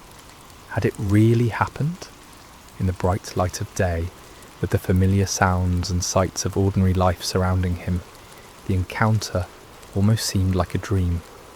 Yet the altar he had built stood as a permanent reminder, its stones bearing witness to the reality of what had occurred. Word began to spread quietly through the region about Gideon's calling. Some believed and were filled with hope for the first time in years. Others were skeptical, wondering how this young man could possibly succeed where so many others had failed. Still others were fearful, worried that any attempt at resistance would only bring more severe retaliation from their oppressors. The weight of responsibility pressed heavily on Gideon's shoulders. He was being asked not just to risk his own life, but potentially to lead others to their deaths. What if he had misunderstood? What if his faith had somehow led him astray? The consequences of a mistake would be catastrophic, not just for him, but for all who would follow him. It was in this state of mind that Gideon made his famous request for divine confirmation. The fleece test, as it would come to be known, represented not a lack of faith, but rather a deep desire for certainty in the face of overwhelming responsibility. "If you will save Israel by my hand as you have promised," Gideon prayed earnestly, "look, I will place a wool fleece on the threshing floor. If there is dew only on the fleece, and all the ground is dry, then I will know that you will save Israel by my hand, as you said." The request was specific and measurable. In the normal course of nature, dew would form on all surfaces exposed to the night air. If God could reverse this natural process, causing moisture to collect only on the fleece, while leaving the surrounding ground completely dry, it would serve as an unmistakable sign of divine intervention. Gideon placed the fleece carefully on the threshing floor as evening approached. All through the night, he must have awakened periodically, wondering what he would find in the morning. As dawn broke, he hurried to the spot where he had placed his test. What he discovered filled him with wonder and awe. The fleece was thoroughly saturated with dew, so much so that when he wrung it out, he was able to fill an entire bowl with water.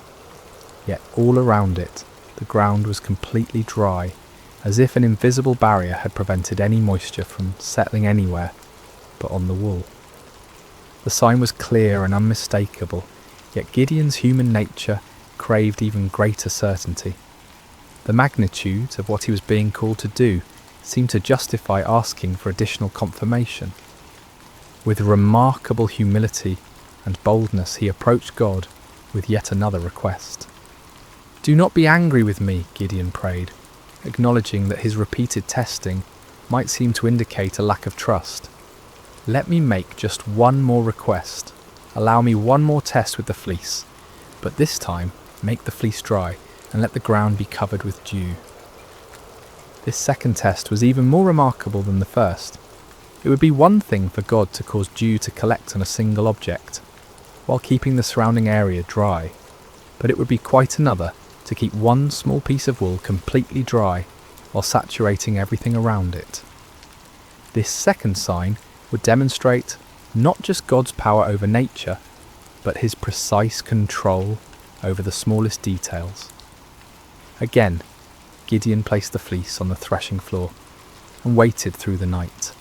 When morning came, he found exactly what he had requested.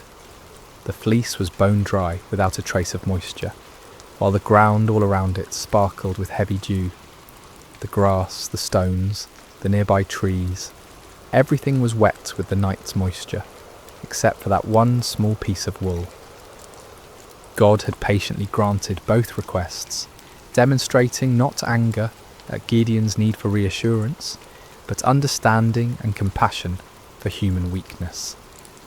The fleece tests revealed important truths about the nature of faith and the character of God. Faith is not the absence of questions or doubts. Rather, it is the willingness to act in obedience despite those questions and doubts. Moreover, God's response to Gideon's requests showed his patience with those who seek him earnestly. He did not rebuke Gideon for his need for confirmation, nor did he withdraw his calling because of the young man's hesitation. Instead, he graciously provided the assurance that Gideon needed to step forward in faith. The fleece tests also demonstrated the balance between seeking divine guidance and taking action. There comes a point when further testing can become an excuse for inaction, when the desire for certainty becomes a barrier to obedience.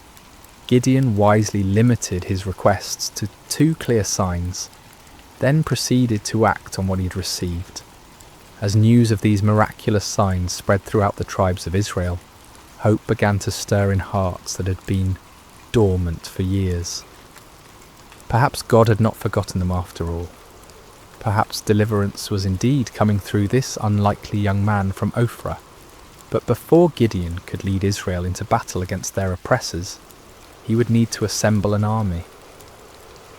The call went out throughout the territories of Manasseh, Asher, Zebulun, and Naphtali. Men who had been hiding in caves and mountain strongholds began to emerge, drawn by the promise of freedom and the reports of God's miraculous confirmations. The response was overwhelming. 32,000 men answered the call, a substantial army by any measure.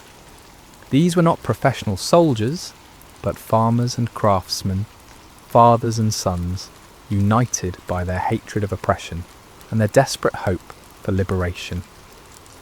They came carrying whatever weapons they could find: swords that had been hidden from enemy raids, spears hastily fashioned from farming tools, bows that had been used for hunting game in the wilderness. As Gideon looked out over this vast assembly of volunteers, he might have felt a surge of confidence, Surely with 32,000 men, even amateur fighters, he could mount a credible challenge to the Midianite forces. The odds were still daunting, given that the enemy could field armies many times larger, but at least now they had a fighting chance. Yet God had other plans. The fleece tests had been preparation not just for Gideon's faith, but for an even greater demonstration of divine power. The true test was not whether Gideon could trust God with impossible signs, but whether he could trust God with an impossible strategy. What happened next would shock both Gideon and his army, challenging every human assumption about warfare and victory. God was about to demonstrate that his ways are not our ways, and that his power is made perfect, not in human strength, but in human weakness. The morning sun cast long shadows across the camp as 32,000 men prepared for what they believed would be their march to war. Weapons were sharpened, provisions were packed, and final prayers were offered. The air buzzed with nervous energy as farmers turned warriors contemplated the battle that lay ahead.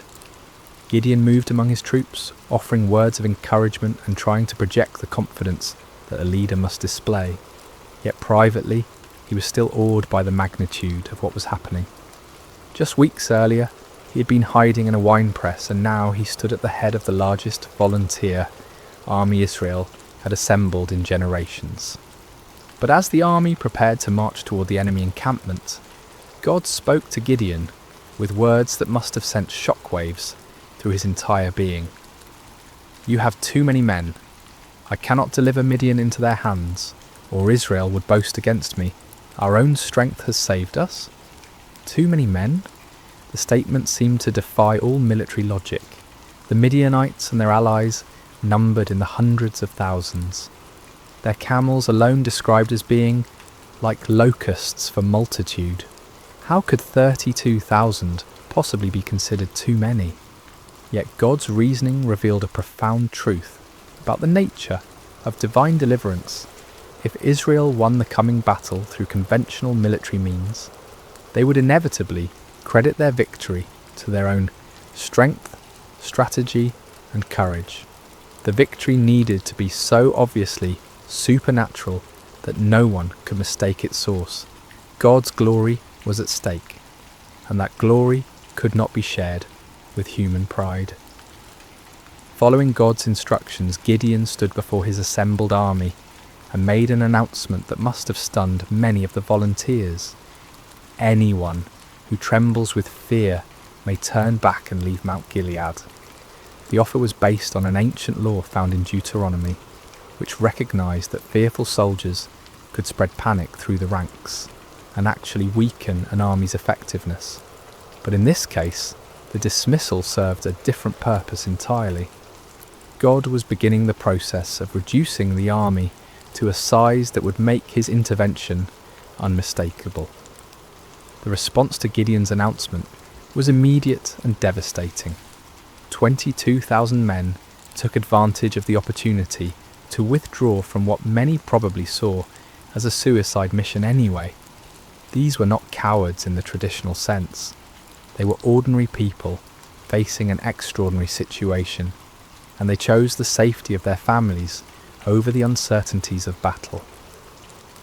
As Gideon watched more than 2/3 of his army walk away, his heart must have sunk.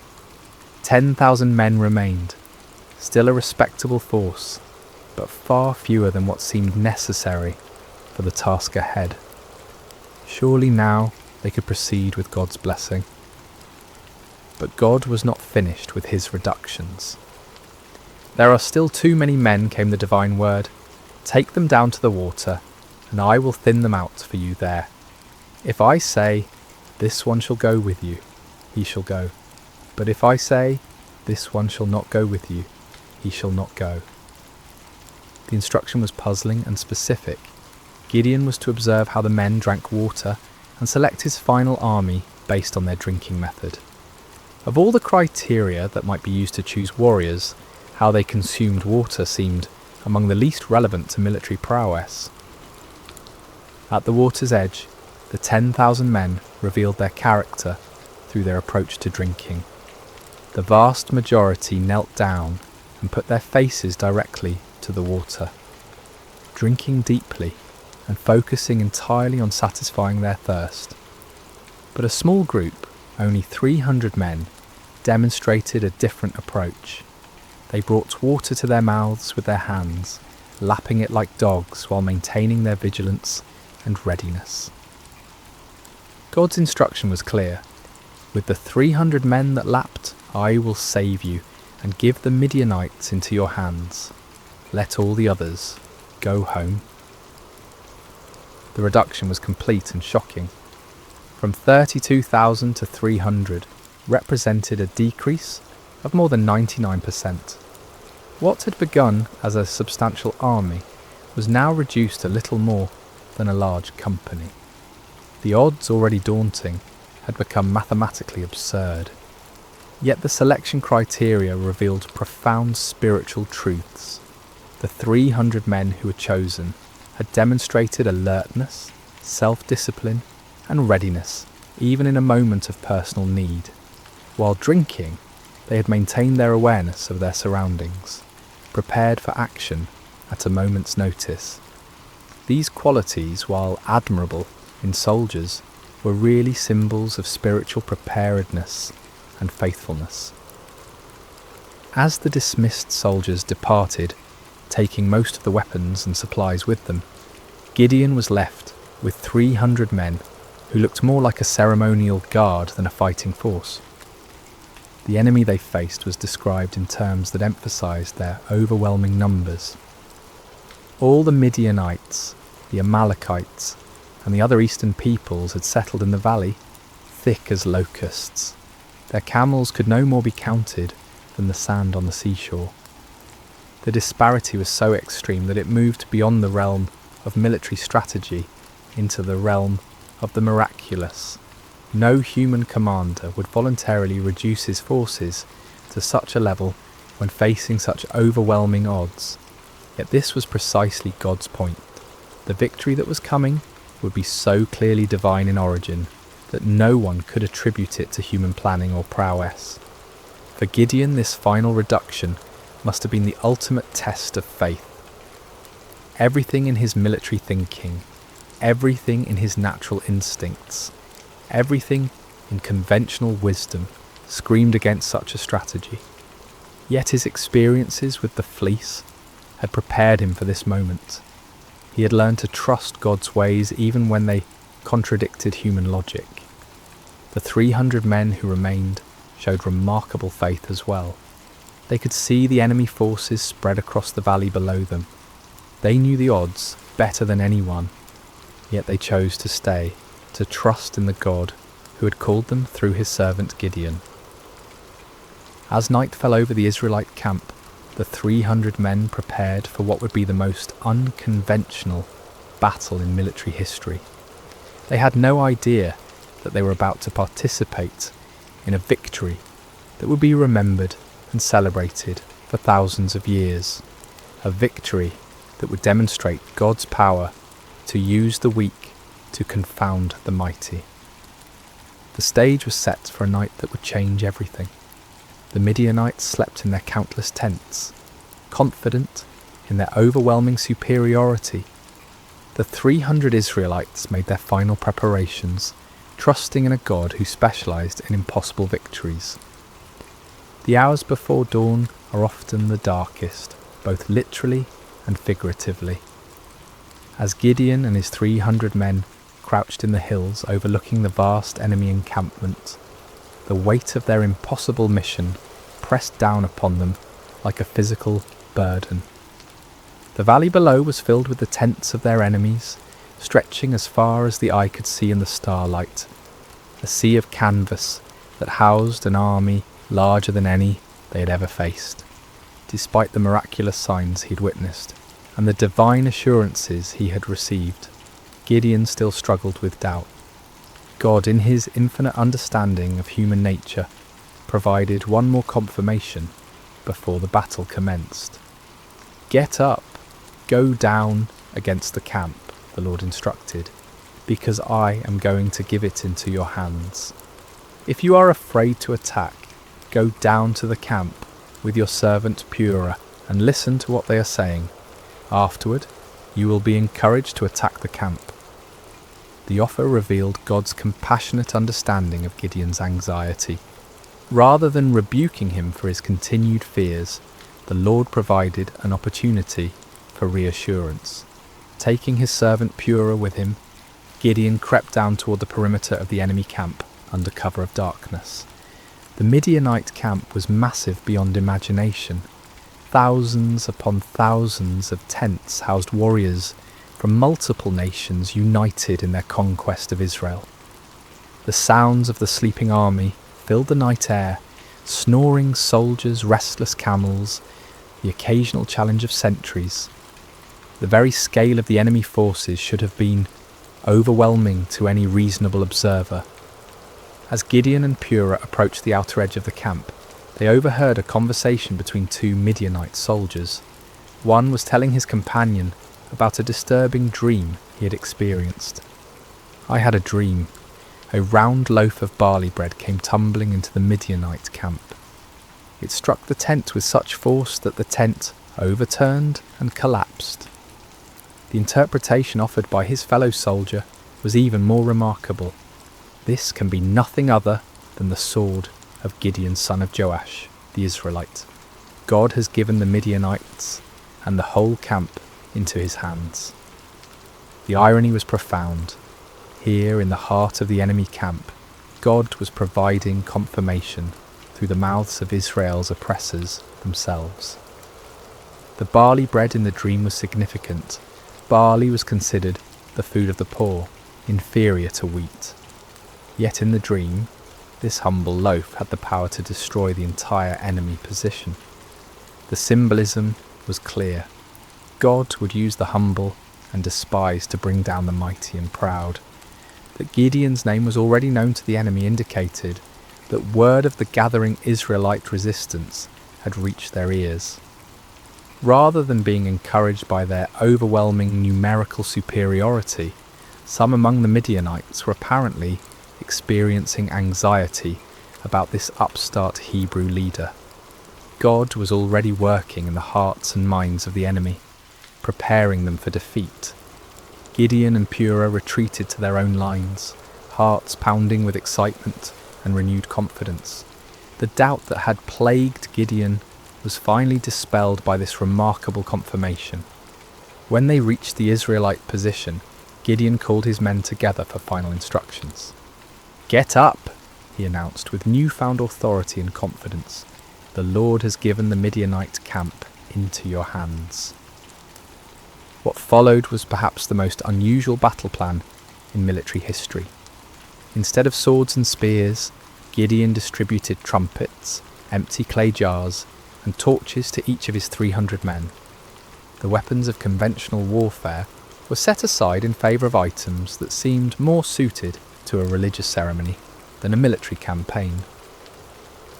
Gideon divided his small force into 3 companies of 100 men each. The strategy was simple, yet audacious.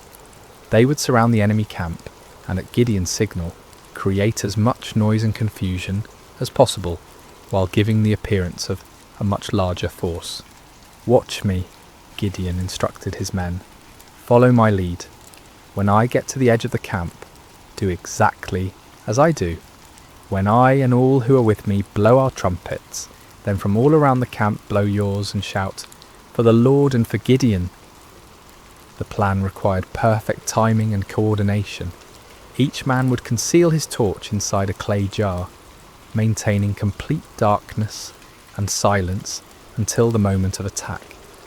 Then at Gideon's signal, they would simultaneously break their jars, revealing blazing torches, blow their trumpets with all their might, and shout their battle cry. The psychological impact was designed to be devastating.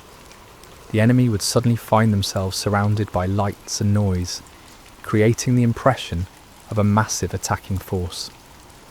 In the confusion of a night assault, with limited visibility and the disorientation of being awakened from sleep, even experienced soldiers could panic and lose their sense of direction. As the three companies moved into position around the vast perimeter of the enemy camp, each man must have felt the weight of the moment. They were not professional soldiers, but ordinary citizens who had answered the call to fight for their freedom.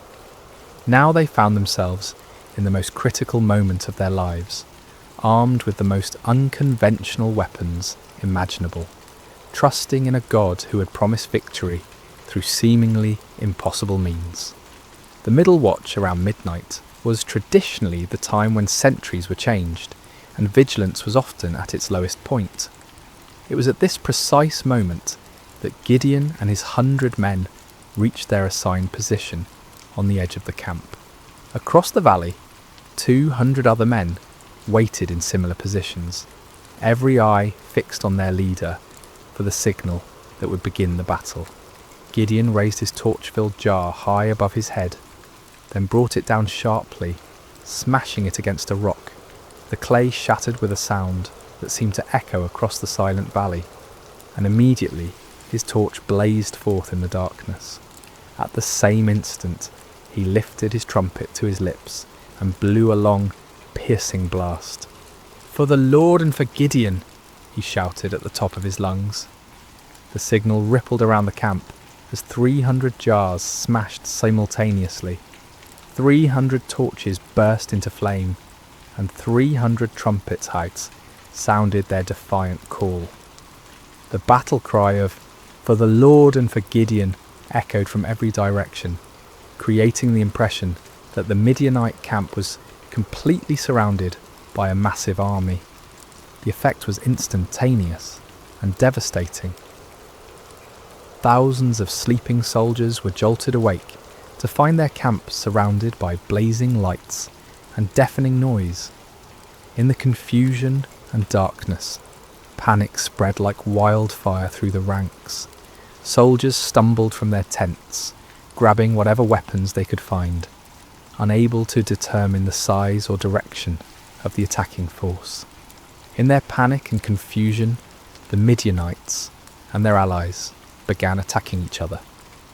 Unable to distinguish friend from foe in the darkness, and hearing battle cries in their own languages from every direction, they assumed they had been betrayed by their allies.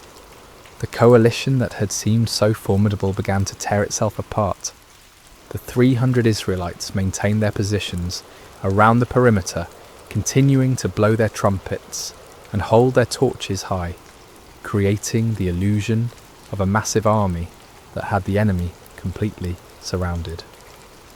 They watched in amazement as God fulfilled his promise in the most spectacular fashion imaginable. The panic spread throughout the entire camp like a plague. What had begun as confusion quickly escalated into a full-scale rout as the enemy forces fled in every direction, abandoning their weapons, supplies, and even their camels in their desperate attempt to escape what they perceived as certain destruction.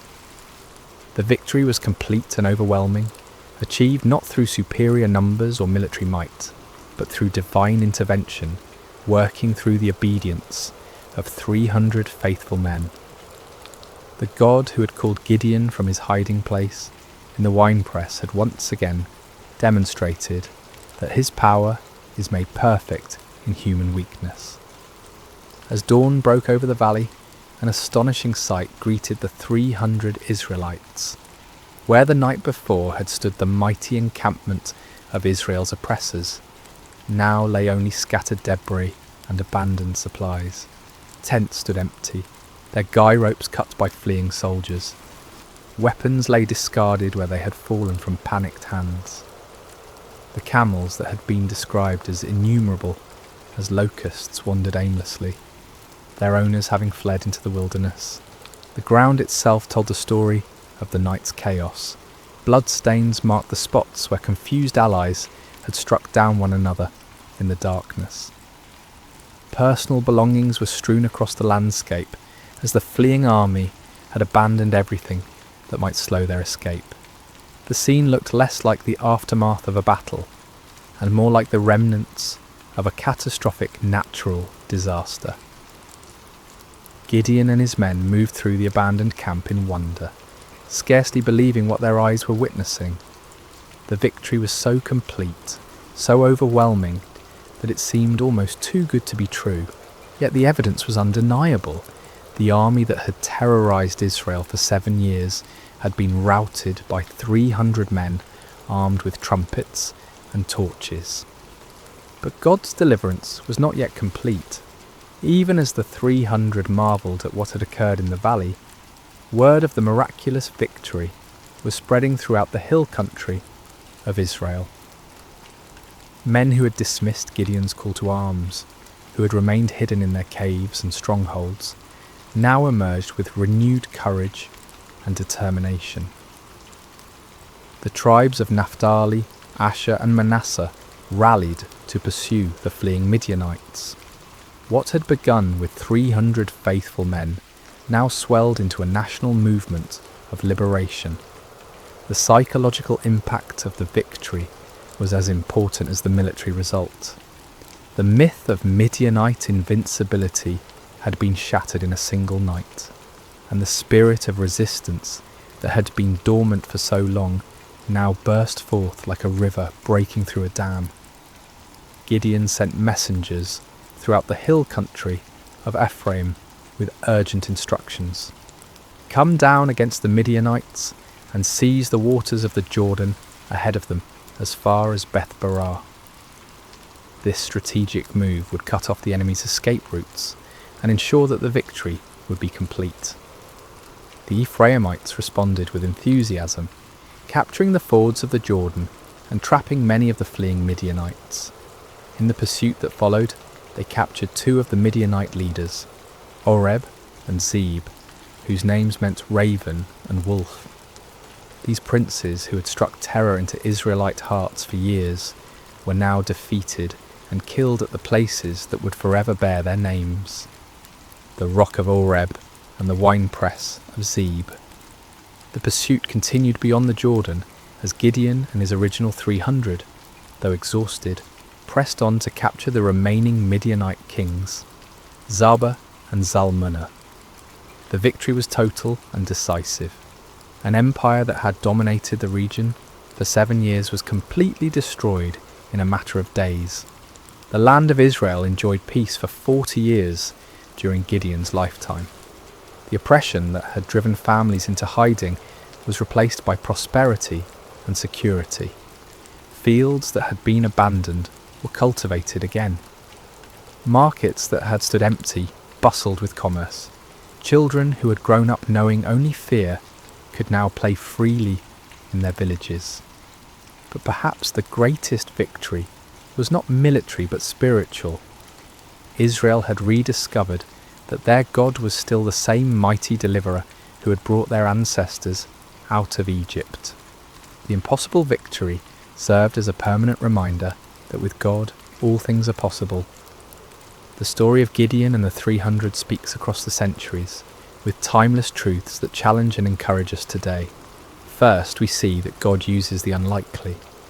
Gideon was not a seasoned warrior or a natural leader. He was a fearful farmer, hiding from his enemies. Yet God saw potential that others missed. This reminds us that God's calling is not based on our qualifications, but on his purposes. Second, the reduction of Gideon's army from 32,000 to 300 demonstrates that faith matters more than numbers. In a world obsessed with statistics and metrics, God's economy operates differently. He delights in using small faithful remnants to accomplish great things, ensuring that his power, not human strength, receives the glory. Third, Gideon's requests for signs teach us about the balance between faith and doubt. God was patient with Gideon's need for confirmation, showing us that honest questions and requests for reassurance are not signs of weak faith but of a heart that desires to walk in God's will. Finally, the story shows us that obedience in the face of fear is the essence of courage. Gideon was afraid, his army was outnumbered, and the strategy seemed foolish. Yet they obeyed, and God honoured their faithfulness with victory. When we feel unqualified for the tasks before us, when the odds seem insurmountable, when we need reassurance before taking steps of faith, the story of Gideon reminds us that our God specializes in impossible victories. He is still calling ordinary people to extraordinary purposes, still using the weak to confound the mighty, still turning fearful hearts into faithful warriors. The God who met Gideon at the winepress is the same God who meets us in our hiding places today, calling us to step out in faith and watch him work miracles through surrendered lives. Just as the 300 trumpets and torches became instruments of divine victory, our simple obedience can become the means through which God accomplishes his purposes in our generation. May we have the courage to answer when he calls, the faith to trust when he leads, and the persistence to follow when he sends us into battles that seem impossible to win. For with God, the 300 can defeat the multitudes, and faith can move mountains that seem immovable. The story of Gideon reminds us that our greatest victories come not when we feel strong and capable, but when we acknowledge our weakness and depend completely on God's strength. In those moments of surrender, we discover that we serve a God who delights in doing the impossible through the most unlikely people.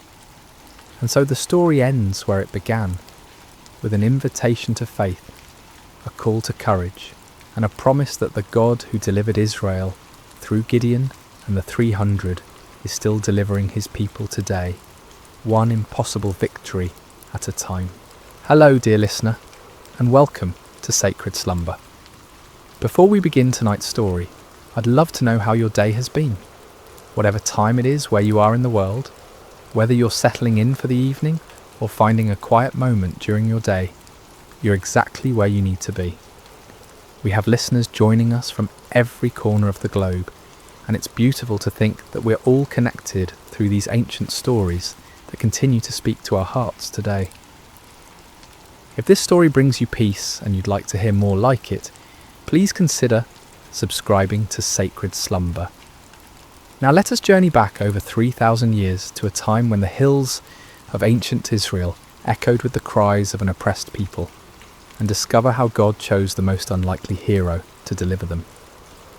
The sun blazed mercilessly over the barren hills of ancient Israel, its heat seeming to mock the suffering people below. For 7 long years, the shadow of oppression had fallen across the promised land, like a plague that would not lift. The Midianites, fierce nomadic warriors from the desert, had swept down upon Israel like locusts, devouring everything in their path. In caves carved into limestone cliffs, families huddled in darkness, their faces gaunt with hunger and hollow with despair. Children, who should have been playing in village squares instead, learned to recognize the distant thunder of approaching hoofbeats, the signal to flee deeper into their rocky refuges. The once fertile valleys that had flowed with milk and honey now lay trampled and barren, stripped clean by the endless raids of their oppressors. The Israelites had forgotten what it meant to harvest their own crops. Each year they would plant in hope, tending their fields with trembling hands, always listening for the sound that would send them running. And each year, just as the grain began to ripen, the Midianites would come. They arrived like a sandstorm, their camels innumerable as the sand by the sea, their warriors dark silhouettes against the burning sky. They took everything, left nothing, and vanished back into the wilderness, leaving behind only dust and desperation. In this time of darkness, when hope seemed as distant as the stars, there lived a young man named Gideon. He was not what anyone would call a mighty warrior. His hands, though calloused from labour, had never gripped a sword in battle. His shoulders, though broad from years of farm work, had never carried the weight of armour. His eyes, though keen from watching the horizon for danger, had never gazed unflinchingly into the face of an enemy. On this particular day, Gideon found himself doing what had become all too common among his people. Hiding. He was in his father's wine press, a stone basin carved deep into the earth, meant for treading grapes. But instead of the purple stain of harvest, this hollow held only wheat stalks and the sound of desperate threshing. Gideon worked quickly, quietly, glancing nervously toward the rim of the pit above him. This was no place to thresh grain, but it was hidden from watching eyes, concealed from raiders who might snatch away even this meagre portion of food. The irony was not lost on him. Here he was, a descendant of Abraham, to whom God had promised this very land, reduced to working in secret, like a thief in his own inheritance. The wheat he threshed was barely enough to keep his family alive, and even this small amount had to be hidden from those who would steal it away. As Gideon worked, sweat dripping from his brow to mingle with the grain dust, he wondered where the God of his fathers had gone.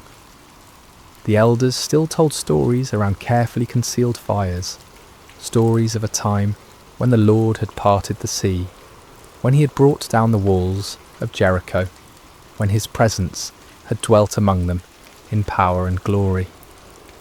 But those seemed like tales from another world, stories of a God who had perhaps grown tired of his people and turned his face away. The rhythmic sound of the flail striking grain filled the small space, a lonely percussion that seemed to echo the beating of his own discouraged heart. Each strike felt like a prayer he didn't know how to voice, a desperate plea to heaven from a pit in the earth, and then without warning, the monotonous rhythm was broken by a voice. "The Lord is with you, mighty warrior." Gideon's flail froze mid-swing. His heart hammered against his ribs as he spun around, expecting to see a Midianite soldier who had discovered his hiding place. Instead he saw a figure sitting beneath the oak tree above the winepress, a man whose presence seemed to make the very air shimmer with an otherworldly light. The stranger's words echoed in Gideon's mind. Mighty warrior? Him? The man who threshed wheat in secret, who started at shadows, who had never held anything more dangerous than farming tools? Surely this visitor was either mocking him or mistaken about who he was addressing. Gideon climbed slowly from the winepress, his legs unsteady, not from exertion, but from the strange presence of this visitor. The man beneath the oak appeared ordinary enough, yet something in his bearing, something in the way the light seemed to gather around him, spoke of anything but ordinary humanity. "Pardon me, my lord," Gideon said, his voice betraying his confusion and fear. "But if the Lord is with us, why has all this happened to us? Where are all his wonders that our ancestors told us about when they said, 'Did not the Lord bring us up out of Egypt? But now the Lord has abandoned us and given us into the hand of Midian.'" The words tumbled out of him like water breaking through a dam. 7 years of bottled frustration, 7 years of unanswered prayers, 7 years of watching his people suffer, while heaven remained silent. If this stranger claimed the Lord was with them, then where was the evidence? Where was the God who had once fought for Israel with fire and earthquake, with angel armies and miraculous interventions? The figure beneath the oak tree regarded him with eyes that seemed to hold depths of understanding far beyond human measure. When he spoke, his voice carried an authority that made the ground beneath Gideon's feet feel somehow more solid, as if reality itself paid attention to his words. "Go in the strength you have and save Israel out of Midian's hand. Am I not sending you?" Gideon felt his knees nearly buckle. Save Israel? Him? The man who hid in wine presses, who jumped at the sound of the wind through the barley? This had to be some terrible mistake, some cosmic error in judgment. "Pardon me, my lord," he said again, his voice barely above a whisper, "but how can I save Israel? My clan is the weakest in Manasseh, and I am the least in my family." It was true. His family held no position of honour among the tribe. They owned no great flocks, commanded no respect in the councils of the elders. Gideon himself was the youngest son. the one who tended to mundane tasks while others made important decisions. He was nobody special, nobody who mattered, nobody whom anyone would follow into battle, but the mysterious visitor seemed unmoved by these protests. "I will be with you," he said simply, "and you will strike down all the Midianites, leaving none alive." The promise hung in the air between them, impossible and overwhelming. Gideon's mind reeled as he tried to comprehend what was being asked of him. But if this was truly a messenger from the Lord, if this was indeed the God of his fathers speaking to him, then surely he could ask for some sign, some proof that this wasn't merely the product of too much sun and too little food. "If now I have found favour in your eyes," Gideon said carefully, "give me a sign that it is really you who speaks with me. Please do not go away until I come back, and bring my offering and set it before you." The figure nodded gravely. "I will wait until you return." Gideon hurried to his house, his heart pounding with a mixture of terror and desperate hope. He prepared what he could offer: a young goat, unleavened bread made from precious flour, broth to complete the meal. It was a significant sacrifice for a family that had so little, but if there was even the slightest chance that the God of Israel was truly speaking to him, no cost was too great. When he returned to the oak tree, the stranger was still there, patient as stone, eternal as the hills. Gideon set the meat on a rock, poured out the broth, and waited to see what would happen. The visitor extended the staff in his hand and touched the meat and bread. Instantly, fire flared up from the rock, consuming the offering completely. In the same moment, the figure vanished from sight, leaving Gideon alone with the blackened stone and the certain terrifying knowledge that he had been speaking with an angel of the Lord. "Alas, sovereign Lord," Gideon cried out, falling to his knees, "I have seen the angel of the Lord face to face." But even as fear overwhelmed him, a voice spoke from heaven itself. "Peace, do not be afraid, you are not going to die." Gideon built an altar there and called it "The Lord is Peace," but peace was far from what he felt in his heart. That very night, the Lord spoke to him again, commanding him to tear down his father's altar to Baal and cut down the Asherah pole beside it. It was to be his first act of obedience, his first step toward the impossible task that lay ahead. Under cover of darkness, accompanied by 10 servants, Gideon did as he was commanded. They worked quietly, dismantling the stone altar and chopping down the wooden symbol of false worship. In their place, Gideon built an altar to the Lord and offered a bull as a sacrifice, using the wood from the Asherah pole as fuel for the fire. When morning came, the men of the town discovered what had been done. Their rage was immediate and fierce. They demanded that Joash, Gideon's father, bring out his son to be killed for destroying the altar of Baal, but Joash surprised everyone, including his son, with his response. "Are you going to plead Baal's cause?" he asked the angry crowd. "If Baal really is a god, he can defend himself when someone breaks down his altar." From that day on, Gideon was called Jerub-Baal, meaning "let Baal contend with him." But even after this first victory, even after seeing fire consume his sacrifice and hearing the voice of the Lord, doubt still gnawed at Gideon's heart like a persistent wound. When the Midianites assembled once again for their annual raid, gathering in the valley like a dark sea of destruction, Gideon knew the time had come. Yet still he hesitated, still he needed more assurance. That night he took a wool fleece and placed it on the threshing floor. "If you will save Israel by my hand as you have promised," he prayed, "look, I will place a wool fleece on the threshing floor. If there is dew only on the fleece and all the ground is dry, then I will know that you will save Israel by my hand, as you said." In the morning the fleece was soaked with dew, while the ground around it was completely dry. Gideon wrung out the fleece and filled a bowl with water, but still he doubted. Still, he feared he was deceiving himself. "Do not be angry with me," he prayed again. "Let me make just one more request. Allow me one more test with the fleece, but this time make the fleece dry and let the ground be covered with dew." And God, patient with his fearful servant, did exactly as Gideon asked. The next morning, the fleece was dry while dew covered all the ground around it. Finally, Gideon could doubt no longer. The signs were clear, the calling was certain. The God of Israel had indeed chosen him, the least and the weakest, to deliver his people from their oppressors.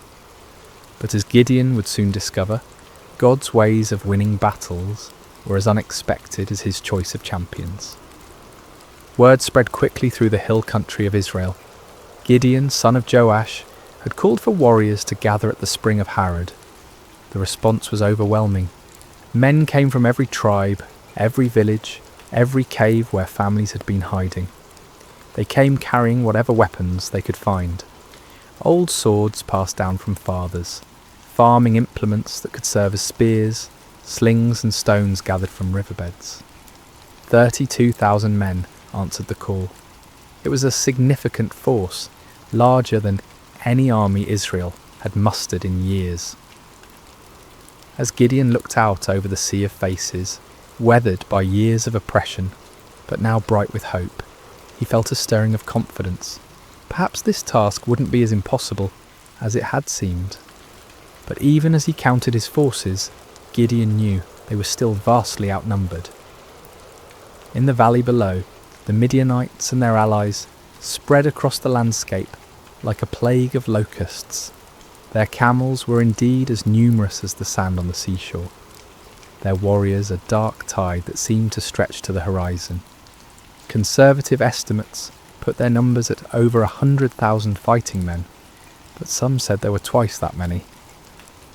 Gideon was contemplating these daunting odds when the Lord spoke to him once again, and the words he heard made his blood run cold. "You have too many men," the Lord said. "I cannot deliver Midian into their hands, or Israel would boast against me. My own strength has saved me. Now announce to the army, anyone who trembles with fear may turn back and leave Mount Gilead." Too many men. Gideon stared out at his army, then down at the vast enemy host in the valley. How could 32,000 be too many when facing such overwhelming odds? But the Lord's reasoning became clear. If Israel won this battle with such numbers, they would attribute the victory to their own military might, rather than to God's power. With a heavy heart, Gideon stood before his assembled forces. These men had left their families, their hiding places, their small measures of safety to answer his call. Now he had to tell some of them to go home. "Men of Israel," he called out, his voice carrying across the gathered warriors. "The Lord has spoken to me. Anyone among you who is afraid, anyone who trembles with fear, may return to his home. There is no shame in this. Go in peace." A murmur rippled through the crowd.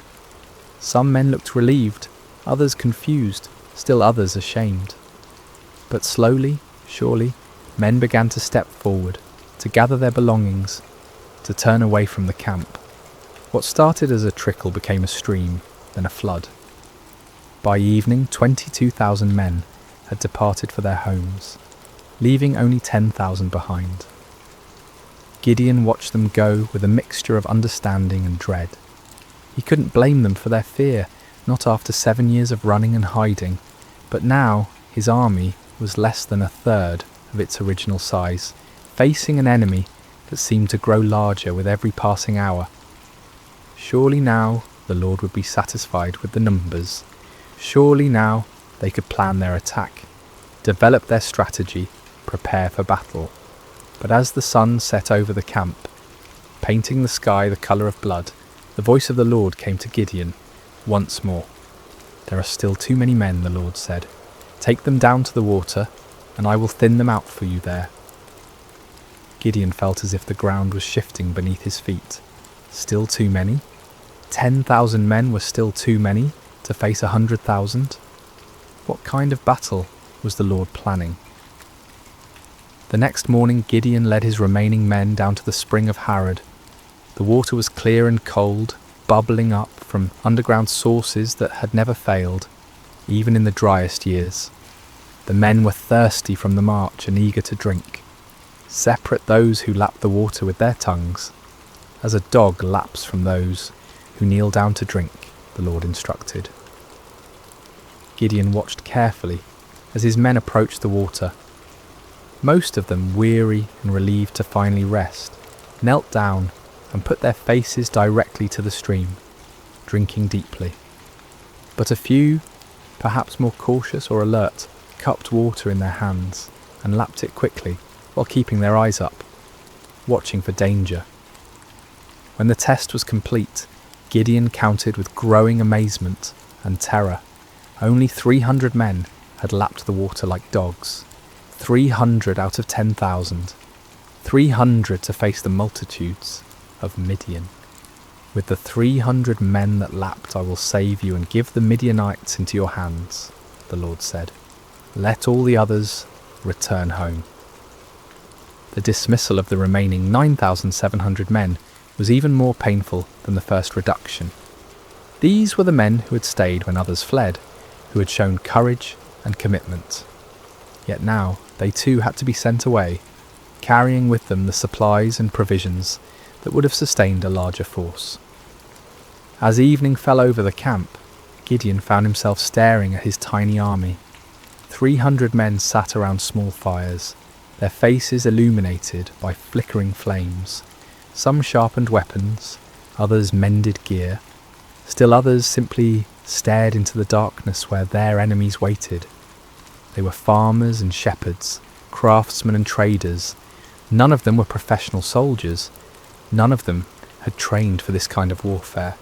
Gideon walked among them, listening to their quiet conversations.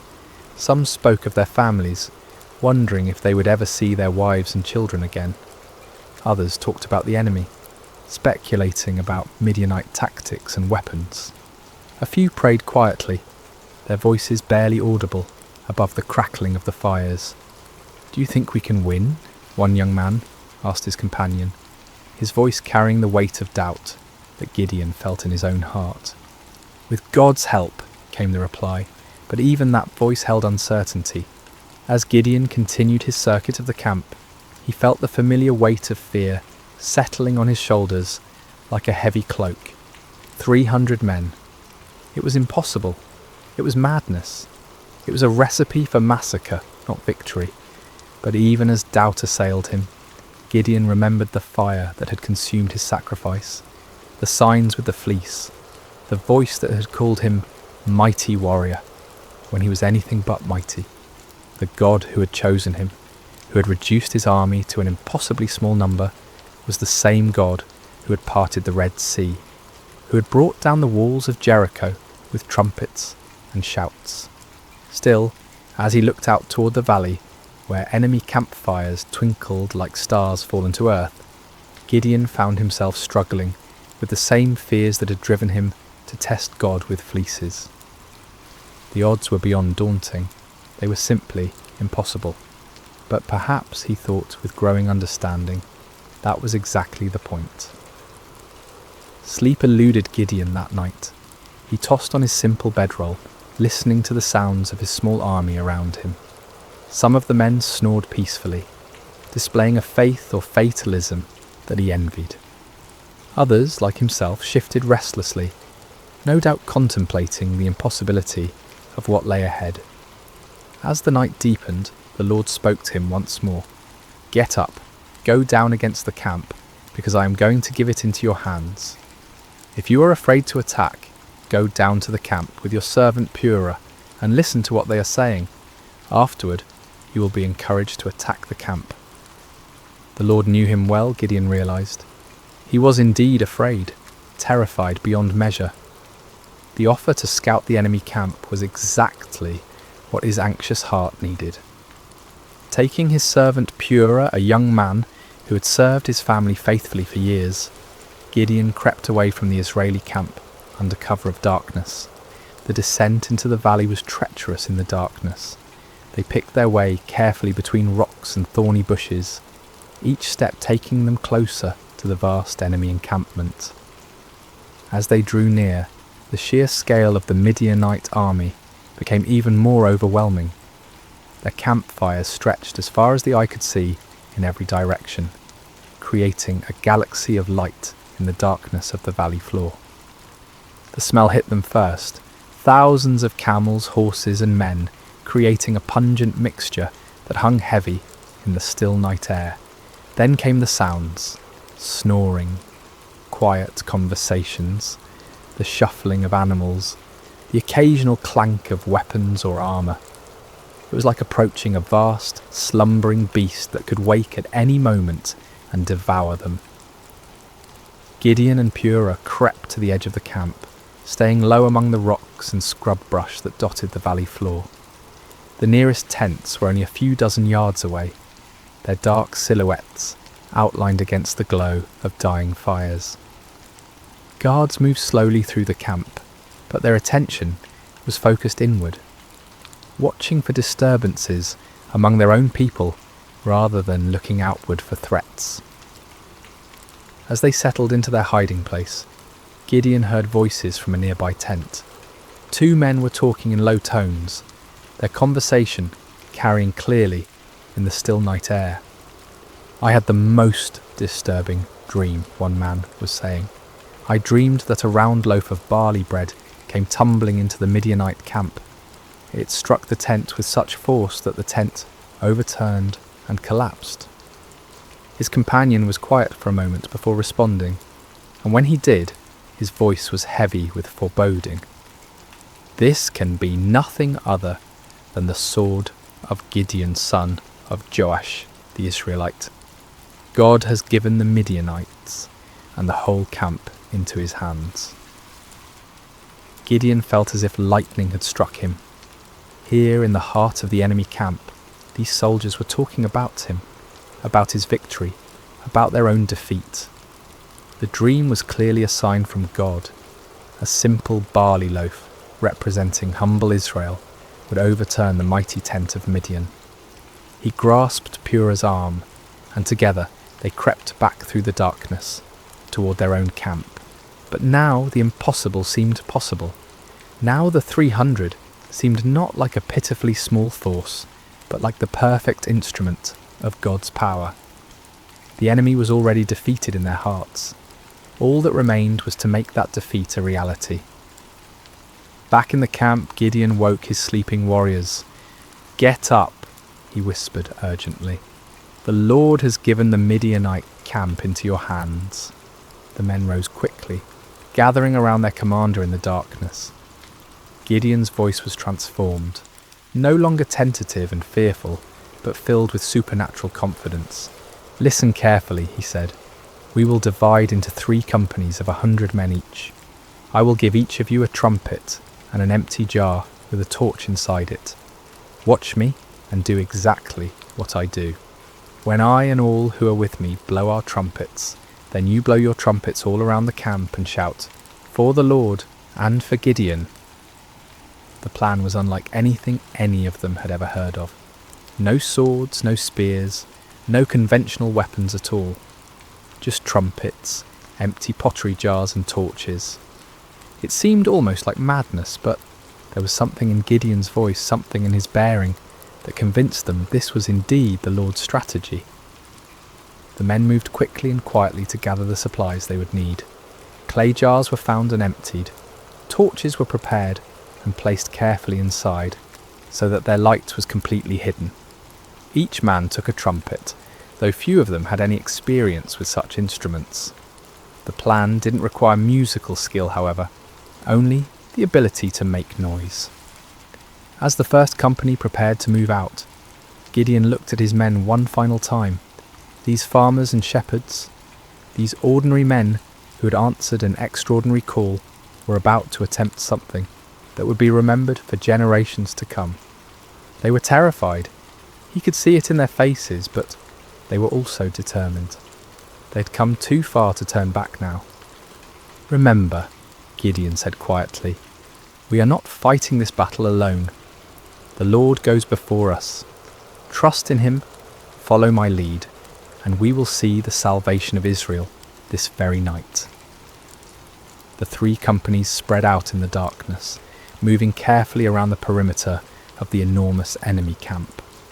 It took time to get into position, with each group having to navigate difficult terrain while carrying their unusual equipment. But finally, just as the middle watch began, just as the guards were changing and the camp was at its most vulnerable, Gideon's company reached their position on one side of the valley. He looked across the vast sea of tents and fires, knowing that his other 2 companies were in position on the other sides. Somewhere out there in the darkness, 200 other men were waiting for his signal, trusting him to lead them in this impossible venture. Gideon raised his trumpet to his lips, lifted his jar with its hidden torch, and prepared to find out whether the God of Israel would indeed fight for his people. The moment had come. 300 men were about to challenge an army of over 100,000, armed with nothing but faith and the most unusual weapons in the history of warfare. The fate of Israel hung in the balance, suspended in the darkness between doubt and faith, between human impossibility and divine power. The signal came like thunder splitting the night sky. Gideon's trumpet blast echoed off the hills surrounding the valley, a piercing note that seemed to come from heaven itself. In the same instant, he smashed his clay jar against a rock, releasing the torch inside to blaze forth like a star suddenly born in the darkness. "A sword for the Lord and for Gideon," he shouted at the top of his lungs. The response was immediate and devastating. All around the perimeter of the vast Midianite camp, 299 other men followed their commander's example. The sound was indescribable. 300 trumpets blowing at once, creating a wall of noise that seemed to shake the very foundations of the earth. 300 clay jars smashed simultaneously, the sound like thunder crashing over and over again. 300 torches suddenly blazed to life, creating a ring of fire around the sleeping army. And 300 voices roared out the battle cry, "A sword for the Lord and for Gideon." The effect on the Midianite camp was catastrophic. Men who had been sleeping peacefully moments before were jolted awake by the tremendous noise, their minds struggling to comprehend what was happening. In the darkness, disoriented and terrified, they saw only the ring of torches surrounding them, and heard only the overwhelming sound of trumpets and shouting. To their sleep-clouded minds, it seemed as if they were surrounded by a vast army. The torches suggested thousands of soldiers, each one marking a warrior ready to attack. The trumpet spoke of organised military might, of disciplined forces moving in coordinated assault. The unified battle cry indicated an enemy confident of victory, sure of their superior strength. Panic spread through the camp like wildfire. Men stumbled from their tents, grabbing weapons, looking desperately for officers to tell them what to do. But in the chaos and darkness, with the deafening noise continuing all around them, communication was impossible. No one could hear orders over the sound of 300 trumpets. No one could see clearly through the confusion of flickering torches and deep shadows. "We're surrounded," someone screamed. "The whole Israeli army is here," shouted another. "We're all going to die," cried a third. The panic was contagious, spreading from tent to tent, from company to company, until the entire vast army was in the grip of terror. Men began running in all directions, some trying to escape what they perceived as encirclement, others attempting to mount some kind of defence against an enemy they couldn't see or understand. In their confusion and fear, the unthinkable began to happen. Midianite soldiers, unable to distinguish friend from foe in the chaos, began attacking each other. A man running through the darkness looked like an enemy soldier. A voice shouting commands in the confusion sounded like the voice of an Israeli warrior. Every shadow could be hiding an attacker.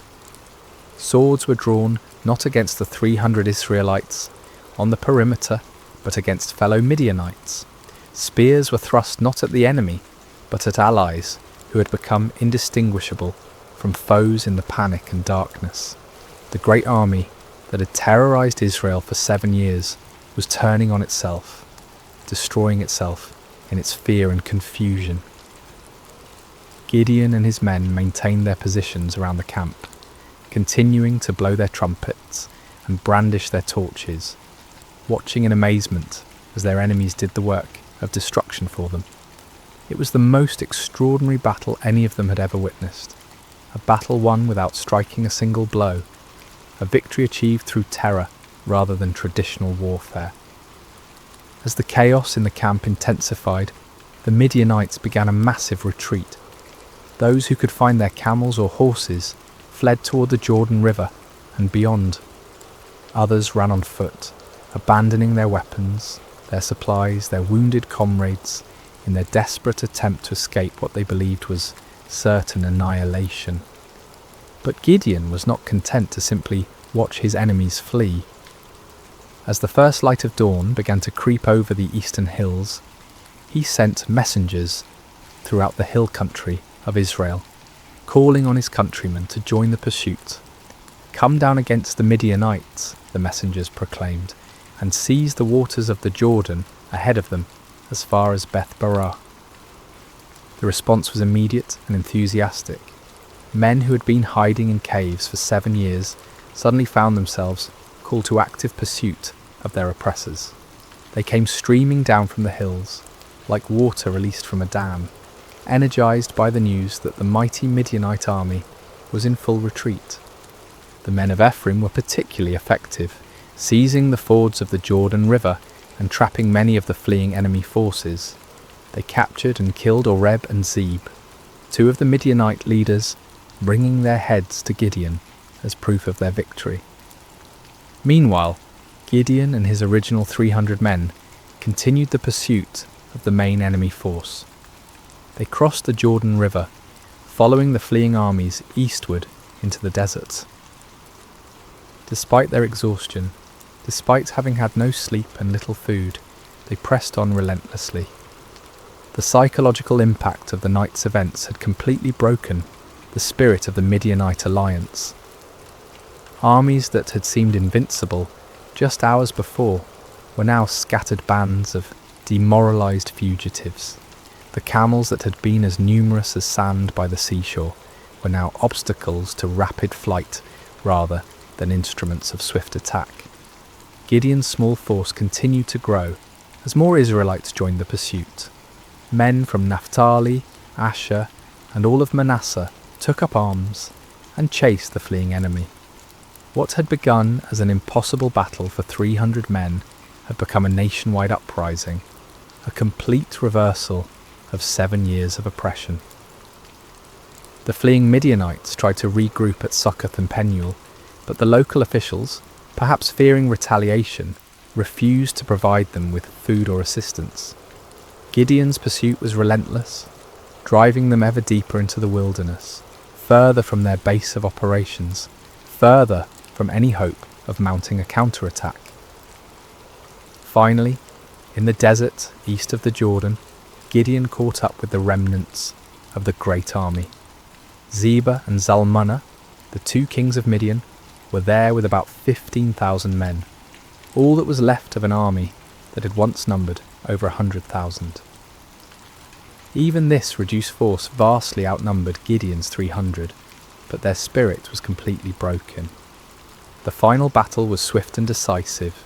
The Midianite army, already demoralized and exhausted, offered little resistance. Zebah and Zalmunna were captured alive, bringing to an end the 7-year reign of terror that had plagued Israel. As the sun set on that remarkable day, Gideon found himself looking out over a battlefield strewn with the evidence of complete victory. The mighty army that had seemed invincible just 24 hours earlier was destroyed. The kings who had terrorized his people were prisoners. The oppression that had driven Israel into caves and hiding places was broken forever. It had all begun with 300 men, 300 trumpets, 300 torches, and faith in a God who specializes in impossible victories. The journey back to Israel was unlike anything the land had seen in generations. What had begun as a desperate flight by 300 terrified farmers had become a triumphant procession that seemed to grow with every mile. Men emerged from caves and hidden places, women came out of their refuges, children ran alongside the returning heroes. The roads that had been empty for 7 years, too dangerous for normal travel, were now filled with celebration. Gideon rode at the head of the procession, the captured kings Zeba and Zalmunna walking in chains behind him. The sight of these once mighty rulers, who had struck terror into Israelite hearts for so long, now humbled and defeated, was almost too wonderful to believe. People lined the roads just to see them, to confirm with their own eyes that the nightmare was truly over. As they passed through villages and towns that had been ghost settlements just days before, people poured out of their houses with tears of joy streaming down their faces. Children, who had never known anything but hiding and fear, looked with wonder at the defeated enemy kings. Elderly men and women who remembered the time before the oppression began whispered prayers of thanksgiving to the God who had delivered them. The celebration that erupted across Israel was spontaneous and overwhelming. In every settlement, people brought out whatever food they had hidden away and shared it freely. Wine that had been buried for safekeeping was uncorked and passed around. Songs that had been silenced for 7 years rang out again from hilltops and valleys. But perhaps the most remarkable aspect of the victory was how complete it had been. The Midianite power was not just temporarily broken, but utterly destroyed. Their military organisation was shattered, their leadership eliminated, their will to fight completely crushed. Never again would they be able to mount the kind of massive raids that had devastated Israel year after year. The psychological impact was equally profound. For 7 years, the Israelites had seen themselves as victims, as weak and helpless prey for stronger predators. Now they had witnessed their God fighting for them in the most dramatic way imaginable. The story of the 300 and their trumpets would be told and retold around campfires for generations to come. A permanent reminder that no enemy is too strong when the Lord chooses to fight for his people. When Gideon finally reached his homeland, representatives from all the tribes of Israel came to meet him. They came with a proposal that on the surface seemed like the natural conclusion to his remarkable victory. "Rule over us," they said, their voices filled with genuine admiration and gratitude. "You, your son, and your grandson, because you have saved us from the hand of Midian." It was an offer of kingship, of dynastic rule that would establish Gideon's family as the permanent rulers of Israel. After centuries of loose tribal confederation, of judges who arose in times of crisis only to fade from prominence when the emergency passed, the people were ready for something more permanent, more stable, and who better to serve as their king than the man who had delivered them from their greatest enemy? The offer was tempting beyond measure. Gideon had gone from threshing wheat in secret to being offered the crown of all Israel. The boy who had hidden in wine presses was being invited to sit on a throne. The man who had doubted his own worth was being told that he was worthy to found a royal dynasty. But Gideon's response revealed the depth of his spiritual growth during this incredible journey. The fearful farmer who had needed multiple signs and confirmations had become a man who understood something fundamental about the nature of God's kingdom. "I will not rule over you," he declared firmly, "nor will my son rule over you. The Lord will rule over you." It was a profound statement of faith and wisdom. Gideon recognized that Israel's true king was the Lord himself, and that any human ruler would be merely a steward of God's authority. He had learned through his own experience that victory came not through human strength or wisdom, but through complete dependence on divine power. To accept a crown now would be to claim credit for what God alone had accomplished. The people were disappointed but not surprised. They had seen enough of Gideon's character to understand that he was not motivated by personal ambition. Still, they wanted to honour him in some way, to create some lasting memorial to his remarkable victory. Gideon did make one request of the people, though it would prove to be a fateful one. "I do ask one thing of you," he said. "Each of you give me an earring from your share of the plunder." The Midianites, like many desert peoples, wore gold earrings, and the spoils of victory included a considerable amount of such jewellery. The Israelites were happy to comply with this modest request. They spread out a garment, and each man threw a gold earring onto it. When all the contributions were gathered, the weight of the gold was 1,700 shekels, an enormous fortune by the standards of the time. In addition to the earrings, there were ornaments, pendants, and purple garments worn by the Midianite kings, as well as chains from their camels' necks. With this gold, Gideon made an ephod, a ceremonial garment similar to what the high priest wore. His intentions may have been pure, perhaps wanting to create a memorial to God's victory, or a way for the people to seek divine guidance. But the results were tragic. All Israel prostituted themselves by worshipping it there, and it became a snare to Gideon and his family. The very man who had torn down his father's altar to Baal, who had refused the crown because only God should rule Israel, inadvertently created an object that led his people back into idolatry. It was a sobering reminder of how easy it is for even the most faithful to stumble, how quickly victory can turn to spiritual defeat.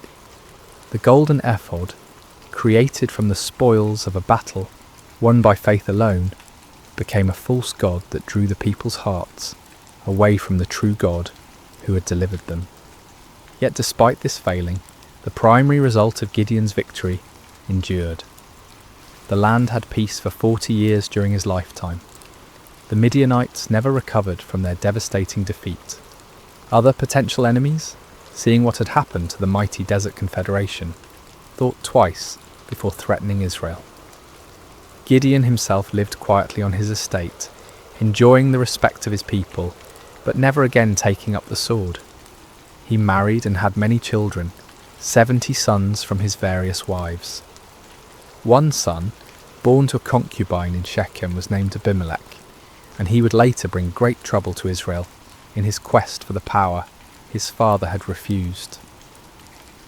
When Gideon died at a good old age, he was buried in the tomb of his father Joash in Ophrah of the Abiezrites. His death marked the end of an era, the passing of a man who had embodied both the highest faith and the deepest human frailty. As we reach the end of this ancient story, told now across thousands of years and countless retellings, the lessons of Gideon's life continue to resonate with profound relevance.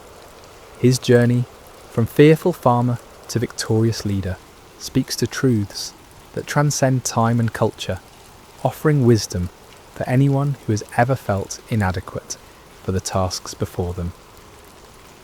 The first and most striking lesson is how God chooses his instruments. When the angel called Gideon a mighty warrior while he hid in a wine press, it seemed like either a mistake or a cruel joke. Gideon was none of the things we typically associate with great leaders. He wasn't brave, wasn't confident, wasn't from an important family, wasn't trained in warfare or politics. By every human measure, he was spectacularly unqualified for the task ahead. Yet this was precisely why God chose him.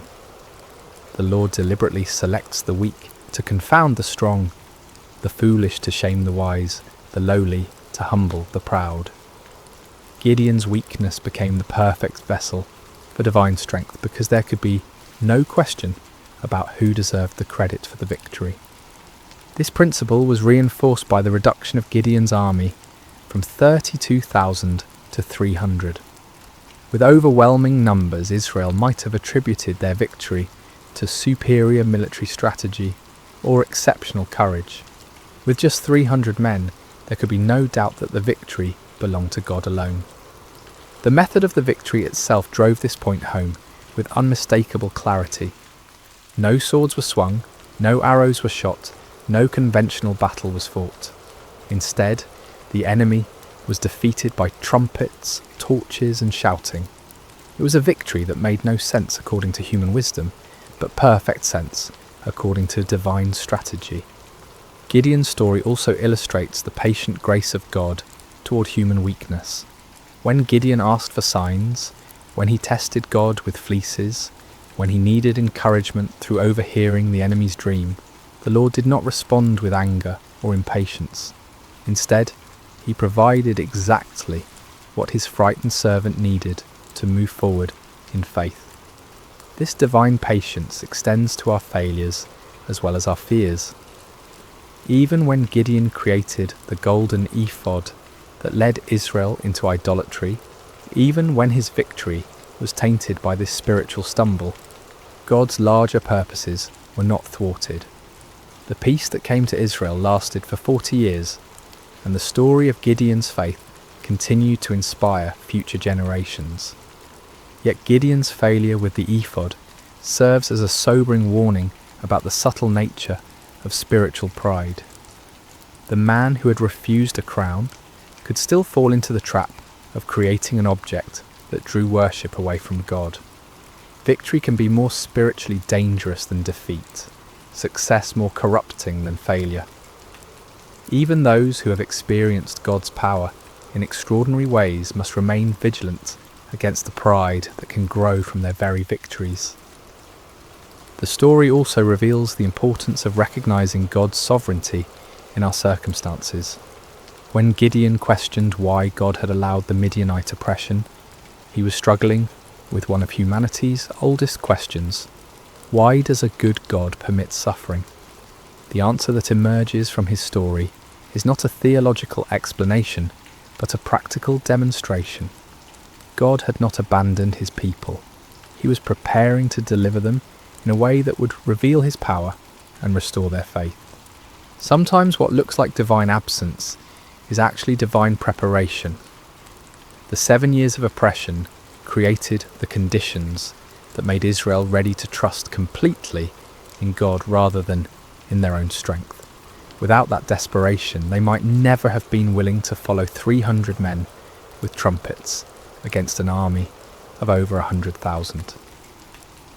Gideon's reluctance to accept the crown offers another crucial lesson about the nature of true leadership. The people wanted to make him king because he had saved them, but Gideon understood that salvation belongs to God alone. Human leaders are at their best when they serve as instruments of divine will rather than as objects of human worship. This principle applies far beyond political leadership. In families, in businesses, in communities, in churches, the most effective leaders are those who understand that their authority is delegated, that their successes come from sources beyond themselves, that their role is to point others toward truth rather than toward their own personalities or achievements. The transformation in Gideon's character throughout the story demonstrates the power of stepping out in faith despite fear. The man who ended the story was dramatically different from the one who began it, not because his circumstances had changed, but because he had learned to trust in something greater than his circumstances. He discovered what countless others have learned: that God's strength is made perfect in human weakness, that his power is most clearly displayed when human power is obviously inadequate, that the greatest victories often come in ways that make no earthly sense. For modern listeners, Gideon's story speaks to anyone who has ever felt overwhelmed by the challenges they face. Whether dealing with personal struggles, family crises, professional obstacles, or community problems, the principles that guided Gideon remain relevant. True solutions often come not through human wisdom or strength, but through surrender to divine wisdom and dependence on divine strength. The story encourages us to look beyond the odds, beyond our qualifications, beyond conventional approaches, to find the unexpected ways that God might work. It reminds us that he specialises in impossible situations, that he delights in using unlikely people, that he often works in ways that confound human expectations. At the same time, Gideon's story warns us about the ongoing nature of spiritual vigilance. Victory is not a destination, but a stepping stone. Success is not an end, but a beginning. Even those who have experienced God's power in remarkable ways must continue to guard their hearts against pride, idolatry, and spiritual complacency. The golden ephod that became a snare to Gideon serves as a perpetual reminder that our greatest spiritual dangers often arise not from our failures, but from our successes, not from our weaknesses, but from our strengths, not from what we lack, but from what we have achieved. As we close this ancient tale, we're reminded that Gideon's story is ultimately not about Gideon at all. It's about a God who sees potential where others see only weakness, who creates strength from surrender, who wins victories through the most unlikely means. It's about divine love that persists through human doubt, divine patience that endures human testing, divine power that works through human frailty. The trumpets that shattered the midnight silence in that valley so long ago continue to echo through the centuries, calling each generation to trust in something greater than themselves, to step forward in faith despite their fears, to discover that the God who delivered Israel through 300 men with torches is still in the business of impossible victories. In our own valleys of challenge and oppression, surrounded by enemies that seem too numerous to count, facing odds that appear insurmountable, Gideon's story whispers the same truth that changed a fearful farmer into a mighty warrior. The Lord is with you, and in him even the weakest can become strong. Even the smallest can achieve great things. Even the most unlikely can be used for extraordinary purposes. The battle belongs to the Lord, and in him victory is always possible. And so we end where we began, with a simple truth that transcends time and circumstance. When God chooses to fight for his people, no enemy can stand, no odds are too great, and no victory is impossible. The story of Gideon continues to unfold in every generation, in every heart that learns to trust, not in human strength, but in divine power, not in earthly wisdom, but in heavenly guidance, not in what we can see, but in what God can do. May this ancient story find new life in modern hearts. May its lessons take root in contemporary soil, and may its timeless truths continue to inspire faith, courage, and hope in all who hear it. For the God who called Gideon from his hiding place continues to call ordinary people to extraordinary purposes, continues to choose the weak, to confound the strong, and continues to win impossible victories through the most unlikely means. The story of Gideon is, in the end, the story of all who learn to trust in something greater than themselves. It is the story of divine love that never gives up, divine power that never fails, and divine grace that transforms fearful hiding into mighty victory. This has been the story of Gideon and the battle against Midian, shared with you tonight through sacred slumber. May it bring you peace, may it strengthen your faith, and may it remind you that no challenge is too great when faced with divine help. Sleep well, dear listener, and may your dreams be filled with the trumpets of victory and the light of hope that never dies.